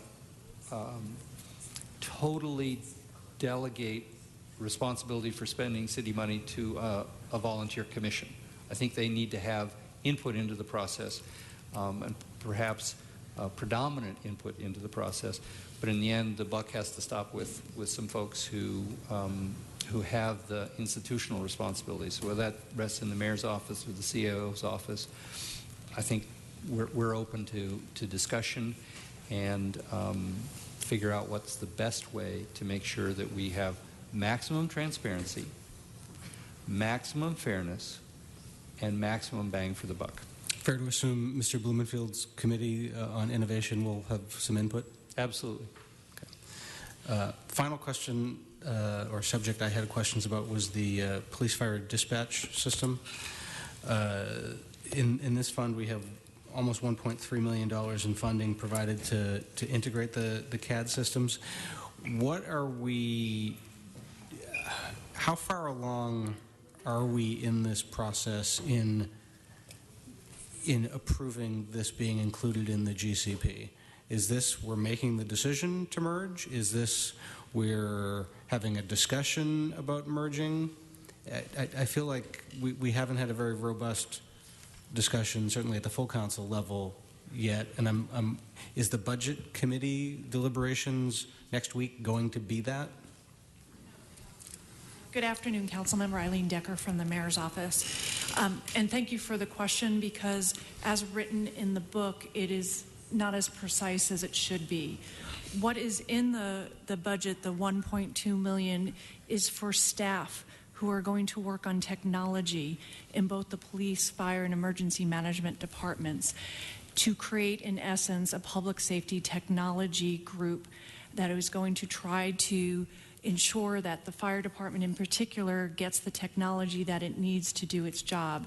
One of the issues they will be exploring is the computer-aided dispatch for the fire department. So to answer your questions, no, the council is not now deciding consolidation. What this is for the staff to allow them to look at technology issues, including computer-aided dispatch. And it says administered.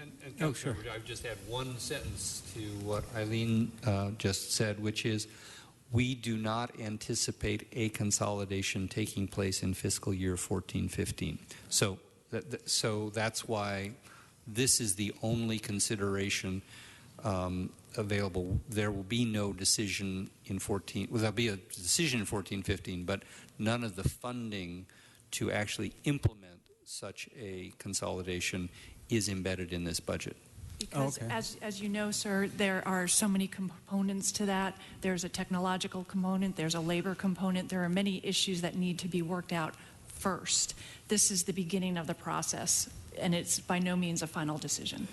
Sometimes over the years, the big decisions in this building are the ones that get the least amount of discussion, and the small decisions are the ones that get the most. I was just doing the barometer here on this one. Just one follow-up question on that. It says here the money will be administered by the police department. Why is that the place where it gets administered? Well, it's for fire and police staff for technology. The concept is we will have one CTO for the public safety departments, and right now we're under discussions with a number of people in the police department. So I think that is why it was put there. Do you have a better answer? No, I think that's exactly our thought is right now the police department is better resourced on technology than the fire department, and we want to take advantage of that depth of experience as we work together for making FireStat as successful as CompStat has been. The team is aware that they are answering to both the chief of the fire department and the chief of the police department in collaborating on technology projects with the goal of trying to create efficiencies, effectiveness, and raise the level of the fire department's technology without lowering the level of the police department's. Yeah, I was surprised to hear that the LAPD is more technologically advanced than the LAFD. I'm not sure that I could weigh in either way which one is. I don't think either is particularly a tech-savvy agency. But I think certainly by Chief Beck's own admission the other day, LAPD wouldn't be described as a particularly tech-savvy agency. But did you say that we were looking at having a joint chief technology officer for both public safety agencies? Yes.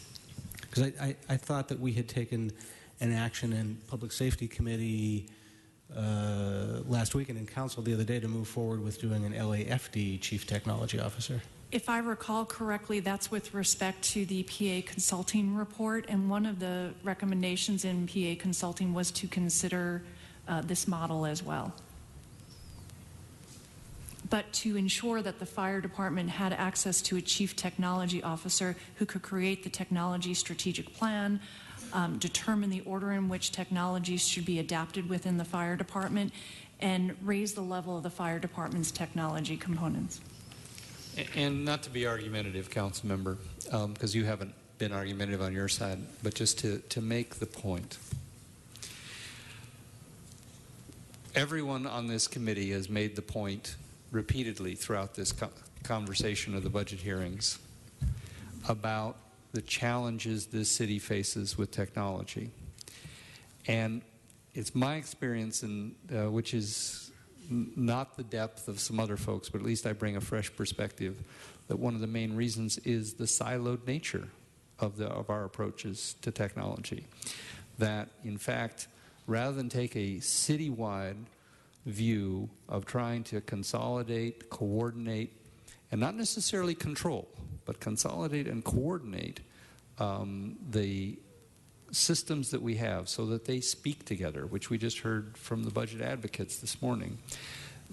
We really believe that there's going to be a huge benefit to trying to coordinate our $270 million a year in general fund IT spending. So that's definitely the bias of this administration, is let's see where we can get different systems and different departments to talk the same language, not in any way shortchanging or submerging the mission-critical needs of any department or function. But right now, the way in which the money has been spent department by department has not produced maximum leverage for taxpayer dollars in the way of results. I understand the mission. I understand the point. I totally get it. I'm just unclear now. This is a question I didn't have when I began the line of questioning, whether or not the fire department's going to have its own chief technology officer, which is the road I thought we started going down a few days ago, or if there's going to be a joint CTO for both agencies, or both. It is designed to be a joint CTO for both agencies, including the Emergency Management Department, as of right now. The goal being our public safety departments have some overlap. They can share technology, share information a lot faster, and also so that we can create efficiencies in the purchasing of these technologies and that all the departments will have access to the same technologies. And to clarify a comment I made when I said for now, it is also designed that it can be easily separated out. What we would like to do is build the fire department's technology team. At the moment, they do not have, they do have individuals who are very knowledgeable in technology. Frequently, it's not their only job function, and we want to help them build a technology team. They do not have that right now. And for the interim period, at least, the fire department will benefit from the depth of experience that many in the police department have brought. But we are, within this budget, giving the fire department individuals who will be under the fire department's budget to build their team. And our goal is to build their team up so that a year or 2 years from now, we can look at the model and how it has developed and determine, is this working? Should we keep them all jointly working together? Has that given us the efficiencies that we're hoping for, or should we separate it out? It gives this council and the mayor the options to make that decision as we build the fire department's technology team. How do we prevent LAPD from taking all the oxygen out of the room? They're much bigger, they're LAPD. LAFD historically feels like it's cast in the cold and lonely shadow. How do we prevent, and in terms of personnel, in terms of allocation of resources, if you're the person jointly in charge of that, you'll focus more time on LAPD because it's bigger. So how do we make sure that LAFD's resources don't get lost? Because it's a direct report to both the chief of the fire department and the chief of the police department. And obviously it's something that we all have to monitor as well. The reason this is being created is to increase the fire department's technological capability and to give their team, who frankly is working very hard on all of these issues, the resources they need to evaluate their technological needs. So in part, this budget provides staffing for fire and police with a CTO that has to report directly to the chiefs. And frankly, it's up to the chiefs to ensure that both of their departments are getting adequately served. And as us, the council and the mayor's office, in our oversight roles, to ensure that the fire department is in fact getting all the resources it needs. One last dimension, because your point is very well taken, Councilmember, and it's one that clearly both departments and the mayor's office take with equal seriousness. And that is, we are making a transition with this budget year and the adoption of some of the recommendations in the PA consulting report to a model of civilianization of technology in the fire department. The police department's already gone through that transformation. And so that's why they're ahead. We're not arguing that they have a monopoly on tech savvy. What we see, though, is that already that function has been civilianized. That function has a number of very sophisticated private sector partners. The fire department is not at that stage on those two dimensions.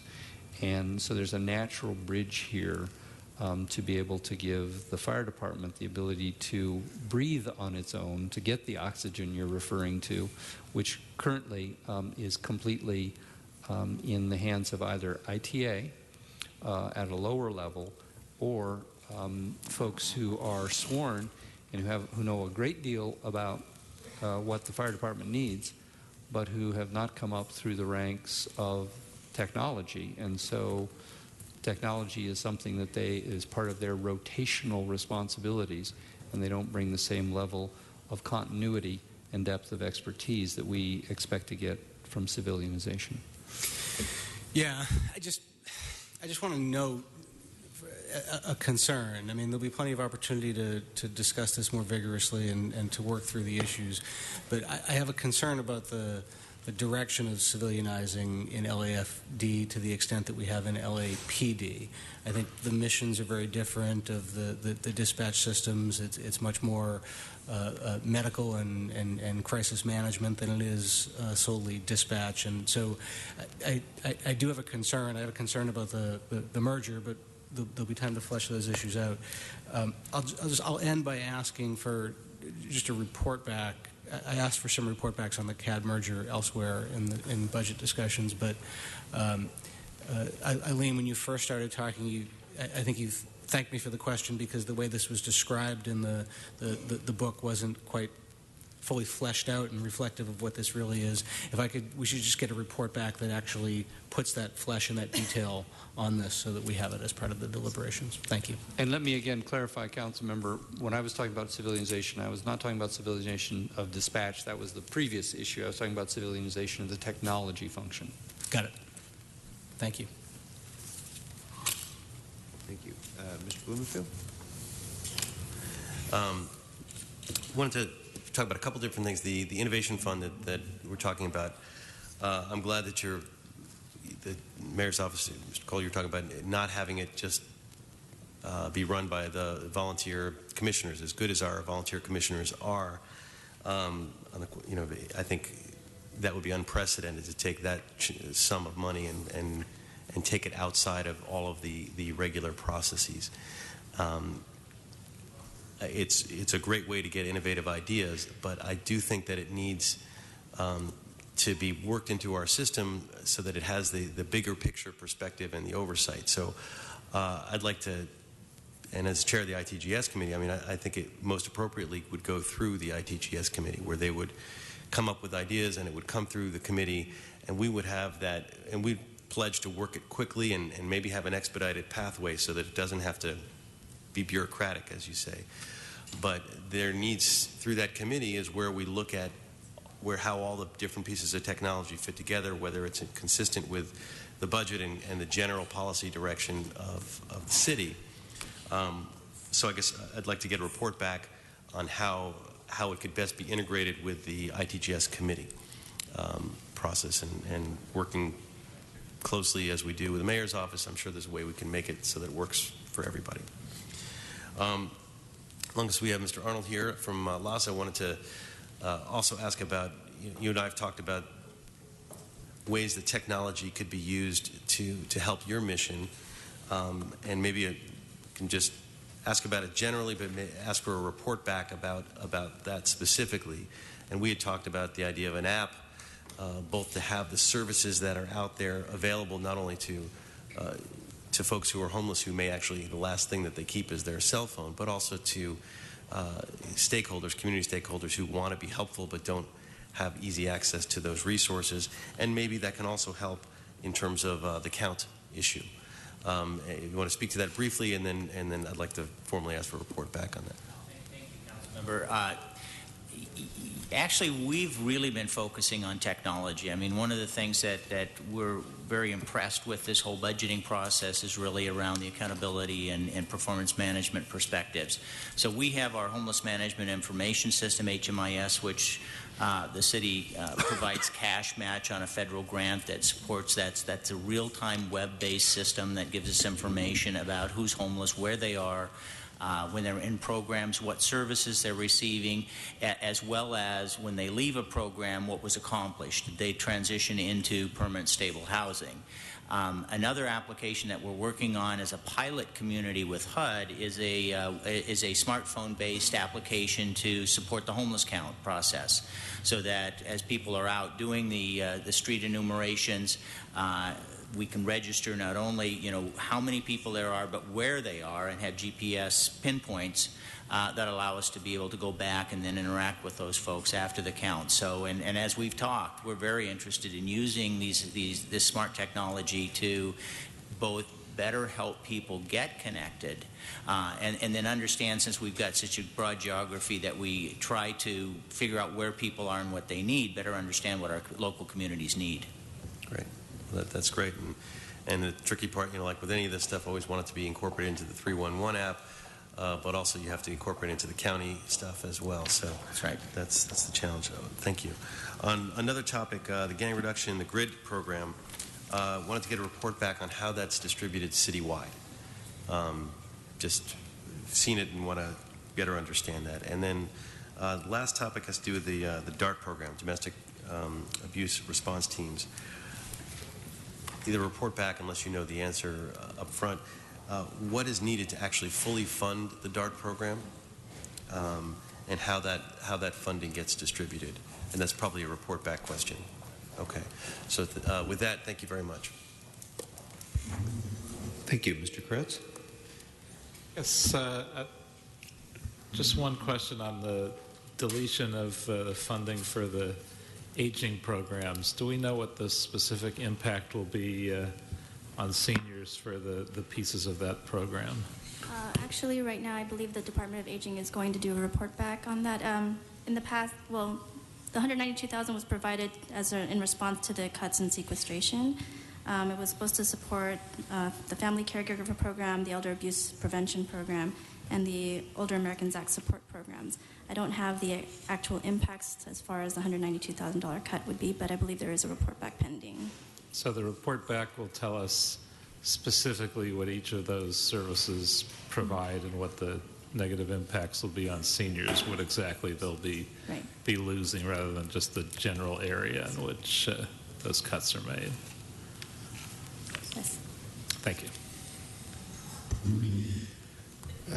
Just one quick point that hasn't been covered. Line item 47, the San Fernando Valley Council of Governments dues payment is listed at $10,000 as it currently is set, but there is an agenda item on the next COG meeting's agenda about adjusting that, and South Bay Cities Association is much higher.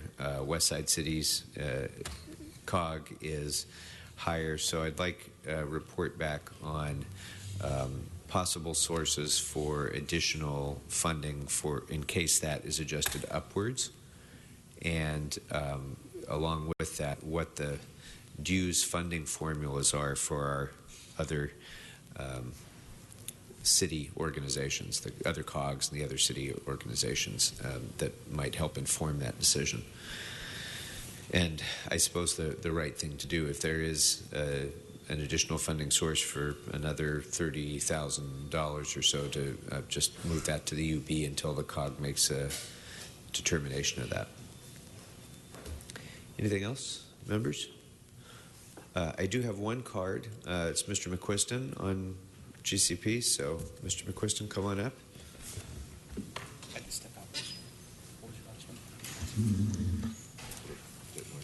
Jim McQuiston, you have my statement on this. It's very short.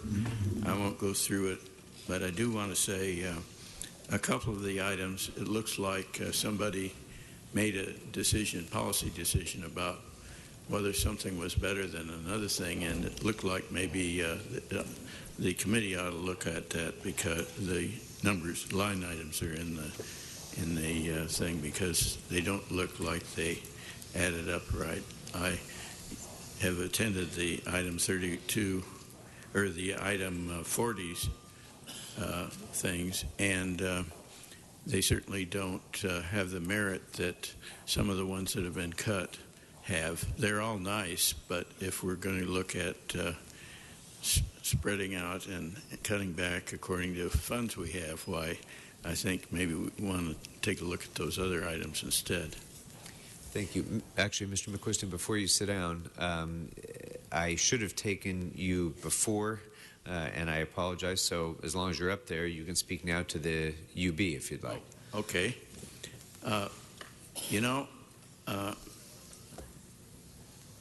This goes into how things work in the city. If you have a general fund appropriation, you can spend it July 1st. You can spend the whole thing if you want, but you cannot spend specific fund money until they actually get into the specific fund. So that means there's a rein on people spending money in the city. And the only other alternative is to put the money in the UB, and then you can't get it until somebody else tells you can get it. And so the UB was usually used for general funds because those are the ones that people could spend quickly.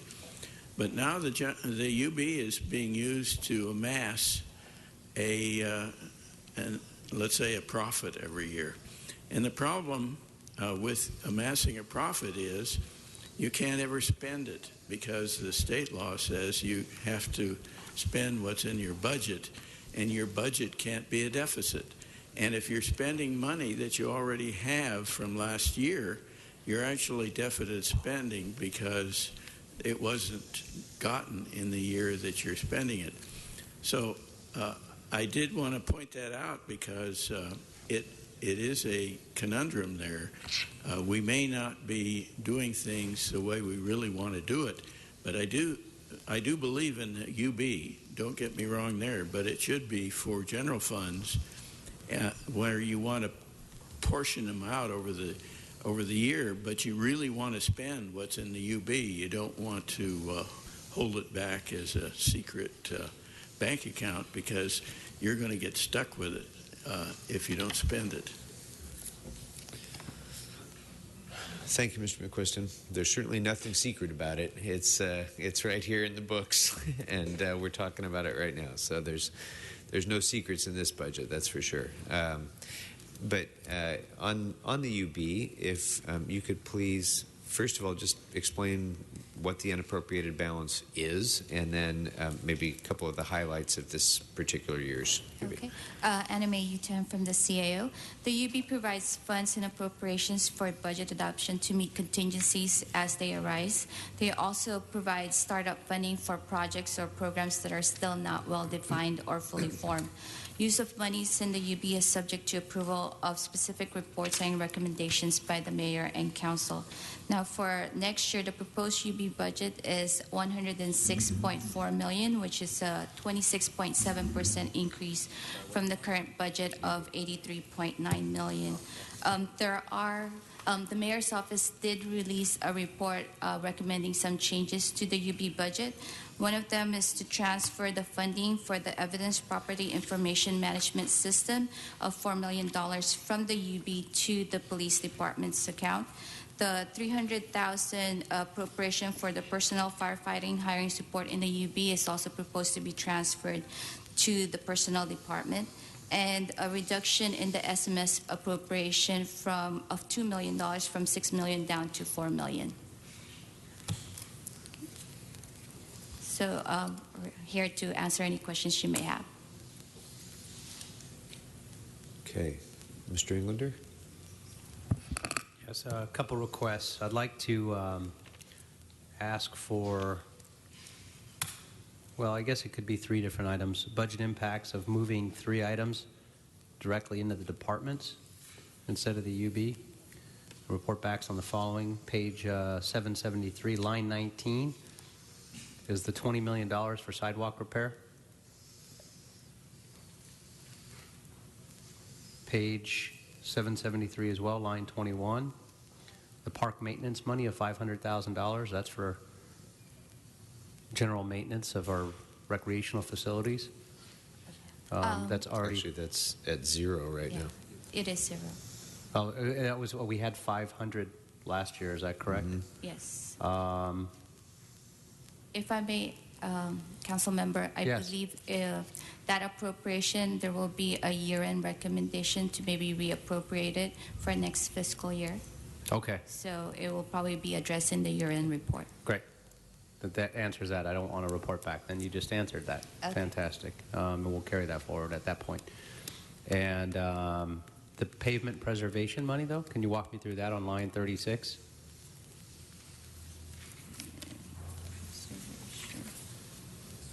Okay, that would be 8.7. Now, funding is set aside for Bureau of Street Services for $7 million, Department of Transportation of $800,000, GST Department $630,000, and Bureau of Engineering of $250,000. So this is pretty much to implement an additional minimum of 200 lane miles of repaired street and 50,000 potholes for the minimal annual program, which totals about 2,200 lane miles. So I believe there is a report back from the department regarding this program. That's already a report back for that to come out of the UB? Is that what it is? It's still in the UB, but I believe the council... So we can make that determination once we see that report that they come back with. Okay, Yes. then scratch that. So the only one report then will be from line 19. Okay. Excellent. Thank you. Okay. Mr. Kretz?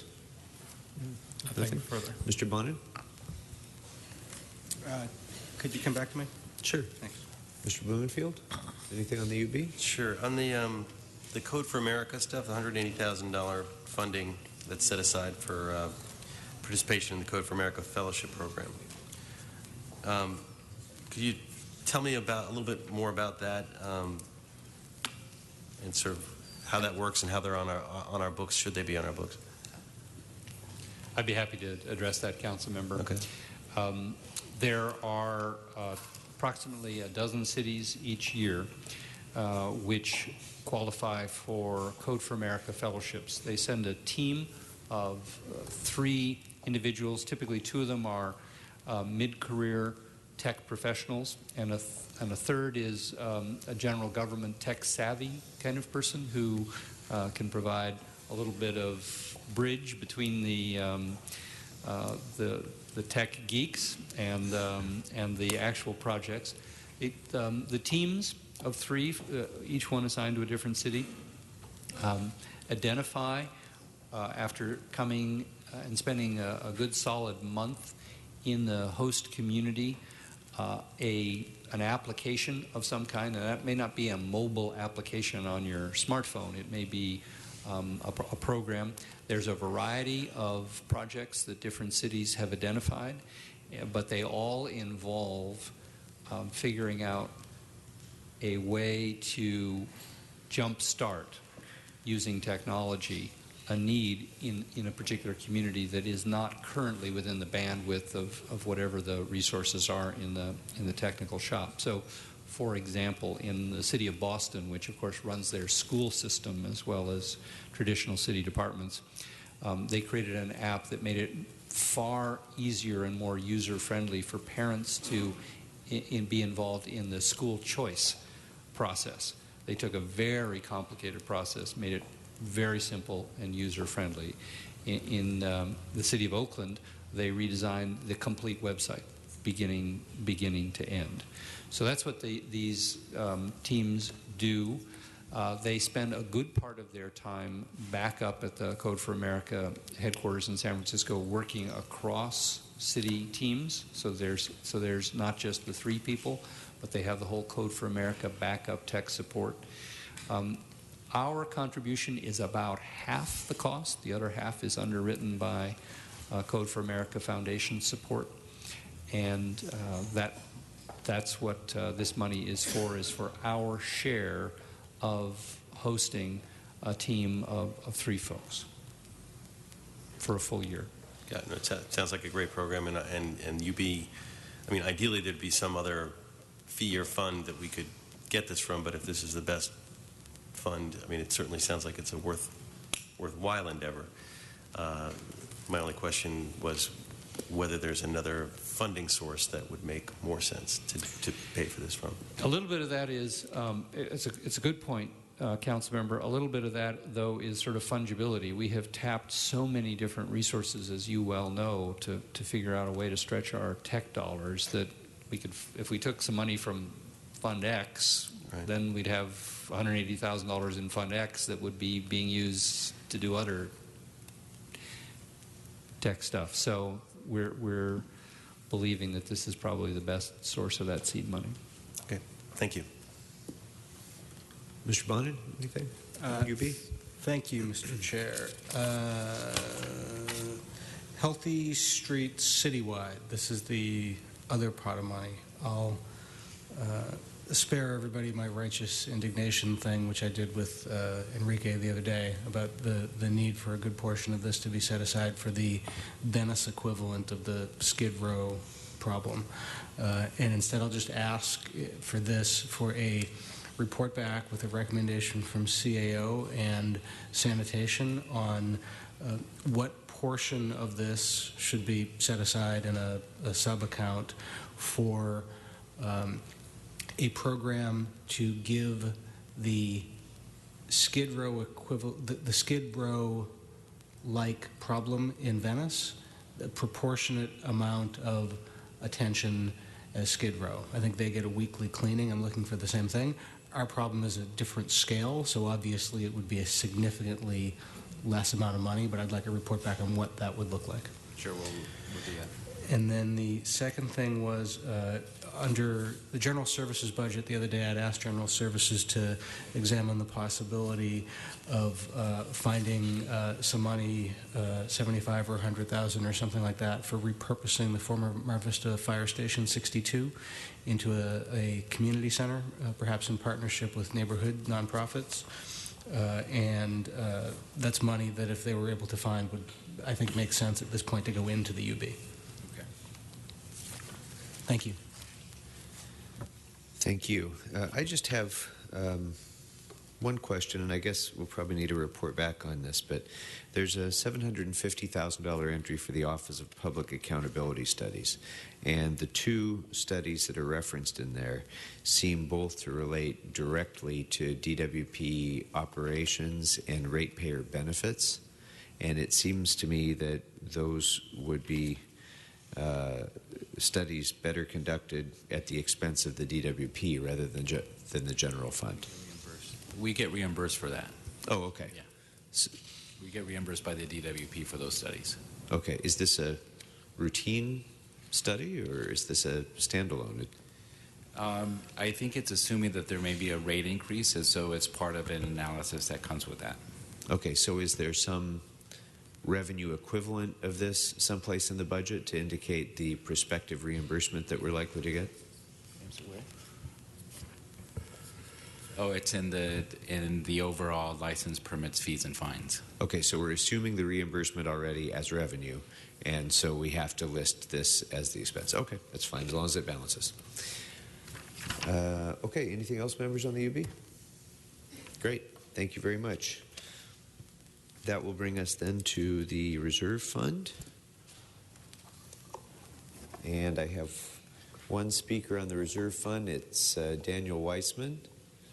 But I don't see Dr. Weissman in the room. If he's here, stand up, please. No, I don't see him. So we'll go ahead and move on to the reserve fund. Okay. For July 1, 2014, the reserve funds available balance after technical adjustment is projected is $282.1 million, which represents 5.51% of the general fund budget. There are two accounts on the reserve fund. One is the emergency account, which is to be used only upon finding of urgent economic necessity by the mayor and council. The account is set at minimum of 2.75% of the adopted budget, which is about $140.7 million for next year. The other account is the contingency account, which is to cover any unanticipated expenses or revenue shortfalls. To comply with the city's financial policies, the balance for the account must be maintained at 2.25% of the general fund budget. For next year, the contingency account is about $141.3 million, which is about 2.76% of the general fund budget. Okay. So taken as a whole, the reserve fund exceeds the 5% expectation under our financial policies. That is correct. All right. Okay, members? Mr. Bonner? No questions. I just want to, as a matter of courtesy, acknowledge that we are in the presence of our former City Controller, Controller Emeritus Rick Tuttle. Thank you for joining us today. Thank you. Welcome, Mr. Controller. Good to be with you, as always. Mr. Blumenfield? Well, in honor of the great Mr. Tuttle and how he's always pushing efficiencies, I'll ask an efficiency question related to the reserve fund. The minimum is 5%. How do we know what the optimum is? And there's always this tension, and some of our labor coalition friends brought this up as well, that we don't want to. You want to have the reserve fund because it creates the healthy reserve and balance for your city, but you also don't want to be so conservative that you don't grow your economy and do the basic services that increase the quality of life that could grow the pot overall. Is there an ideal number, and how do we as a city get to that number, percentage? So in our report, the Staying the Course report, we recommended that we move to a 10% reserve fund, and we account for that not just the reserve, which is, as was stated earlier, 5.5% as projected in the budget, but also the budget stabilization fund. So if you account for both the reserve and the budget stabilization fund, the overall city's reserves based on the budget would be at 6.73%. The way we build that is over time, as established in the budget stabilization fund policy, that when the 7 largest revenue streams exceed the historic rate of 3.3%, whatever's above that gets transferred to that fund. So over time, as the economy grows, we appropriately treat the anomalies in the growth as one time. And so what that does is two things. Number one, it grows the reserve.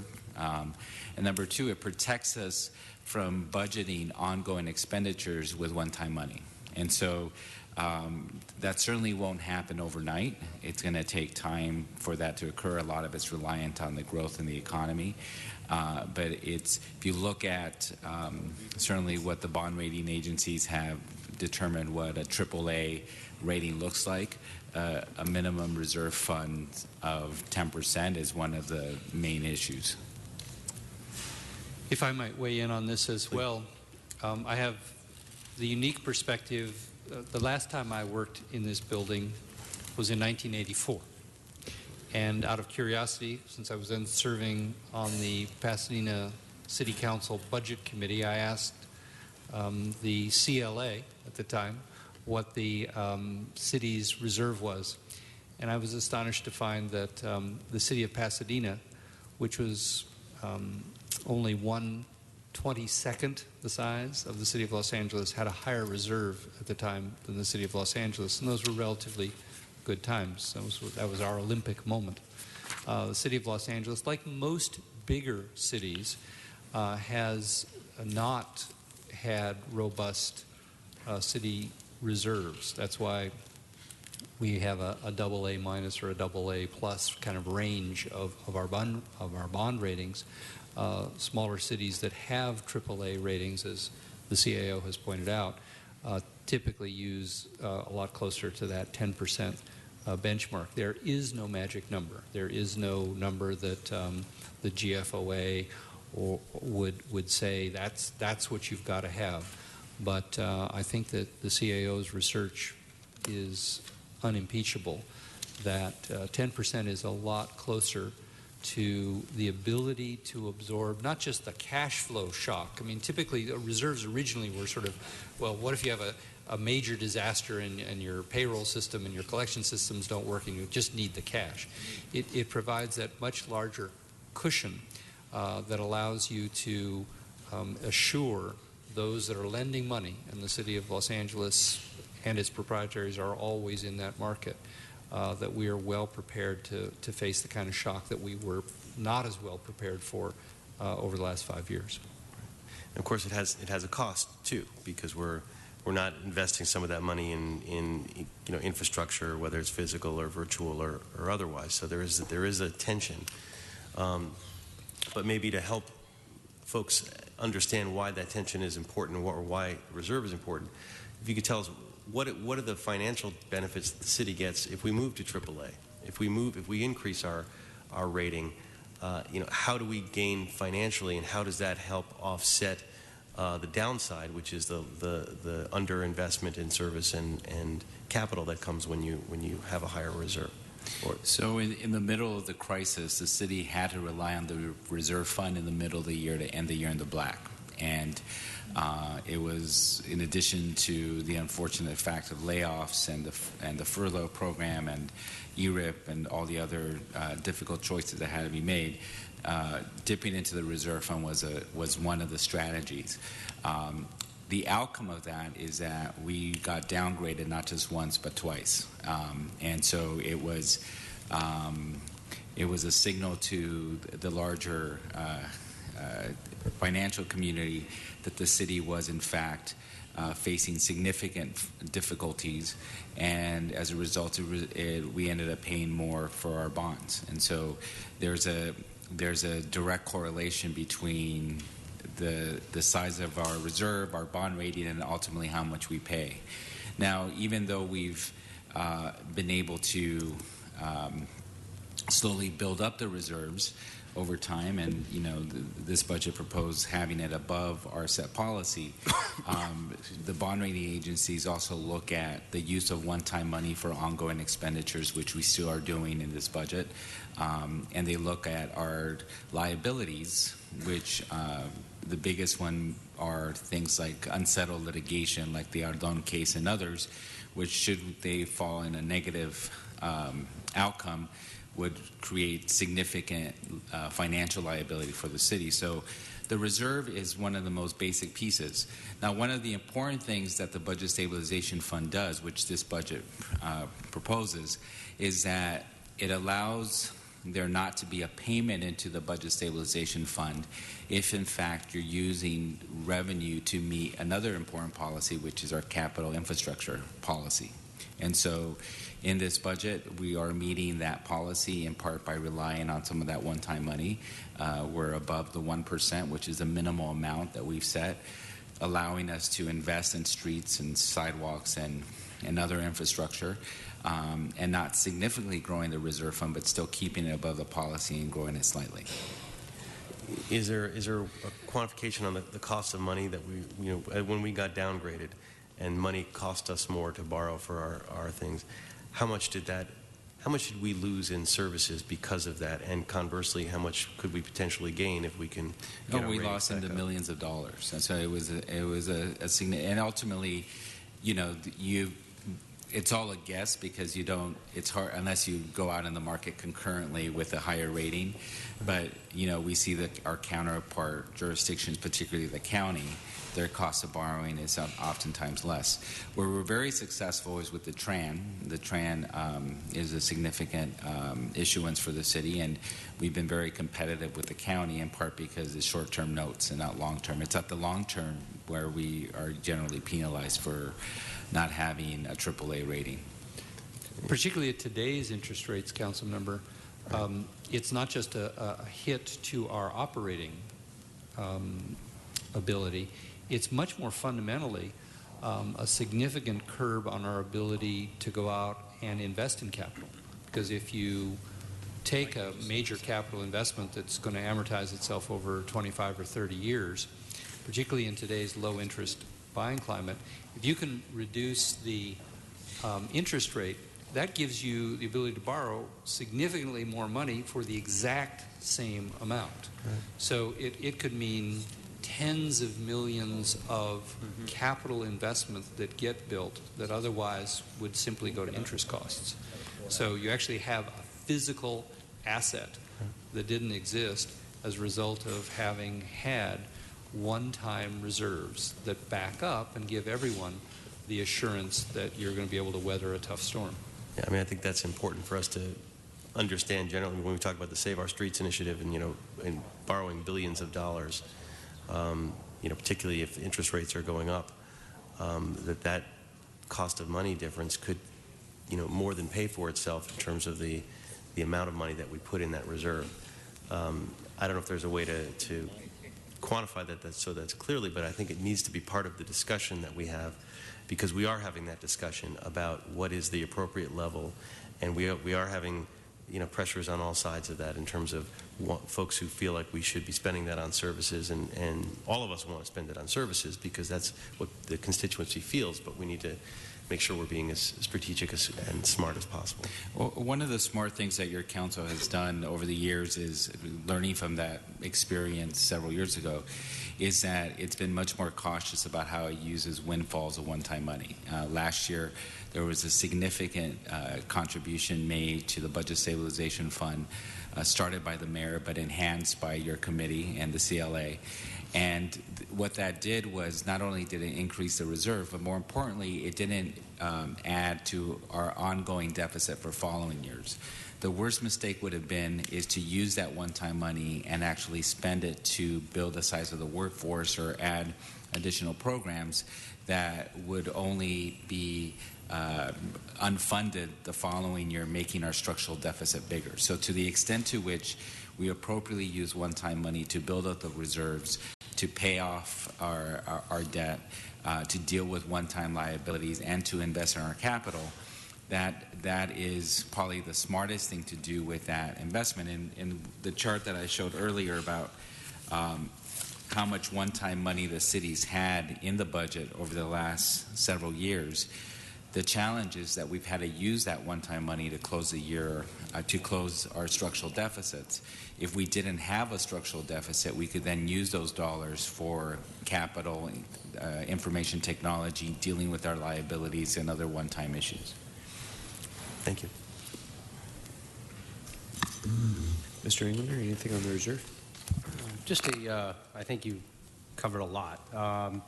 But with this, I've got some concern, obviously, as others, in decreasing the numbers, just because it's based on what the bond ratings agencies will come back with. If they're looking at some of the other issues, which has been a lot of the conversation, particularly as our other off-the-book, if you will, liability accounts, as well as overtime bank, things like that, and this step, have we gotten any indication from any of them what this could mean in terms of a rating specifically? Well, I think the most important thing they look at is, do we meet our own policies? What are the policies that you've set as a city, and are you meeting those? And as my report indicates and the CLA's report indicates, we're meeting most of our policies.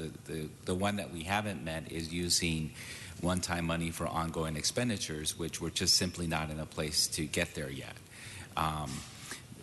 So when we meet with the bond rating agencies and with the investors, we'll have to explain that. We'll have to explain why is it that we still had to use one-time money to close a structural deficit, and put it in context of previous years and ultimately where we want to end up.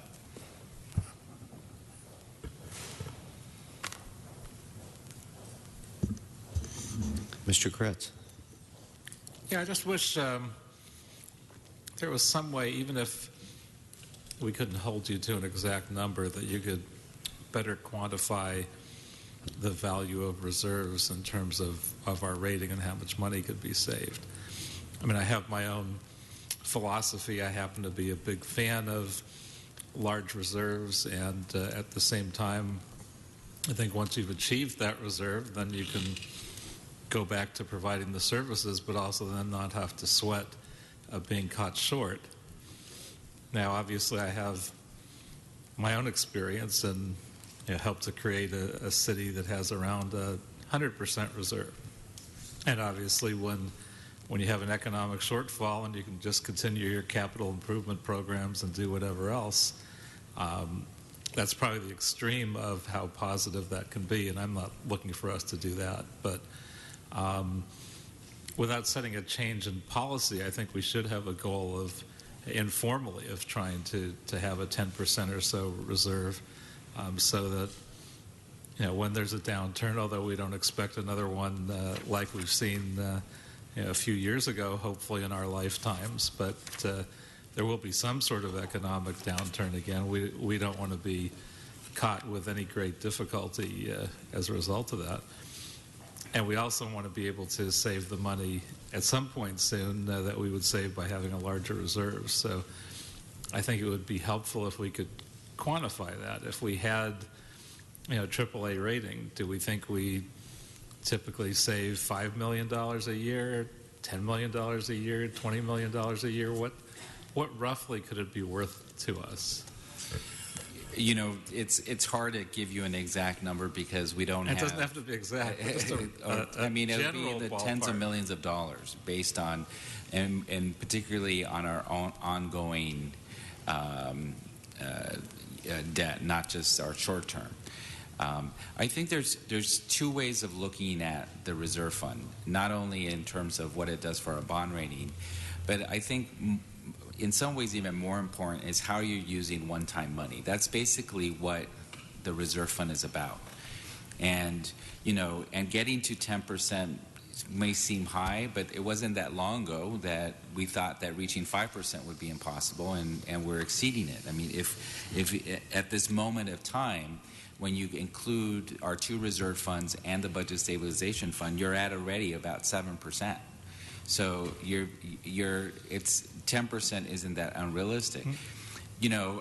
If you had asked me the question, does it make sense to get to a 20% reserve? I would say probably not, because I think it's more effective to use that one-time money to buy down the overtime bank, to invest in our infrastructure, to deal with some of these looming cases that we still have outstanding. Your council has been very assertive in eliminating some of those liabilities, like we did with the city attorneys, and we're doing with sidewalks and a number of other areas.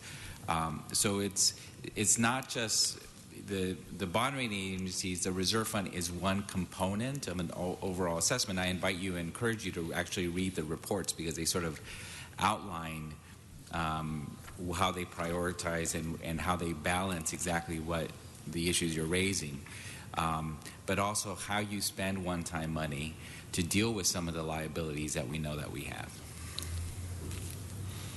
Fair enough. Thank you.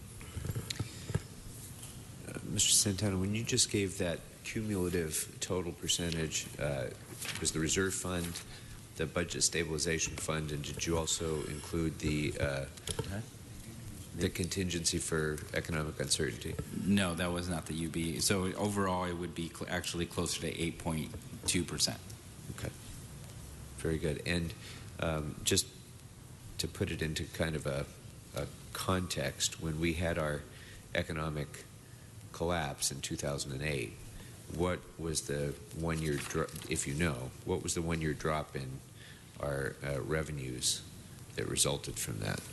In our overall revenues? Yeah. Overall, we had about a 4% drop in revenues. So which kind of, I think, makes clear the reason that it's important to have a reserve fund. And our reserve fund went budgeted in fiscal year 9-10 at 5.5 down to 2.91 in just a matter of months.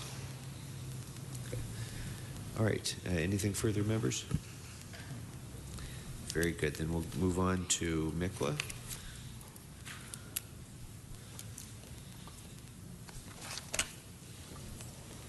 look like I have any cards on this, so just go right into the report, please.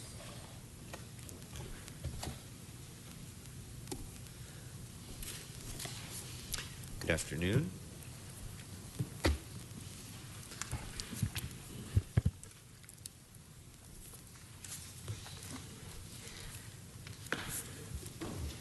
Good afternoon, Diana Mangiolu. MICLA, which is the Municipal Improvement Corporation of Los Angeles, is basically a nonprofit corporation that enables the city to issue non-voter approved debt. Currently, the city makes over 35 payments towards debt service, all of which have been issued through MICLA and is administered by our office. All of those payments are budgeted and administered through the Capital Finance Administrative Fund. The budget for Cap Finance has decreased from $254 million to $240 million, mainly due to the Special Parking Revenue Fund. Cap Finance has various funding sources, mainly general fund, which funds about 90% of the budget. There was a slight increase in general fund from 213 to 218 million, mainly due to debt service payments.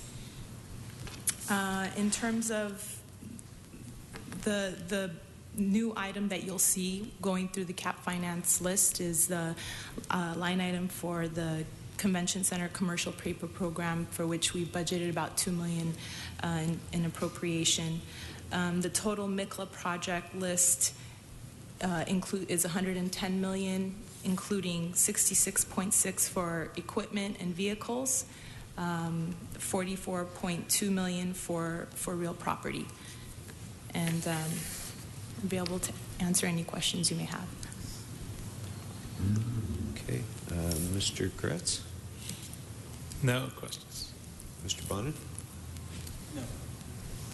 Mr. Blumenfield? We talked about this in the earlier discussion, but just want to make sure with you all that we're working a plan, and so that if we do go with Plan B, that money can then be financed by the overall convention center. The $500 million spend that AEG has, if we go ahead and do the upgrades ourselves, or right now, that it will be an investment that we can get reimbursed for. And I'm not sure how that's written in the MICLA financing, but I want to make sure that if we do go ahead with that item, that there is a way that we can recoup that money if indeed we get to go ahead with Plan A. Does that make sense? You weren't part of the earlier discussion, so it may not make sense to you. Oh, I was. Okay. So in terms, if we move forward with Plan B or Plan A? I get my plans confused. Plan A is the stadium. If we move forward with the stadium, I want to make sure that at that point we're able to, any investments we make now that are contingent on a Plan B, that we're moving forward, we're saying we need to make these investments now, because regardless of the stadium, these are important things, the escalators and the walls or whatever we're doing. Correct. But if we do get the stadium, rather than those basically subsidizing the stadium should reimburse us for those costs. So the list of improvements that were discussed the other day basically are improvements that would not be destroyed as a result of, or torn down as a result of, if Plan A were to move forward.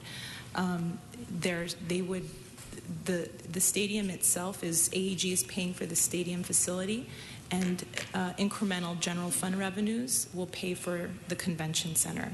And so the projects that we discussed last week were specifically related to convention center and are needed regardless of whether Plan A or Plan B move forward.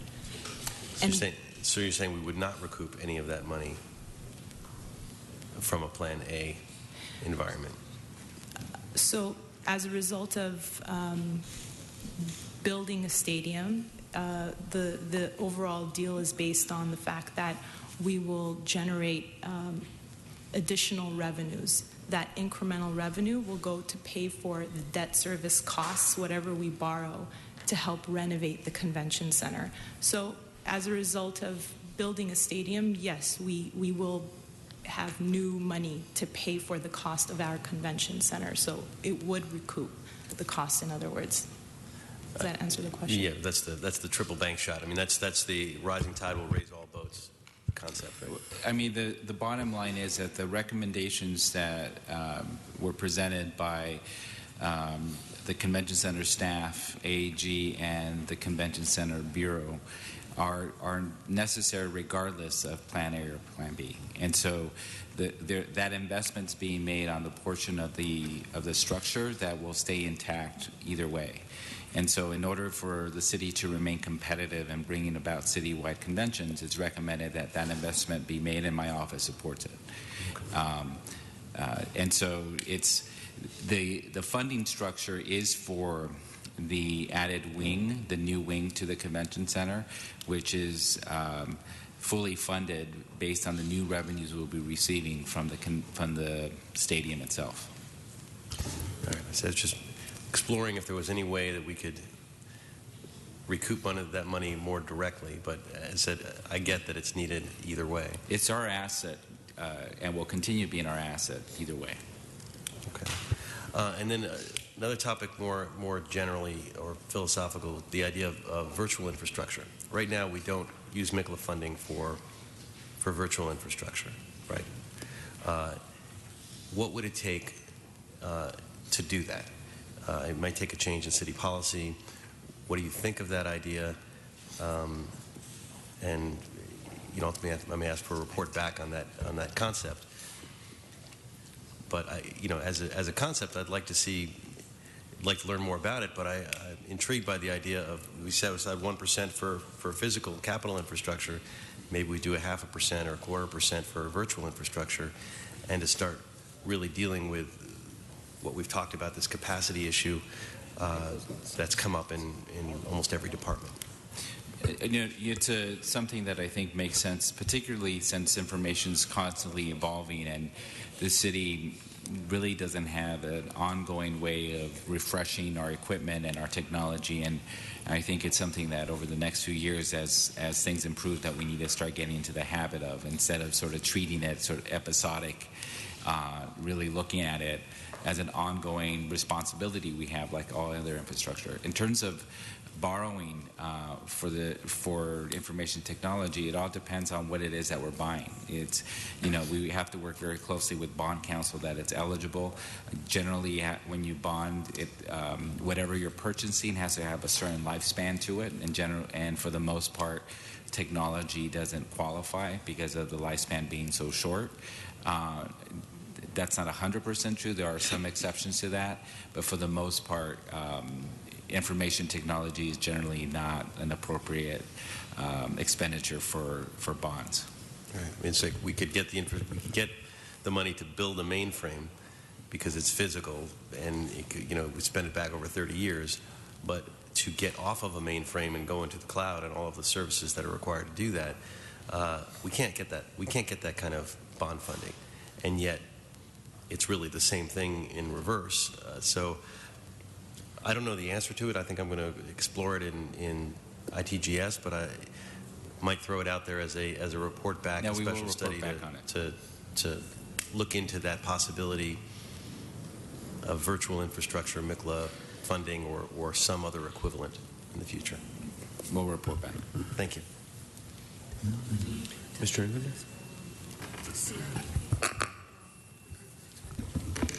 A couple things on item 2, page 672, with the vehicle replacement. If we can just get a list of which vehicles those are for GSD. Also, if we could note, I don't need to report back, but something I always push again is that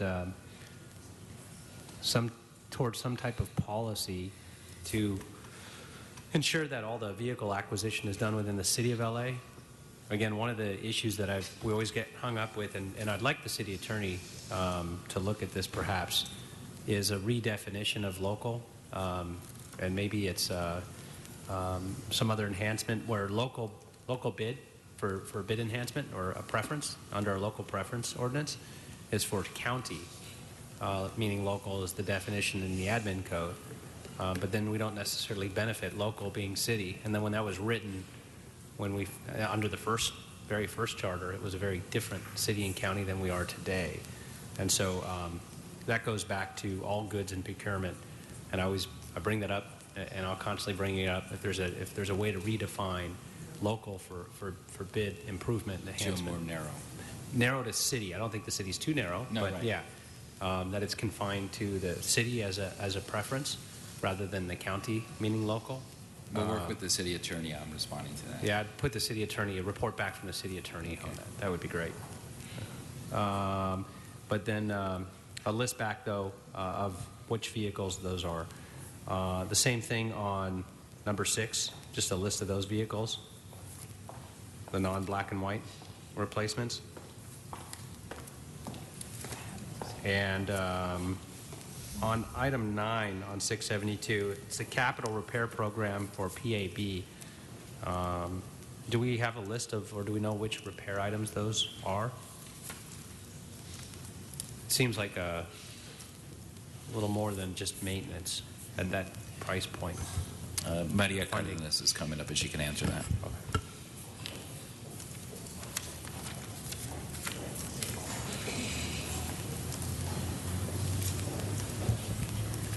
Good afternoon. Yes, we do have a list that's prepared by GSD, their Building Maintenance Division, and they've identified critical items that they'd like to maintain in order to keep the building in a Class A condition. And we can provide that under separate cover to you. Okay, if you could provide that, that would be great. Thank you very much. Under number 11, under the Municipal Buildings, Energy and Water Management Conservation, is there anything, has that been explored yet under that item, whether there are other funds, be it Prop O and or DWP, that could pay for some of those items since they're a direct beneficiary? Other grants, other possibilities? That's under item 11 for the Municipal Buildings, Energy and Water Management Conservation Program. Right. I'd like to answer that. We have a variety of programs and grants where we're doing energy retrofit. GSD has an energy conservation program that is financed by DWP, where they will finance retrofits, and the loans are repaid with savings in the utility costs. We also are just completing a huge quality energy conservation bond financing program that we got through the federal government, and that was used in combination with our grants. We have loans from the state energy department. So this is another way. We have over 800 buildings in the city, and I think that GSD tries to use a variety of avenues to get to energy conservation. And I'm assuming there's a work plan for this already as well? Yes, we It's do have a exactly work where it's plan for going and what we're doing with it? it. We have a list of potential projects, and we can provide that to you also. I don't need a report back on it, but I could, under separate cover at some point, I'd like to see that, unless the committee had an interest in it specifically. Okay. I think we've got a lot of report backs coming, and staff is going to be incredibly busy, but Thank you. that's something that is easily obtainable from the department, so no problem. Thank you. Mr. Kretz, anything further? Mr. Bonin? All right. Thank you very much. That brings us to the CIEP now. I have no cards, so we can go directly to the report.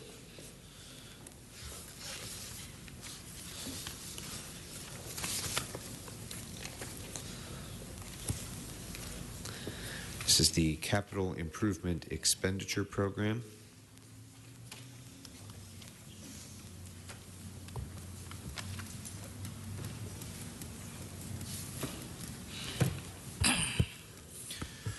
Good afternoon. I'm David Haran with the Office of the CAO. The Capital Improvement Expenditure Program for fiscal year 2014-2015 is $209.3 million. It's an increase of $8.5 million from the fiscal year 2013-14. The general fund component of the capital program went down by $14.4 million from $23.9 to $9.6 million. The special fund component of the capital program went up a total of $22.9 million from $176.8 million to $199.7 million. The bulk of the changes and increases are contained in the Clean Water Program run by the Bureau of Sanitation. I'm joined here by my colleague Maria Cardenas, and we are available to answer any questions that you have. Okay, Mr. Kretz? Yes, what is the new Civic Center building project?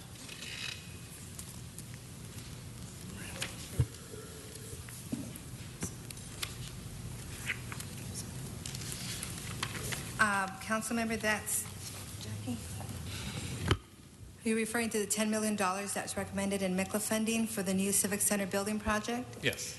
That is a project that we propose to replace the old Parker Center building. It's we have a draft environmental impact report that the Bureau of Engineering is circulating. I think actually has been released.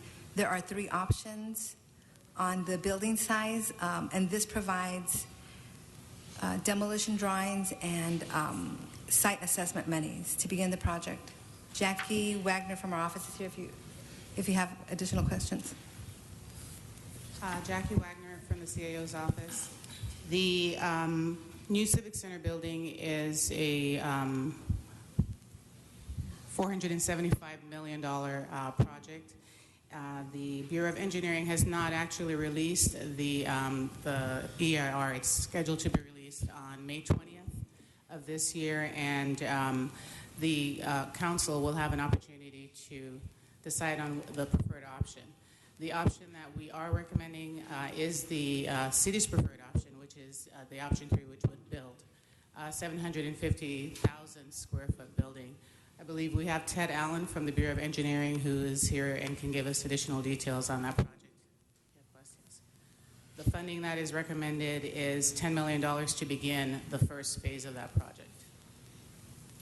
Just out of curiosity, what's the expected total cost of the project?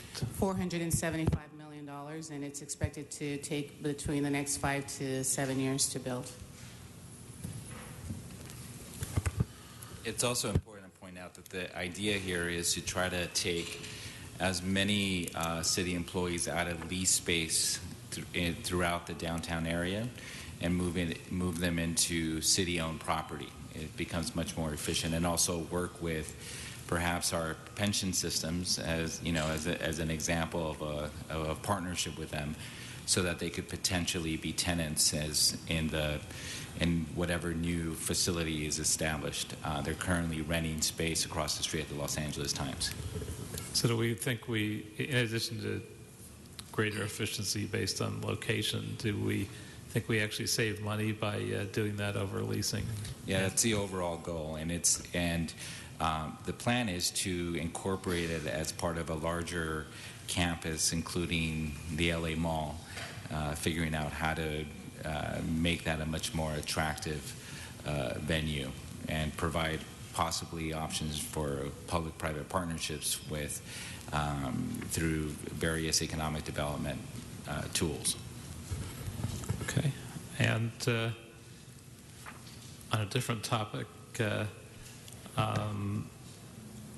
why is the mayor proposing to zero out the funding for street lighting projects in the physical plant portion of the CIEP program?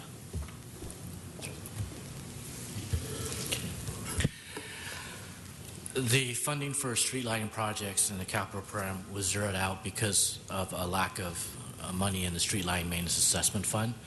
The fund is currently in need of an assessment increase, and the mayor was trying to reserve what money is left for operational needs until we have some sense of whether the assessment increase will be successful or not. And is this a citywide assessment increase? Yes, I forget. correct. Let's see. One more question. According to the budget documents, the clean water projects have been developed as a separate program to reflect the conversion to an enterprise operation to support revenue bonds. So exactly what does that mean? The clean water projects were the clean water program was formerly known as our wastewater program, and They're a fully enterprise fund. They have a previously approved set of rate increases in hand, and those projects are all done separately from the general fund. Lisa Mowry from the Bureau of Sanitation is here if you'd like to ask some specific questions about any of the projects or any. No, I think I'm probably okay with that. Right. And the last thing, if we could just get a report back on the municipal facilities CIEP projects broken down by each council district. Mr. Bonner? Thank you, Mr. Chair. A couple questions and a bit of a follow-up, I guess, to Mr. Koretz. Sometimes two things by themselves can make sense, but when you put them next to each other, they don't make as much sense anymore. I can see that it makes sense in terms of our leasing costs to try to move forward on the new Parker Center and save money on paying rent at the Times Building. And I understand the logic, sort of, behind zeroing out the capital improvements for street lighting. But when you put those two things next to each other, we're not spending money on capital improvements to our street lighting network, including, as we heard the other day, lighting at intersections that have new signals, safety, I believe, at some utility boxes that have potential explosive properties. And at the same time, while we're not doing that, we're spending money on a place where government employees work. Those two things next to each other just don't make a lot of sense. Why is this $10 million for the government building more urgent than the Bureau of Street Lighting needs? Or, alternatively, I asked the other day when Bureau of Engineering was here for a report back on seismic retrofitting of bridges and risk to some of our bridges, which would seem to me equally urgent capital improvement projects, or more urgent than the government building. So I'm just curious why, when there's physical infrastructure needs that impact the public, we're focused on this instead. I get the logic behind it isolated, but when you put it next to those other things, I'm a little confused. It's not as to whether one's more important than the other. I think there's certainly a lot of options and needs that one could argue are probably more important than Parker Center and the larger campus. What the overall CIEP program does is try to do a balance of both infrastructure, as both those things that only we're in charge of and have no other revenue source, as well as leveraging other sources of funding. The best example of that is the investment being made in streets and sidewalks, where at least with the streets, it's filling in a gap that other state sources are unable to meet. The investment in the campus is because there's no other body that's that could actually take care of it. We're clearly responsible. It's currently Parker Center is essentially closed, and it's an eyesore in the community, as well as presents potential life safety issues in the larger civic center community. And the revenue source would come from taking people out of lease space, and so at the end of the day, we're paying less in other people's property, and also partnering with our pension systems who are currently actively looking for a place to move into, having them actually be as tenants. So the prioritization of the Civic Center is not about it being more important than addressing the issue of copper being stolen in our streetlights or some of the other issues you raised, is that this is the only source of fund that we have to address that particular problem.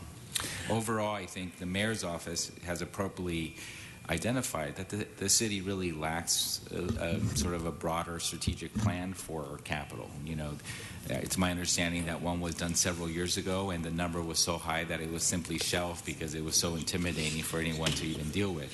Well, that's not a good answer either. There has to be a larger strategy to deal with all of our infrastructure needs, both city facilities as well as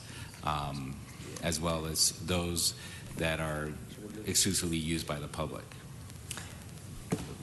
And I would offer perspectives on either side of the CAOs.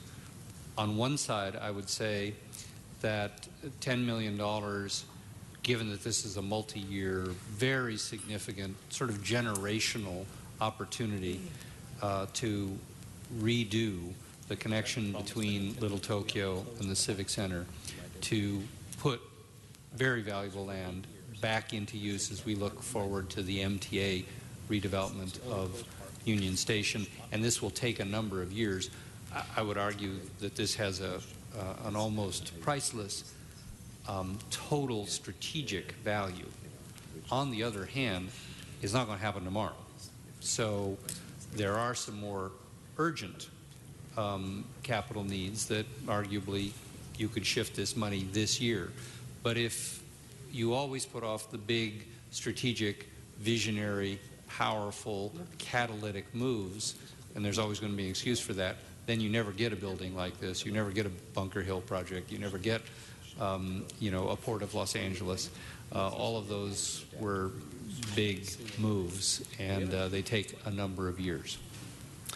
I get that. I appreciate what both of you are saying, and it's not black and white. In fact, I find what you're saying compelling. I'd find it more compelling in a year when we were investing more in some of our basic infrastructure, and that's just not this year.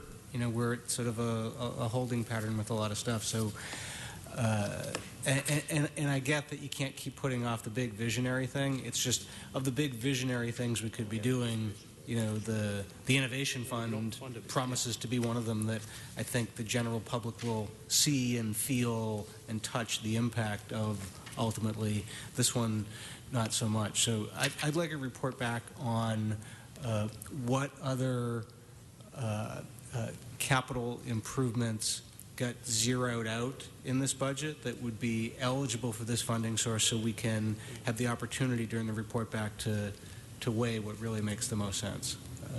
Council member Bonnet, this project was conceptually approved by the council several years ago when we moved the last units from the LAPD to Piper Tech and paid for that with Proposition 2. The mayor and council have provided $2 million for the environmental impact report, which is being finalized now, which has mitigation measures, which with huge projects of this size, having dated environmental impact reports just opens the city to having to redo part of that analysis and the mitigation measures. Yeah, still, yeah, that would be a budget impact report. Yes. Yeah, thank you. Thank you, Mr. Chair.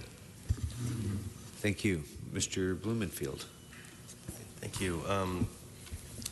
First, just on a narrow side and then broadening it a little bit, I'd like to get a report back on what it would take to include the storm drain at Oakdale on Ventura in our capital improvement program. It's one we've talked about a lot, and there's a flooding issue there.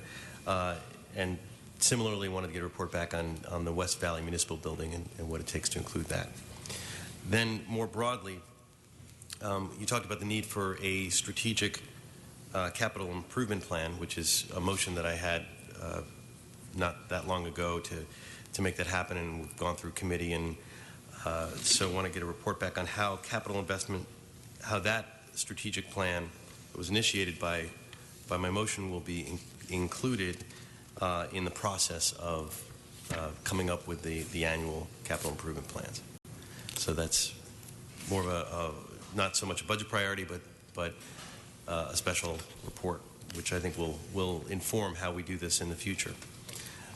And then also I wanted to, the question I was talking about on the MICLA side in terms of how do we incorporate our virtual infrastructure.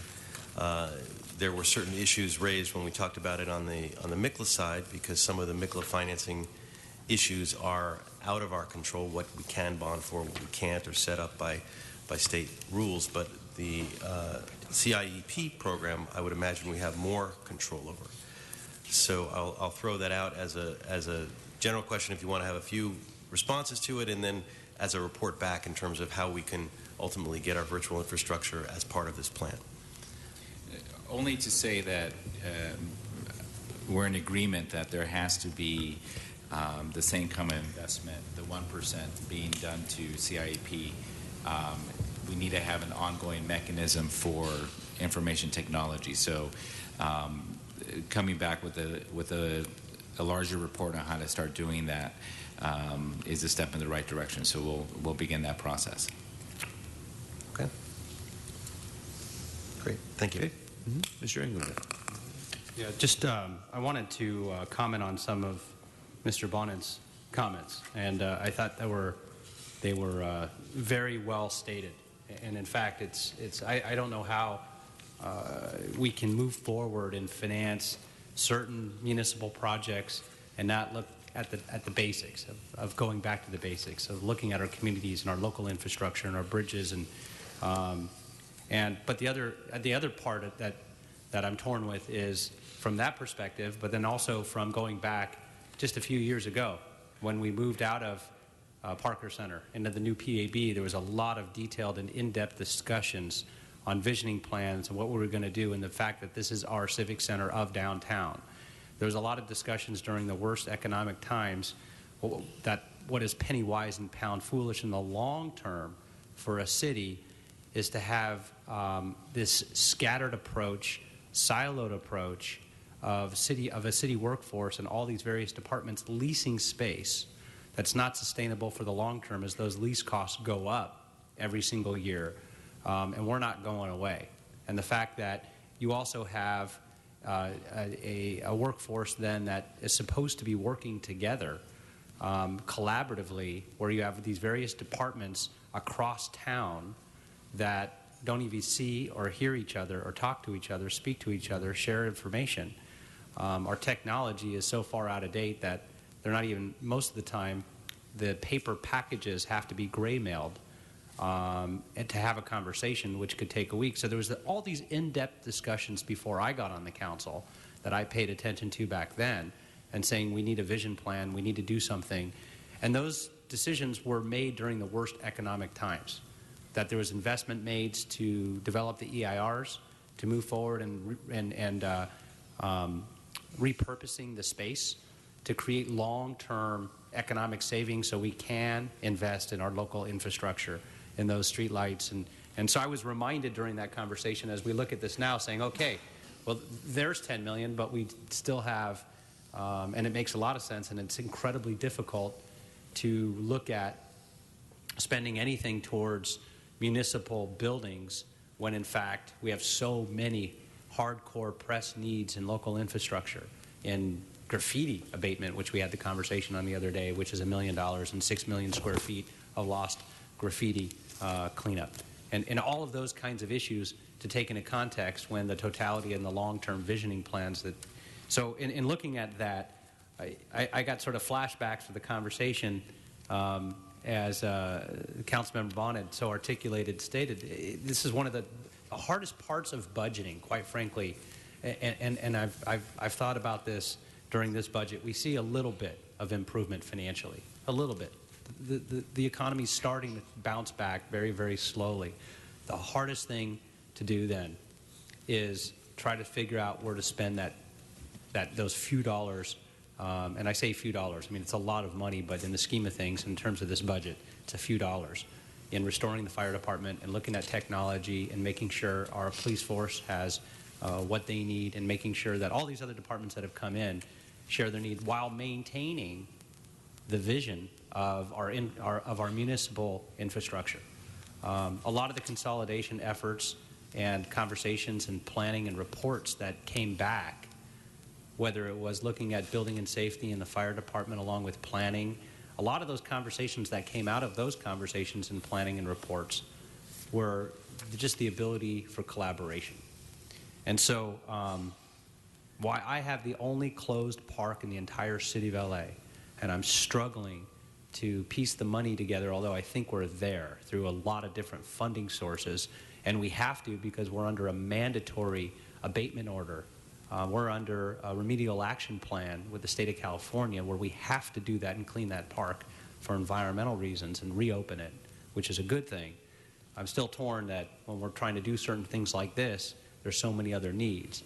But in the interest of the long term, a fiscal responsibility platform of what we should be doing, I think it's the right thing to do. These are plans that were set in place. I am very interested in looking at those reports that do come back, and I think it was a good point. I just wanted to make, a really long-term point, because it's so difficult as we look at all these things, is where do we see ourselves in 10 or 15 or 20 years? Certainly not broken bridges, certainly not broken streets and sidewalks. So we got to look at it all, and it's very difficult. But with that, there's no report back, just a rant. I mean, it's a good debate to have. And I'll switch to decaf. So, It's a good debate to have, and number balancing things we have to balance. For example, there's about $2 million to deal with the White Point area in Joe Buscaino's district, and we know that that's barely, that's going to be as high as $25 million. The $2 million is sort of the first step in that. But you could go around the city, and there's other versions of that everywhere. So finding that balance is always a challenge, and that's why there's a need for some kind of strategic plan so that we actually have an end game and we're sort of taking things off the list. And again, making a pitch again for using one-time money for this reason. And so if we had one-time money on an ongoing basis, then it would give us greater opportunities to make these kind of investments. Just a couple of specific line item questions. On page 681, there's a $450,000 entry for citywide nuisance abatement. What does that go to fund? Those funds are provided for the first time within the capital improvement program to provide the city, general services, and our office with flexibility to do nuisance abatement at properties that the city has that have not been redeveloped, they're abandoned, and we have their community blights, and so we're starting to address it with this funding. Why isn't that just included within the ordinary departmental budgets for whichever department controls that property? Well, these are surplus properties that nobody controls. The city has not activated them. Fire stations, the old Lincoln Heights Jail, etc. So they're buildings throughout the city that are not in use. That have already been declared surplus? Yes. Okay.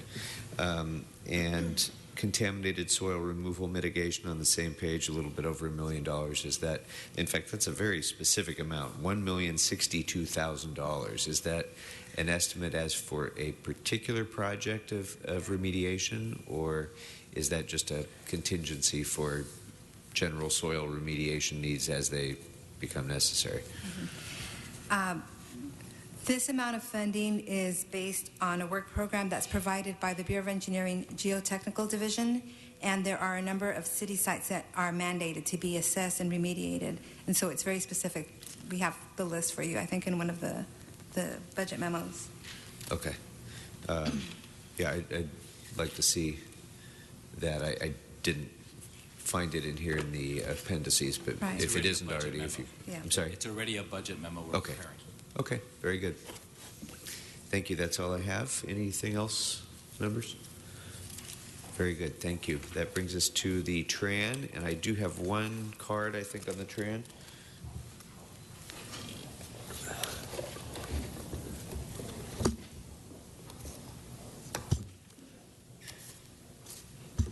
Actually, I have two cards. One is Daniel Weissman, and the other is Jack Humphreyville, and I don't see either of them in the room.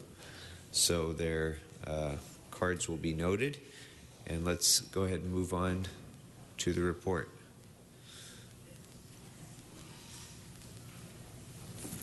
Halto CAO Office. This debt service fund represents the principal and interest payments of short-term debt called tax and revenue anticipation notes. In the budget, we have a debt service total of $1.05 billion. That's about a 9.6% increase. This is primarily due to the increased amount to the contributions of fire and police pension and to LACERS. The reason why we issued TRAN is for two reasons. One is to fully prepay our contribution amounts by July 15, and this allows for a discount of about $35.6 million. Secondly, we issue TRAN to alleviate cash flow deficits occurring in the early in the fiscal year when certain tax and revenues have not been received. I'm here to answer any questions you may have. Thank you. Mr. Bonin. I think I'm good. Mr. Kretz. Mr. Englander. Mr. Blumenfield. Be that good, I'll ask one question just to ruin the trend there. Although getting the paying off the discount rate's great financing. Love that we were able to do that. Just wanted to, in the spirit of looking at all the fees that we've talked about, maybe get a report back on the fees that we paid over the last 5-10 years, and amount of the related trans. We'll be happy to do that. This year we were very successful. We were able to sell our TRAN at 17 basis points. And so it's something that we spend a lot of time speaking to investors. I go 2 weeks traveling around and meeting with them directly to tell our story. And we can certainly give you that report from the last several years. Thank you. Okay, anything else, members? Very good. Thank you very much. That was an easy one. That brings us then, our final matter for consideration in the budget actually is Exhibit H.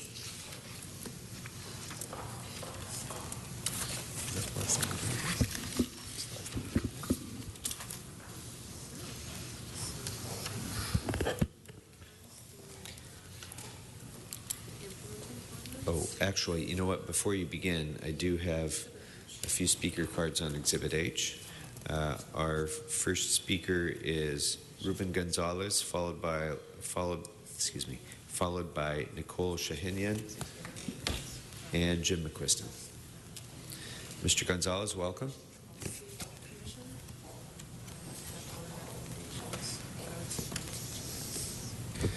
Thank you, Mr. Chairman, members of the committee. My name is Ruben Gonzalez. I'm here on behalf of the LA Area Chamber of Commerce. As you know, we've had many years where we've been discussing the issue of the gross receipts tax and the need to not only reduce it but eliminate it entirely. And the Council in the past and currently has considered the BTAC proposal on many occasions. We are excited that this issue is part of the budget discussions. We believe that the proposal before you, which would reduce the gross receipts tax $15 million a year for 3 years, is a good start. But we would ask this committee consider augmenting the mayor's proposal. We believe that truly to move the needle, to give a greater commitment, to send a greater message to the business community, to impact that highest tax rate, which is the most mobile of businesses, the ones that can choose to be in El Segundo instead of on Century Boulevard, and make choices to be in other cities instead of the city of Los Angeles. To truly reach them, we need to show them that as they make their long-term investments and they make their plans 10, 5, 7, 10 years out for investing and where they're going to be, that we're investing in them. So our modest proposal is that you would consider augmenting this 3-year plan by 2 years.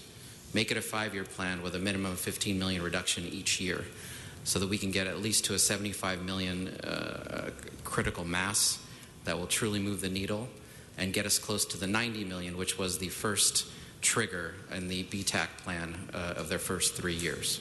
Thank you very much for your time. Happy to answer any questions. Thank you. Our next speaker is Nicole Shahinian, followed by Jim McQuiston. Good afternoon, council members. I'd actually just like to echo everything that Ruben just told you. Throughout today's testimony, you've already heard repeatedly from residents and city workers alike about the impacts that cutbacks to city services have caused to neighborhoods throughout the city. You've heard about the critical and outdated technology and infrastructure improvements we need to make over the next few years. And you've also heard it calls for greater efficiency across city departments in order to eliminate waste and unnecessary costs. The Chamber applauds and encourages the city to continually strive to become as efficient and cost-effective as possible. But these efforts alone are not going to pay for the restoration of our city services or our investment in technology and infrastructure. The bottom line, we need more revenue. And for that, we need jobs for our residents. We need investments for our city. We need to stop the perception that LA is not business-friendly. We need to let businesses know that LA is not working against them. LA is working with them, or better yet, for them. The most visible and potent of the identified barriers to job creation is LA's gross receipts tax. We support the mayor's goals, as outlined in Exhibit H, but also, like Ruben said, support an augmented approach, more in line with what BTAC proposed. We definitely think that the mayor's goals of targeting the top two classes, 9 and 8, are definitely the right ways to go. Those are the most mobile and, frankly, the jobs that Hollywood in particular needs to grow. So we definitely support that approach and hope that you'll do something a little bit more progressive in terms of timeline. Thank you. Thank you. And our final speaker is Jim McQuiston. Hooray, last. Jim McQuiston. Two comments on Exhibit H. We really need, as I said in my first paper I put in a long time ago, we have to tighten up on trying to stop being ad hoc in the city, because then people think we don't have any regulations at all and just invent things at the time, and it costs us a lot. But I do want to say in street services, in Exhibit H, I'll put in something specific on that. I'm sorry I didn't get it ready for this afternoon, but I'll get it in tonight so you'll have it. I think we want to put in something else about hazardous trees. We have to stop having hazardous trees. Some of these camphor trees and things like that that are put in 3-foot squares, this is just ridiculous. And people do plant trees without authorization, and we let them do that. But if they get too big, we have to have in the code, the city attorney has to have something in the code that will say, hey, if a tree is hazardous, according to someone, street services or building and safety, it has to be removed, and somebody's got to be on the hook for paying for that. I don't think it should be the city. Okay. Thank you.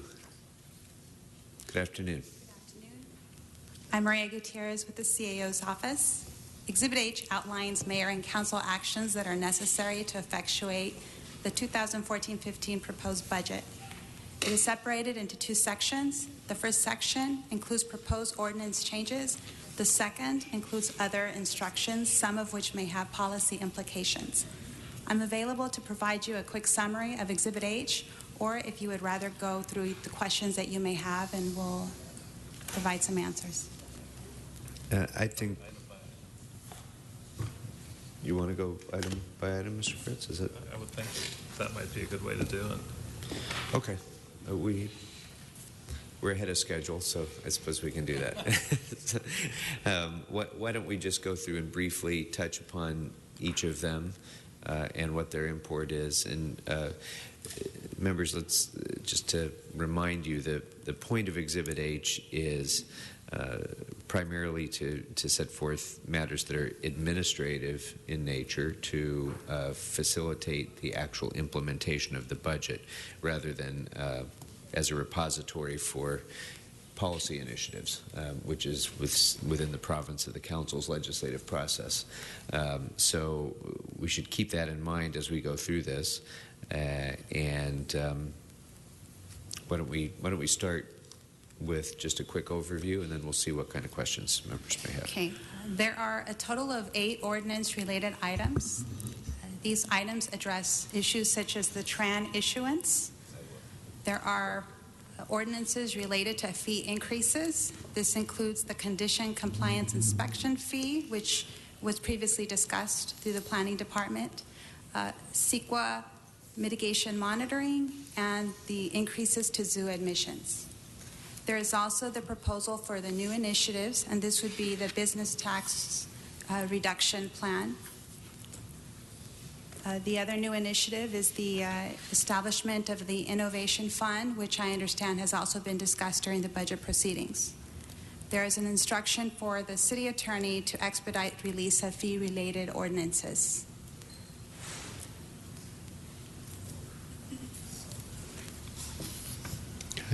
There are any questions on those? Yes. Mr. Kretz? So on the business tax, it's been suggested that we add a couple more years to that projection. I wonder if we might look at adding perhaps at least a year to help give the business community a little more confidence that we'll be moving in the right direction, and to possibly put in a fourth year that it would be $4 for in 2019. So you want to have a report back on what the fiscal impact of adding a year or 2 years.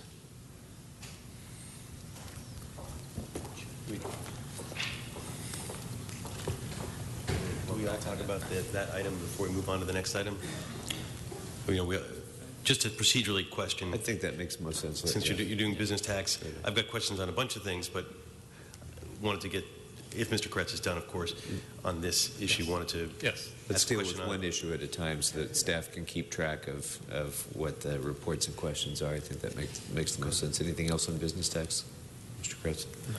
Mr. Blumenfield. Yeah, on the business tax, to report back on the potential of indexing future reductions to some sort of CPI or other index.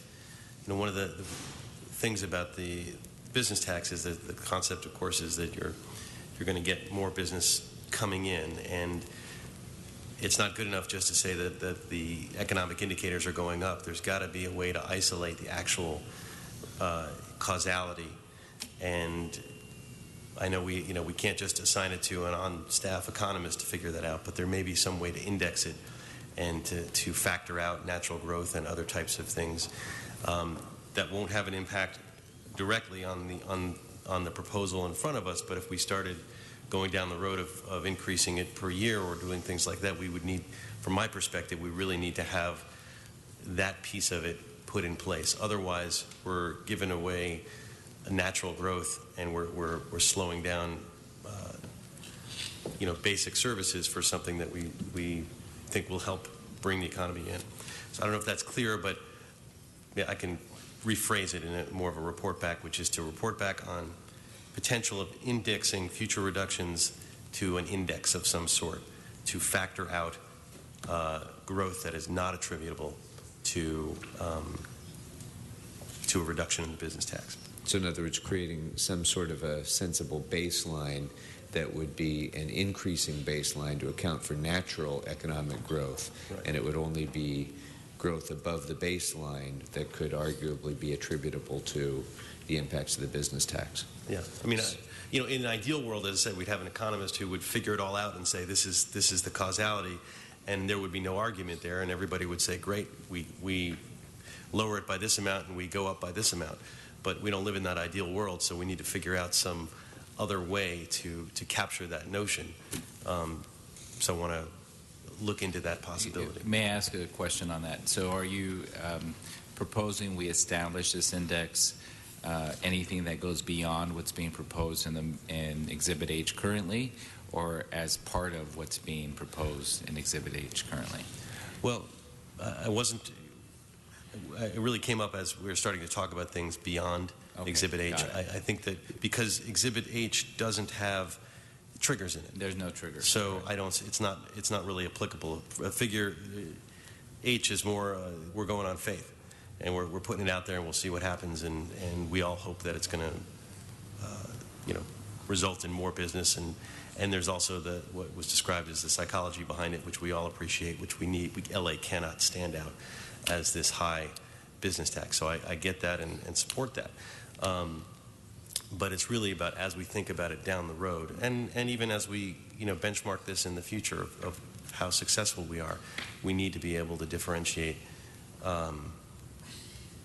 causality from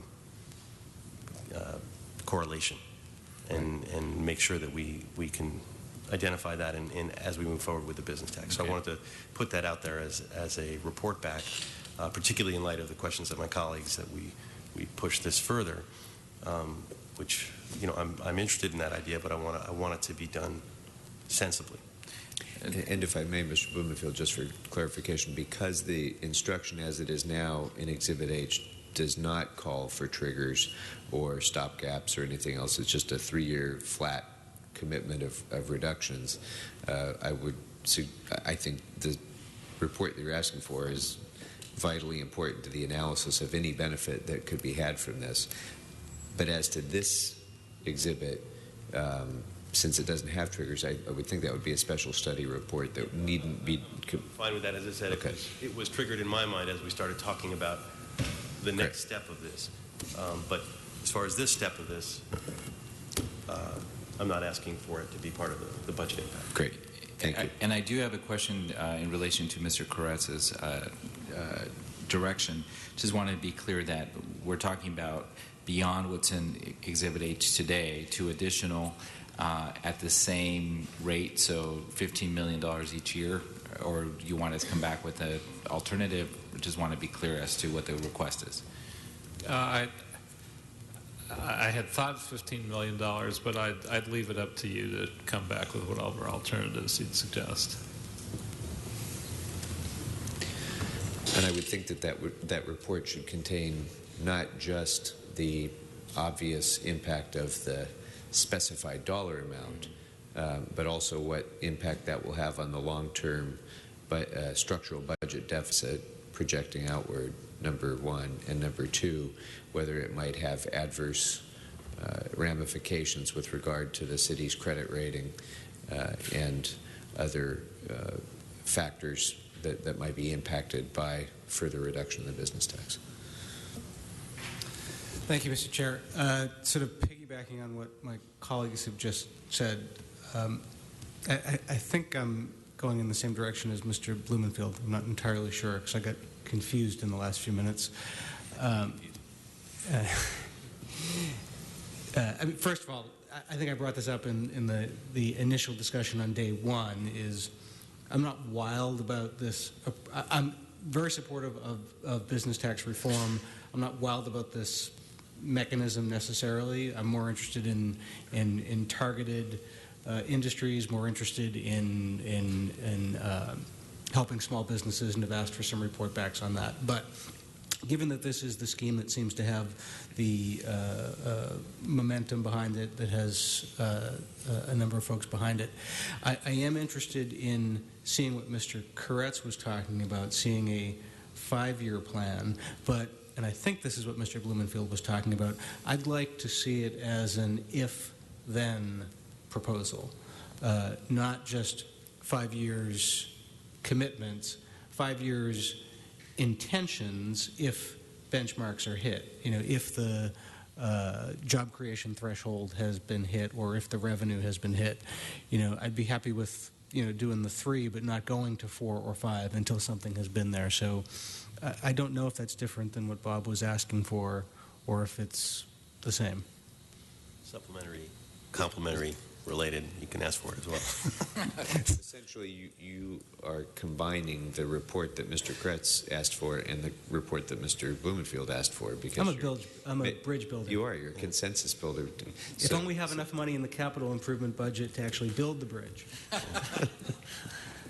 Well, if I can just add to this discussion about business tax, then so long as we're doing special studies, the budgetary impact of this is a projected $15 million reduction in revenues from business tax projections, correct? Correct. The Exhibit H implication of this is here's a plan for how we realize $15 million in reduction in the tax burden on businesses. I'd like to get a report back on some suggested alternative policy proposals to achieve the same degree of business tax relief of $15 million a year with a greater degree of targeting on businesses that are most apt to make a siting decision based on their tax burden, if there are policy strategies that would achieve that goal. This is a special study. This needn't be done, for purposes of this budget, but we'll go forward. As far as I'm concerned, we can go forward with this Exhibit H instruction as it is. I'm fine with it. But going forward, as we continue our discussion about this through the course of the year, I'd like to be able to consider other legislative options that would achieve the same result and possibly have a greater impact. Mr. Kretz.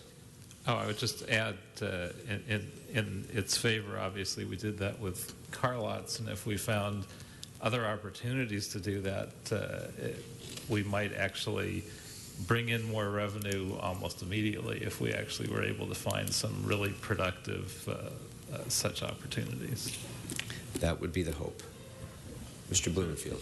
Building on that idea, I was going to ask for something similar, but a more comprehensive report back on a comprehensive reform, working with the Office of Finance and business leaders to define what the problems are and how we can take a more comprehensive approach. Because certainly a lot of the business leaders that I've talked to about this issue, there's the overall number, there's the categories of which we addressed, but then there's a lot of sub-issues within those categories that we really didn't address in this approach, and is much more of a policy approach. So a special study on that and engaging the stakeholders in how we can be, the only difference between the chair's request and this is not just as a way to get the same amount of savings, but how we can, even within either approach, how we can be more effective in adding other elements to this to the business tax issue. So I'd ask for that report back. Anything further? Just to weigh in on that. Business tax. Yeah, on business tax. I support anything that we can do to move forward, to move towards the final elimination of business tax, period.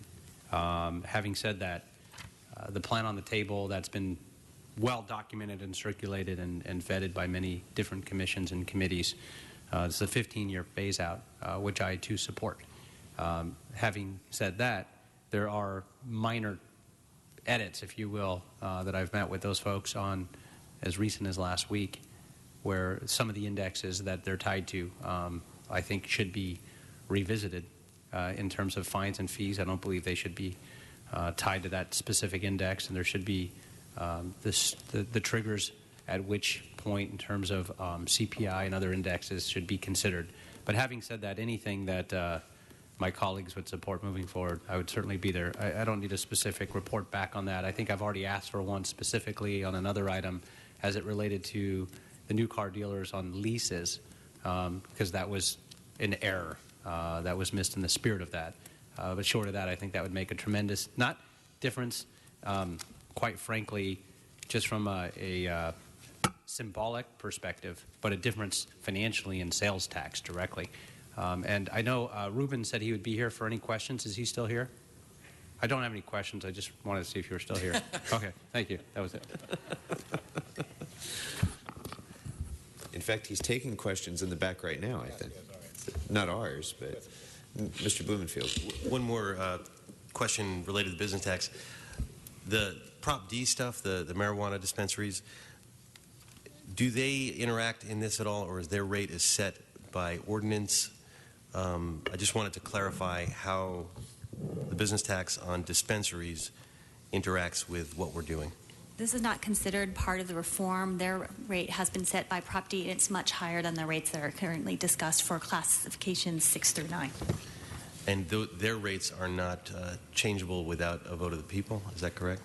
Well, the idea is if you're increasing, you would need to go to the voters. Decreasing is a different matter. But of course, if you decrease it permanently, without a sunset date, you would have to go to the voters to then restore it.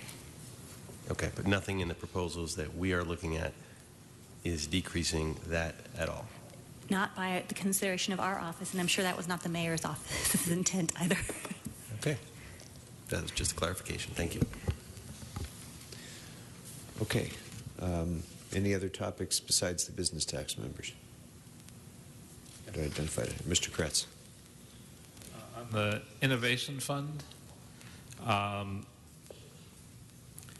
Would the members of the current QPC become the members of the new IPC? It's anticipated simply that there would be a change of name to emphasize their role in promoting innovation and to more exactly parallel the innovation structure of the Council's committees. And so how exactly would the new commission be structured? Same exact way. We're talking about changing productivity to innovation in their name, nothing more. Okay, and where's the mayor proposing that we come up with the funds for the innovation fund? It's a total of $1.4 million. Most of it is from general fund in the UB.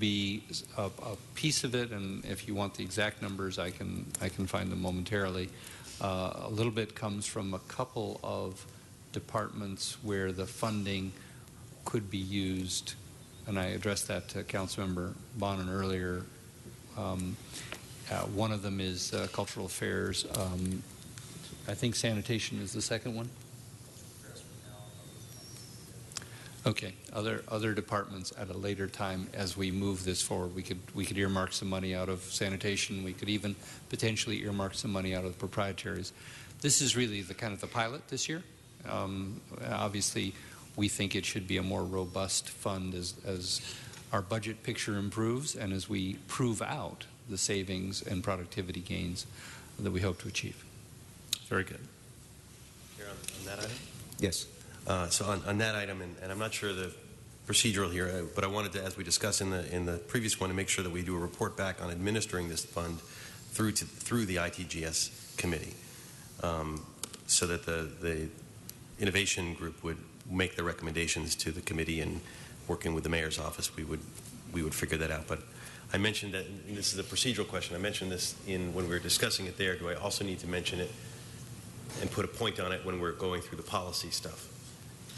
I think the point's been made clear. Mr. Englander also made the same point earlier as we were talking about the Innovation Fund with regard to the GCP. So I think any further legislation related to the creation or oversight or expenditure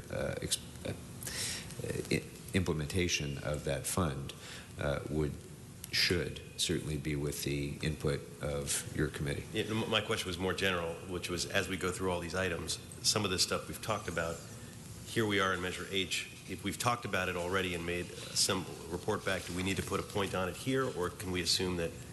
So here's what I'm going to ask the CLA to do, actually, with regard to all of the Exhibit H items. I'd like to instruct the CLA to review all of the instructions in Exhibit H, to reconcile those instructions with any actions that are currently pending before the Council, and provide recommendations for matters that might require further refinement in one or more of the Council's policy committees. So CLA will go through each and every one of these items and make those recommendations as necessary for policy committee referral. And then we can review it and see if we feel like it's missed. Okay, great. There are things that we've asked for reports back on that could, by the end of this process, get included in Exhibit H, yes? If it's a budget impact report back that causes us to take an action that requires an ordinance change, then yes. Yeah.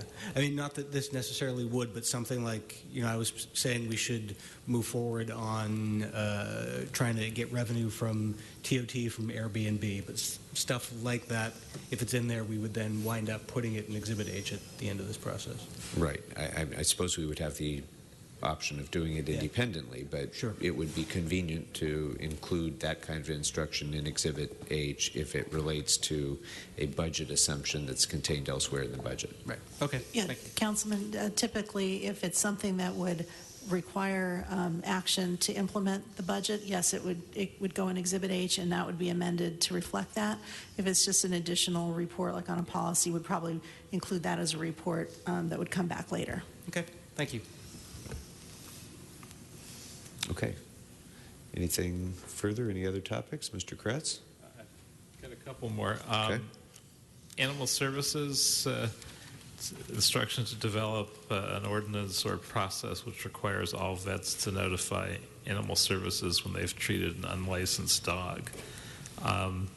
Do we know exactly what the department's going to use this information for proactively? The department's here. Perhaps they could come and speak to that.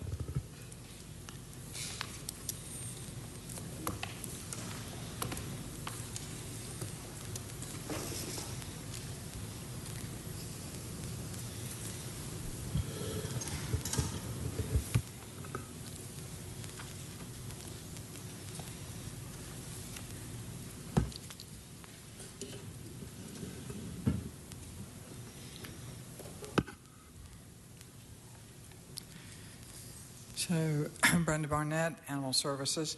We initially put a request in our budget package just as a placeholder. There's no money attached to it.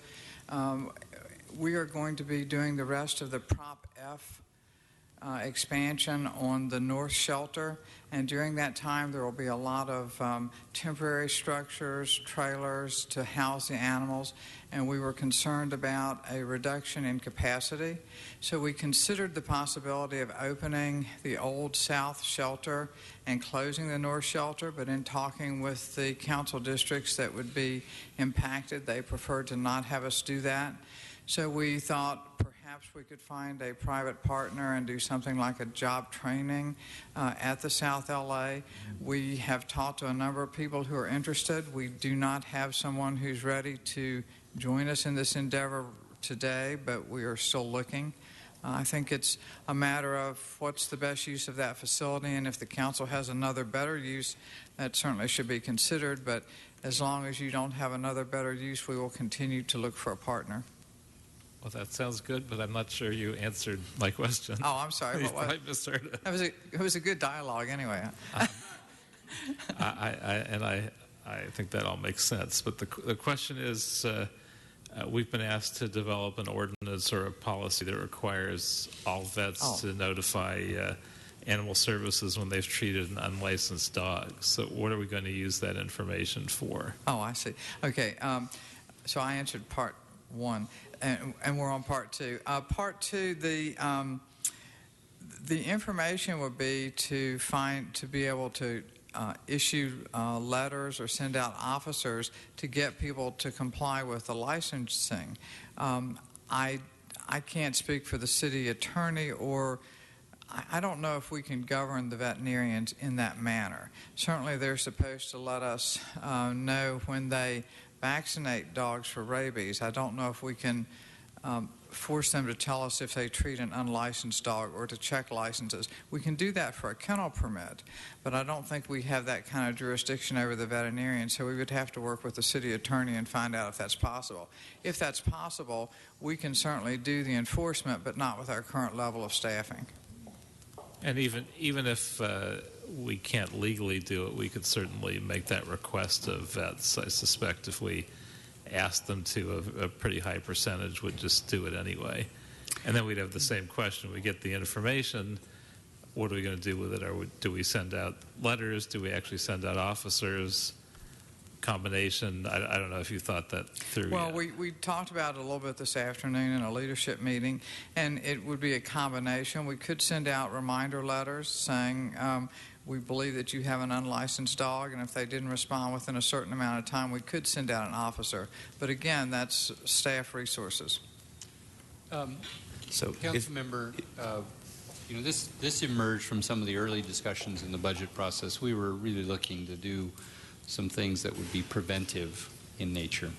I think based upon the dialogue with the department, based upon the council's dialogue, we'd be comfortable without a complicated report back to rewrite Exhibit H more along the lines of see if we can't get a cooperative level of reporting and encouraging of the involvement of veterinarians, since they're busy, they don't want to get in, we don't want to get them into we don't want to be crosswise with our veterinarians and some of the issues that you and others raised. So we'd be happy with simply rewriting Exhibit H to promote this as a way of preventing folks from not licensing their dogs for all the reasons, not including the funding that comes to support animal services that having licensed dogs bring in the way of benefits. I'm thinking of taking a slightly different approach, Mr. Cole. Were any of the budgetary assumptions regarding the likely revenues from dog licensing contingent upon this policy going into effect? No. All right. Then this is a pure policy decision. This has nothing to do with the budget. So what I would recommend, and by the way, it's a policy that I have some concerns about because I don't want to create any disincentive, financial or otherwise, from people bringing their animals to veterinarians, especially for spaying and neutering or otherwise, if they think, especially their unlicensed animals. I would much rather they, get spayed and neutered than worried about whether they were licensed. So it's a good idea because we want to maximize that licensing revenue, but I'm concerned that it may have unintended consequences with regard to other policy issues. So I would suggest that we simply refer this instruction to the PAW committee for further consideration as a policy matter, and all of those issues, the alternatives that you're suggesting, Mr. Cole, could also be considered in committee at that time. Certainly defer to the chairman and the committee's instructions on that. That makes sense. Okay. Thank you. Anything else on that one? Okay. What's the next topic, Mr. Kretz? You're leading the charge here. Seems to be. On developing a model for an investment fund to invest in economic development projects, I just wanted to make sure, even though it was mentioned earlier, that we look at the criteria for how economically disadvantaged and economically unstable areas be developed, just to make sure that we include places like my example, which was Westwood Village, where the commercial area itself is maybe very depressed and unstable, even though it may be located in an area that might be wealthier. So that's just the question. How are we going to develop that criteria, or have we decided that yet? This is consistent with prior reports that my office with the CLA have submitted. In that context, we haven't established specific criteria prohibiting the use of economic development activities in any particular neighborhood. Okay.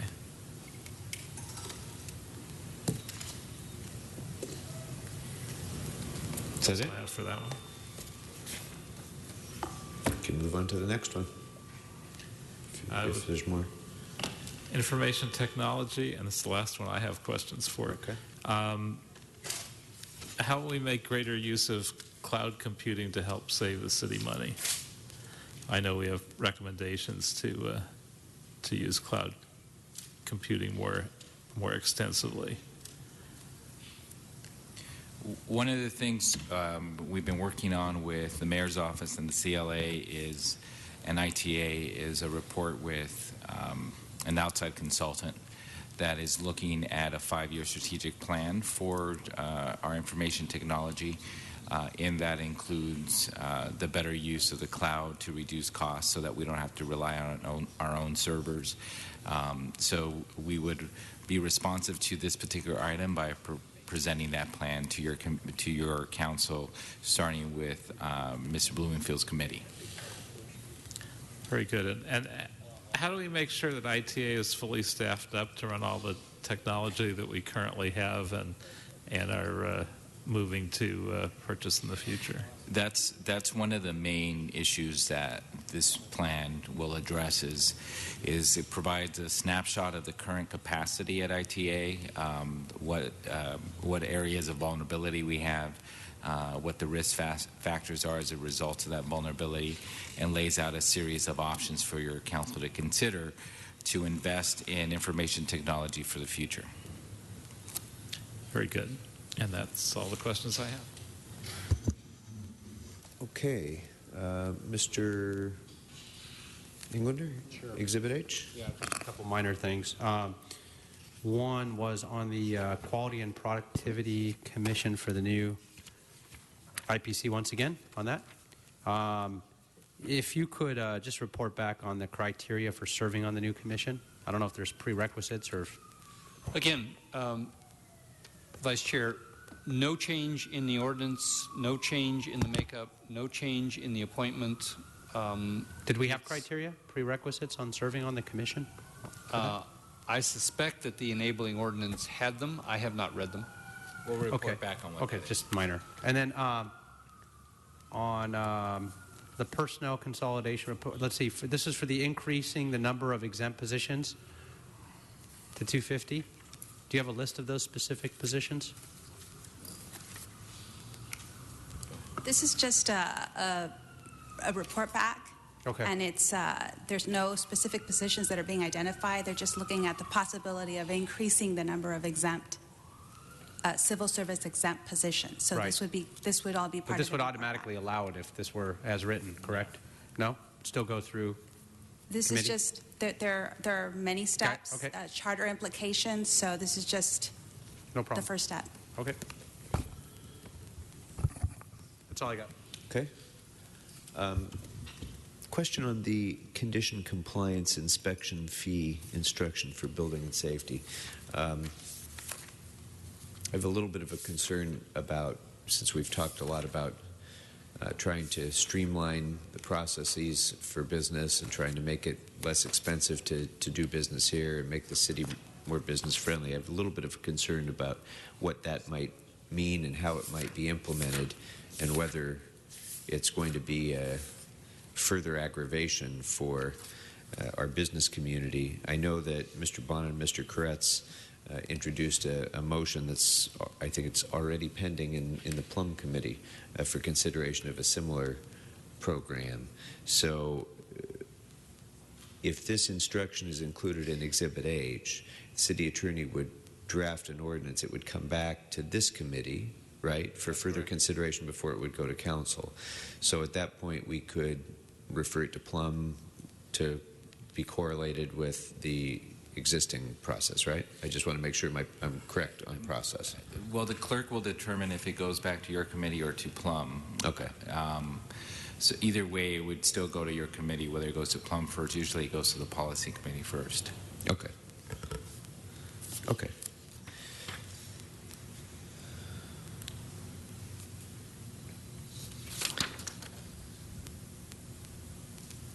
I don't think I have anything further. Anything else, members? Mr. Blumenfield? Mr. Blumenfield, anything further on Exhibit H? Nothing. Mr. Bonin, anything further on Exhibit H? Last chance, members, on our last item. Wow. Okay, so the comprehensive instruction on all of these items to the CLA was clear, so we'll get a report back on that. Members, that concludes our agendized items. So we are working on a list right now, Mr. Hale, and when would we expect that this list will be available for distribution of today's requests? Okay. So shall we recess for... All right, so members, we aren't going to be... we're going to be in recess tomorrow. So which will allow staff time to begin working on their responses to our voluminous requests for reports back. So we won't have an opportunity to tomorrow to approve the list of requests that were made today. So what I'd like to do is take a brief recess and then reconvene here at, can we do it in a half an hour, staff? Can we have a list back here in a half an hour? Okay, so let's reconvene here at 10 minutes to 6. We'll vote on that within 2 minutes thereafter and conclude for the day. Can we make that our goal? Yes. All right, so then we stand in recess until 5:50.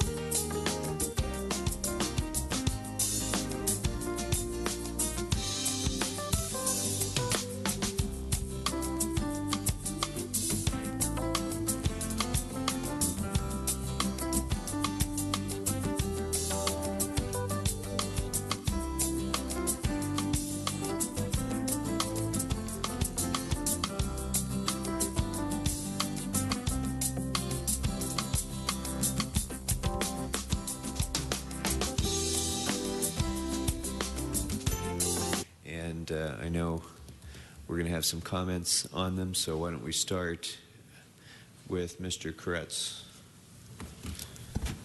Thank you, Mr. Chair. Just one thing on item number 392 relating to revenue collection. The first part is probably unnecessary because my question was whether departments were all participating in revenue collection by sending out collection letters signed by the city attorney. So the only real question is, can we get the city attorney to okay again the use of using his letterhead, and then we look at getting everybody on board and using them. But the surprise to me was I thought it was a question of whether we had gotten from 50% to 70 or 80%, and then to find out we're not doing it at all. So that's the only piece that we need to report back on. Okay. That's it? That's it. All right. Mr. Englander? Yes, under MICLA, one that was missed, I'd like to make sure it's on there and add the report back on the police and the black and non-black and white police, as well as the GSD vehicles, the list of those vehicles. On page 3 under CAO, number 397, there were actually two separate studies. One was the report on what we would need to do to create a centralized grants office within the CAO was one. The second line is actually what would be the proposed metrics for developing grants. Is actually different. We'd take that off. It should be a study on a metrics to measure contractor performance.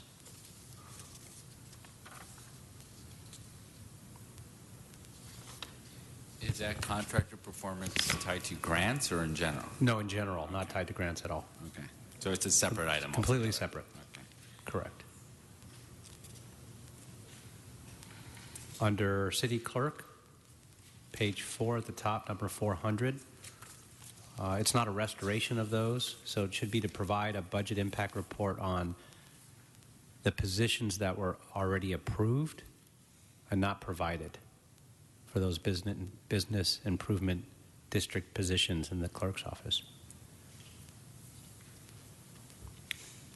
For clarity on number 398, the next one, are there any efficiencies linked to mobile or electronic methods related to additional language requirements? The question would be to research options other than printing costs, if there are efficient ways to distribute the information in the multiple language requirements.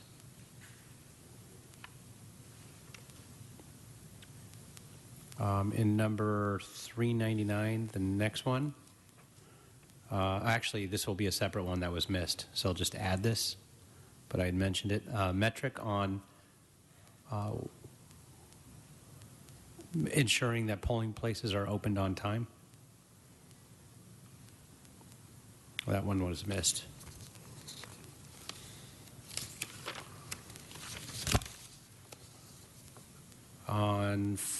Under Exhibit H, number 486, it does say Quality and Productivity Commission, although we have changed the name in this year's budget to the Innovation Commission, so I want to make sure that's captured.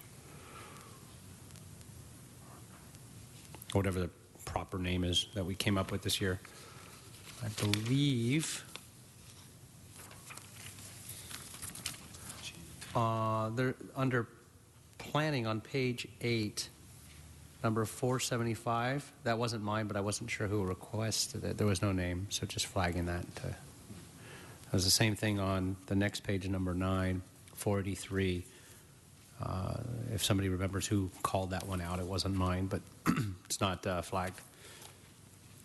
And then my last one is under the UB, number 457. Should be a request to move the funding to the appropriate departments on the $20 million for sidewalk repair.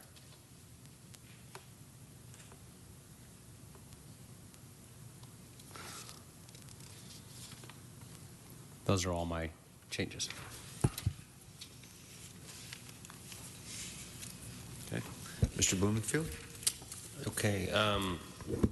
Page 1, number 422, just to make it clear, I would strike foreclosure AB 935, strike nuisance issue, just say look at alignment to capture some of the, and instead of savings, call it blight fee revenue to put back into enforcement, period, and then you can strike the last sentence as well.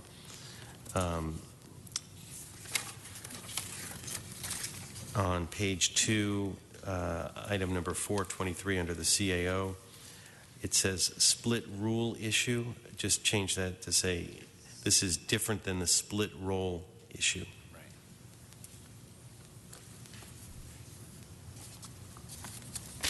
And then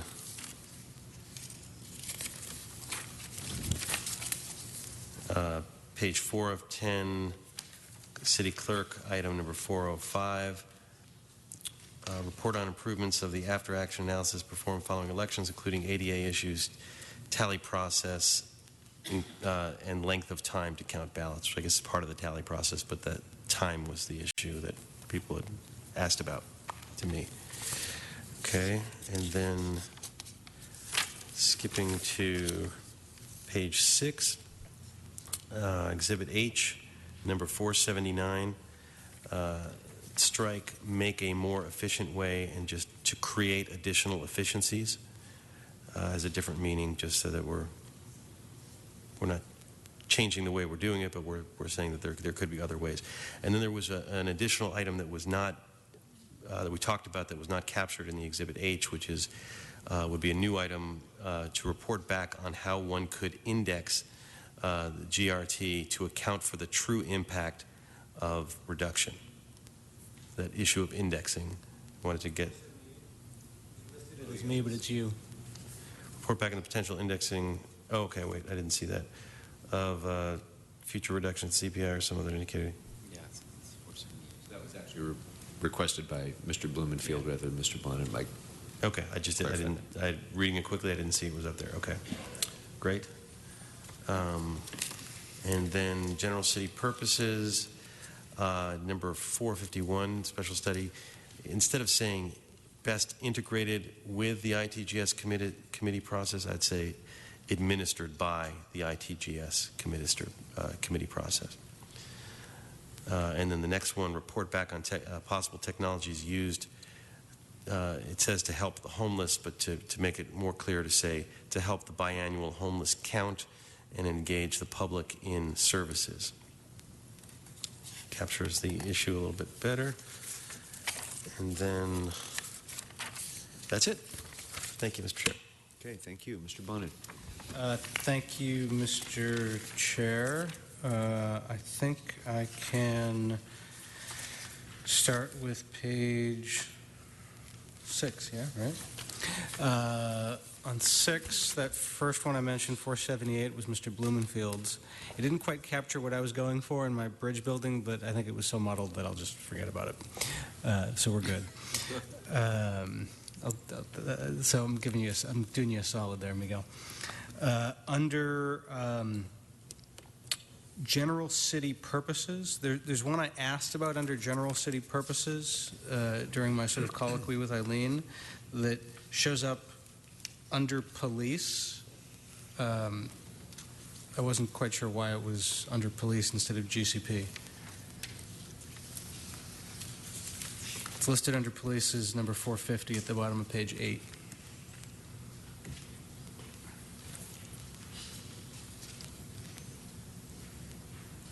Okay, we can move it to GCP. Okay, I wanted to rephrase that one to say report back with revised description of expenditures from item 41, which was described as joint technology improvements in public safety agencies and not police, fire, CAD consolidation.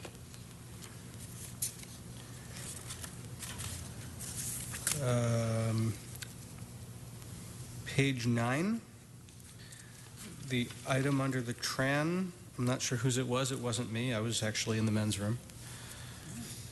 That was Mr. Blumenfield. It's getting late. Then under the UB, my item about the Venice Beach cleanup expenditures is listed twice as 458 and 488. I'd delete 458, which is listed as a special study, and keep 488. And the only change I would make to that is I ask how much of the Healthy Streets citywide allocation should be dedicated to Venice Beach if that area receives a proportional share, in parentheses, weekly, of funding equivalent to Skid Row. Is that it? I believe so. Okay. So on mine, my requests, yes. First item on page 10, the 459 should be budget impact. Yes. Okay.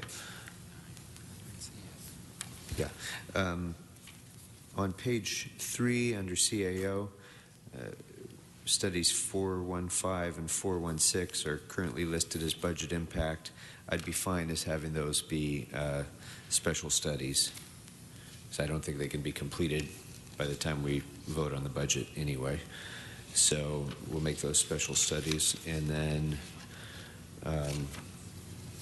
on page 5 under Cultural Affairs 463, just wanted to alert you to this one, members, because we didn't actually I didn't actually raise this, but this was at the request of CD1.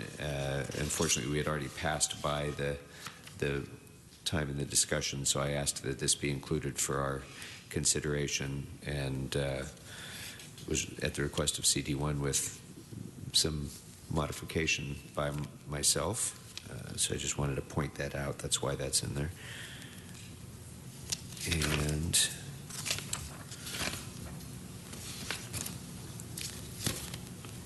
yep, that's all I have. So anything further, members? If there's nothing further, without objection, it will be the action of the committee to approve today's memo as revised. And with that, thank you very much, members, for terrific work so far. We've gotten through a lot of materials, and we are ready now to hand the ball over to our capable staff to be able to start responding to some of these many, many requests. They will do that tomorrow when this committee will be in recess, and we will resume consideration of the responses to those requests at 11 a.m. on Wednesday, May 7th, or as soon thereafter as Council concludes its meeting. So 11 a.m., not 1 p.m. as currently agendized, 11 a.m. on Wednesday, May 7th. And until then, we are in recess. Thank you all very much.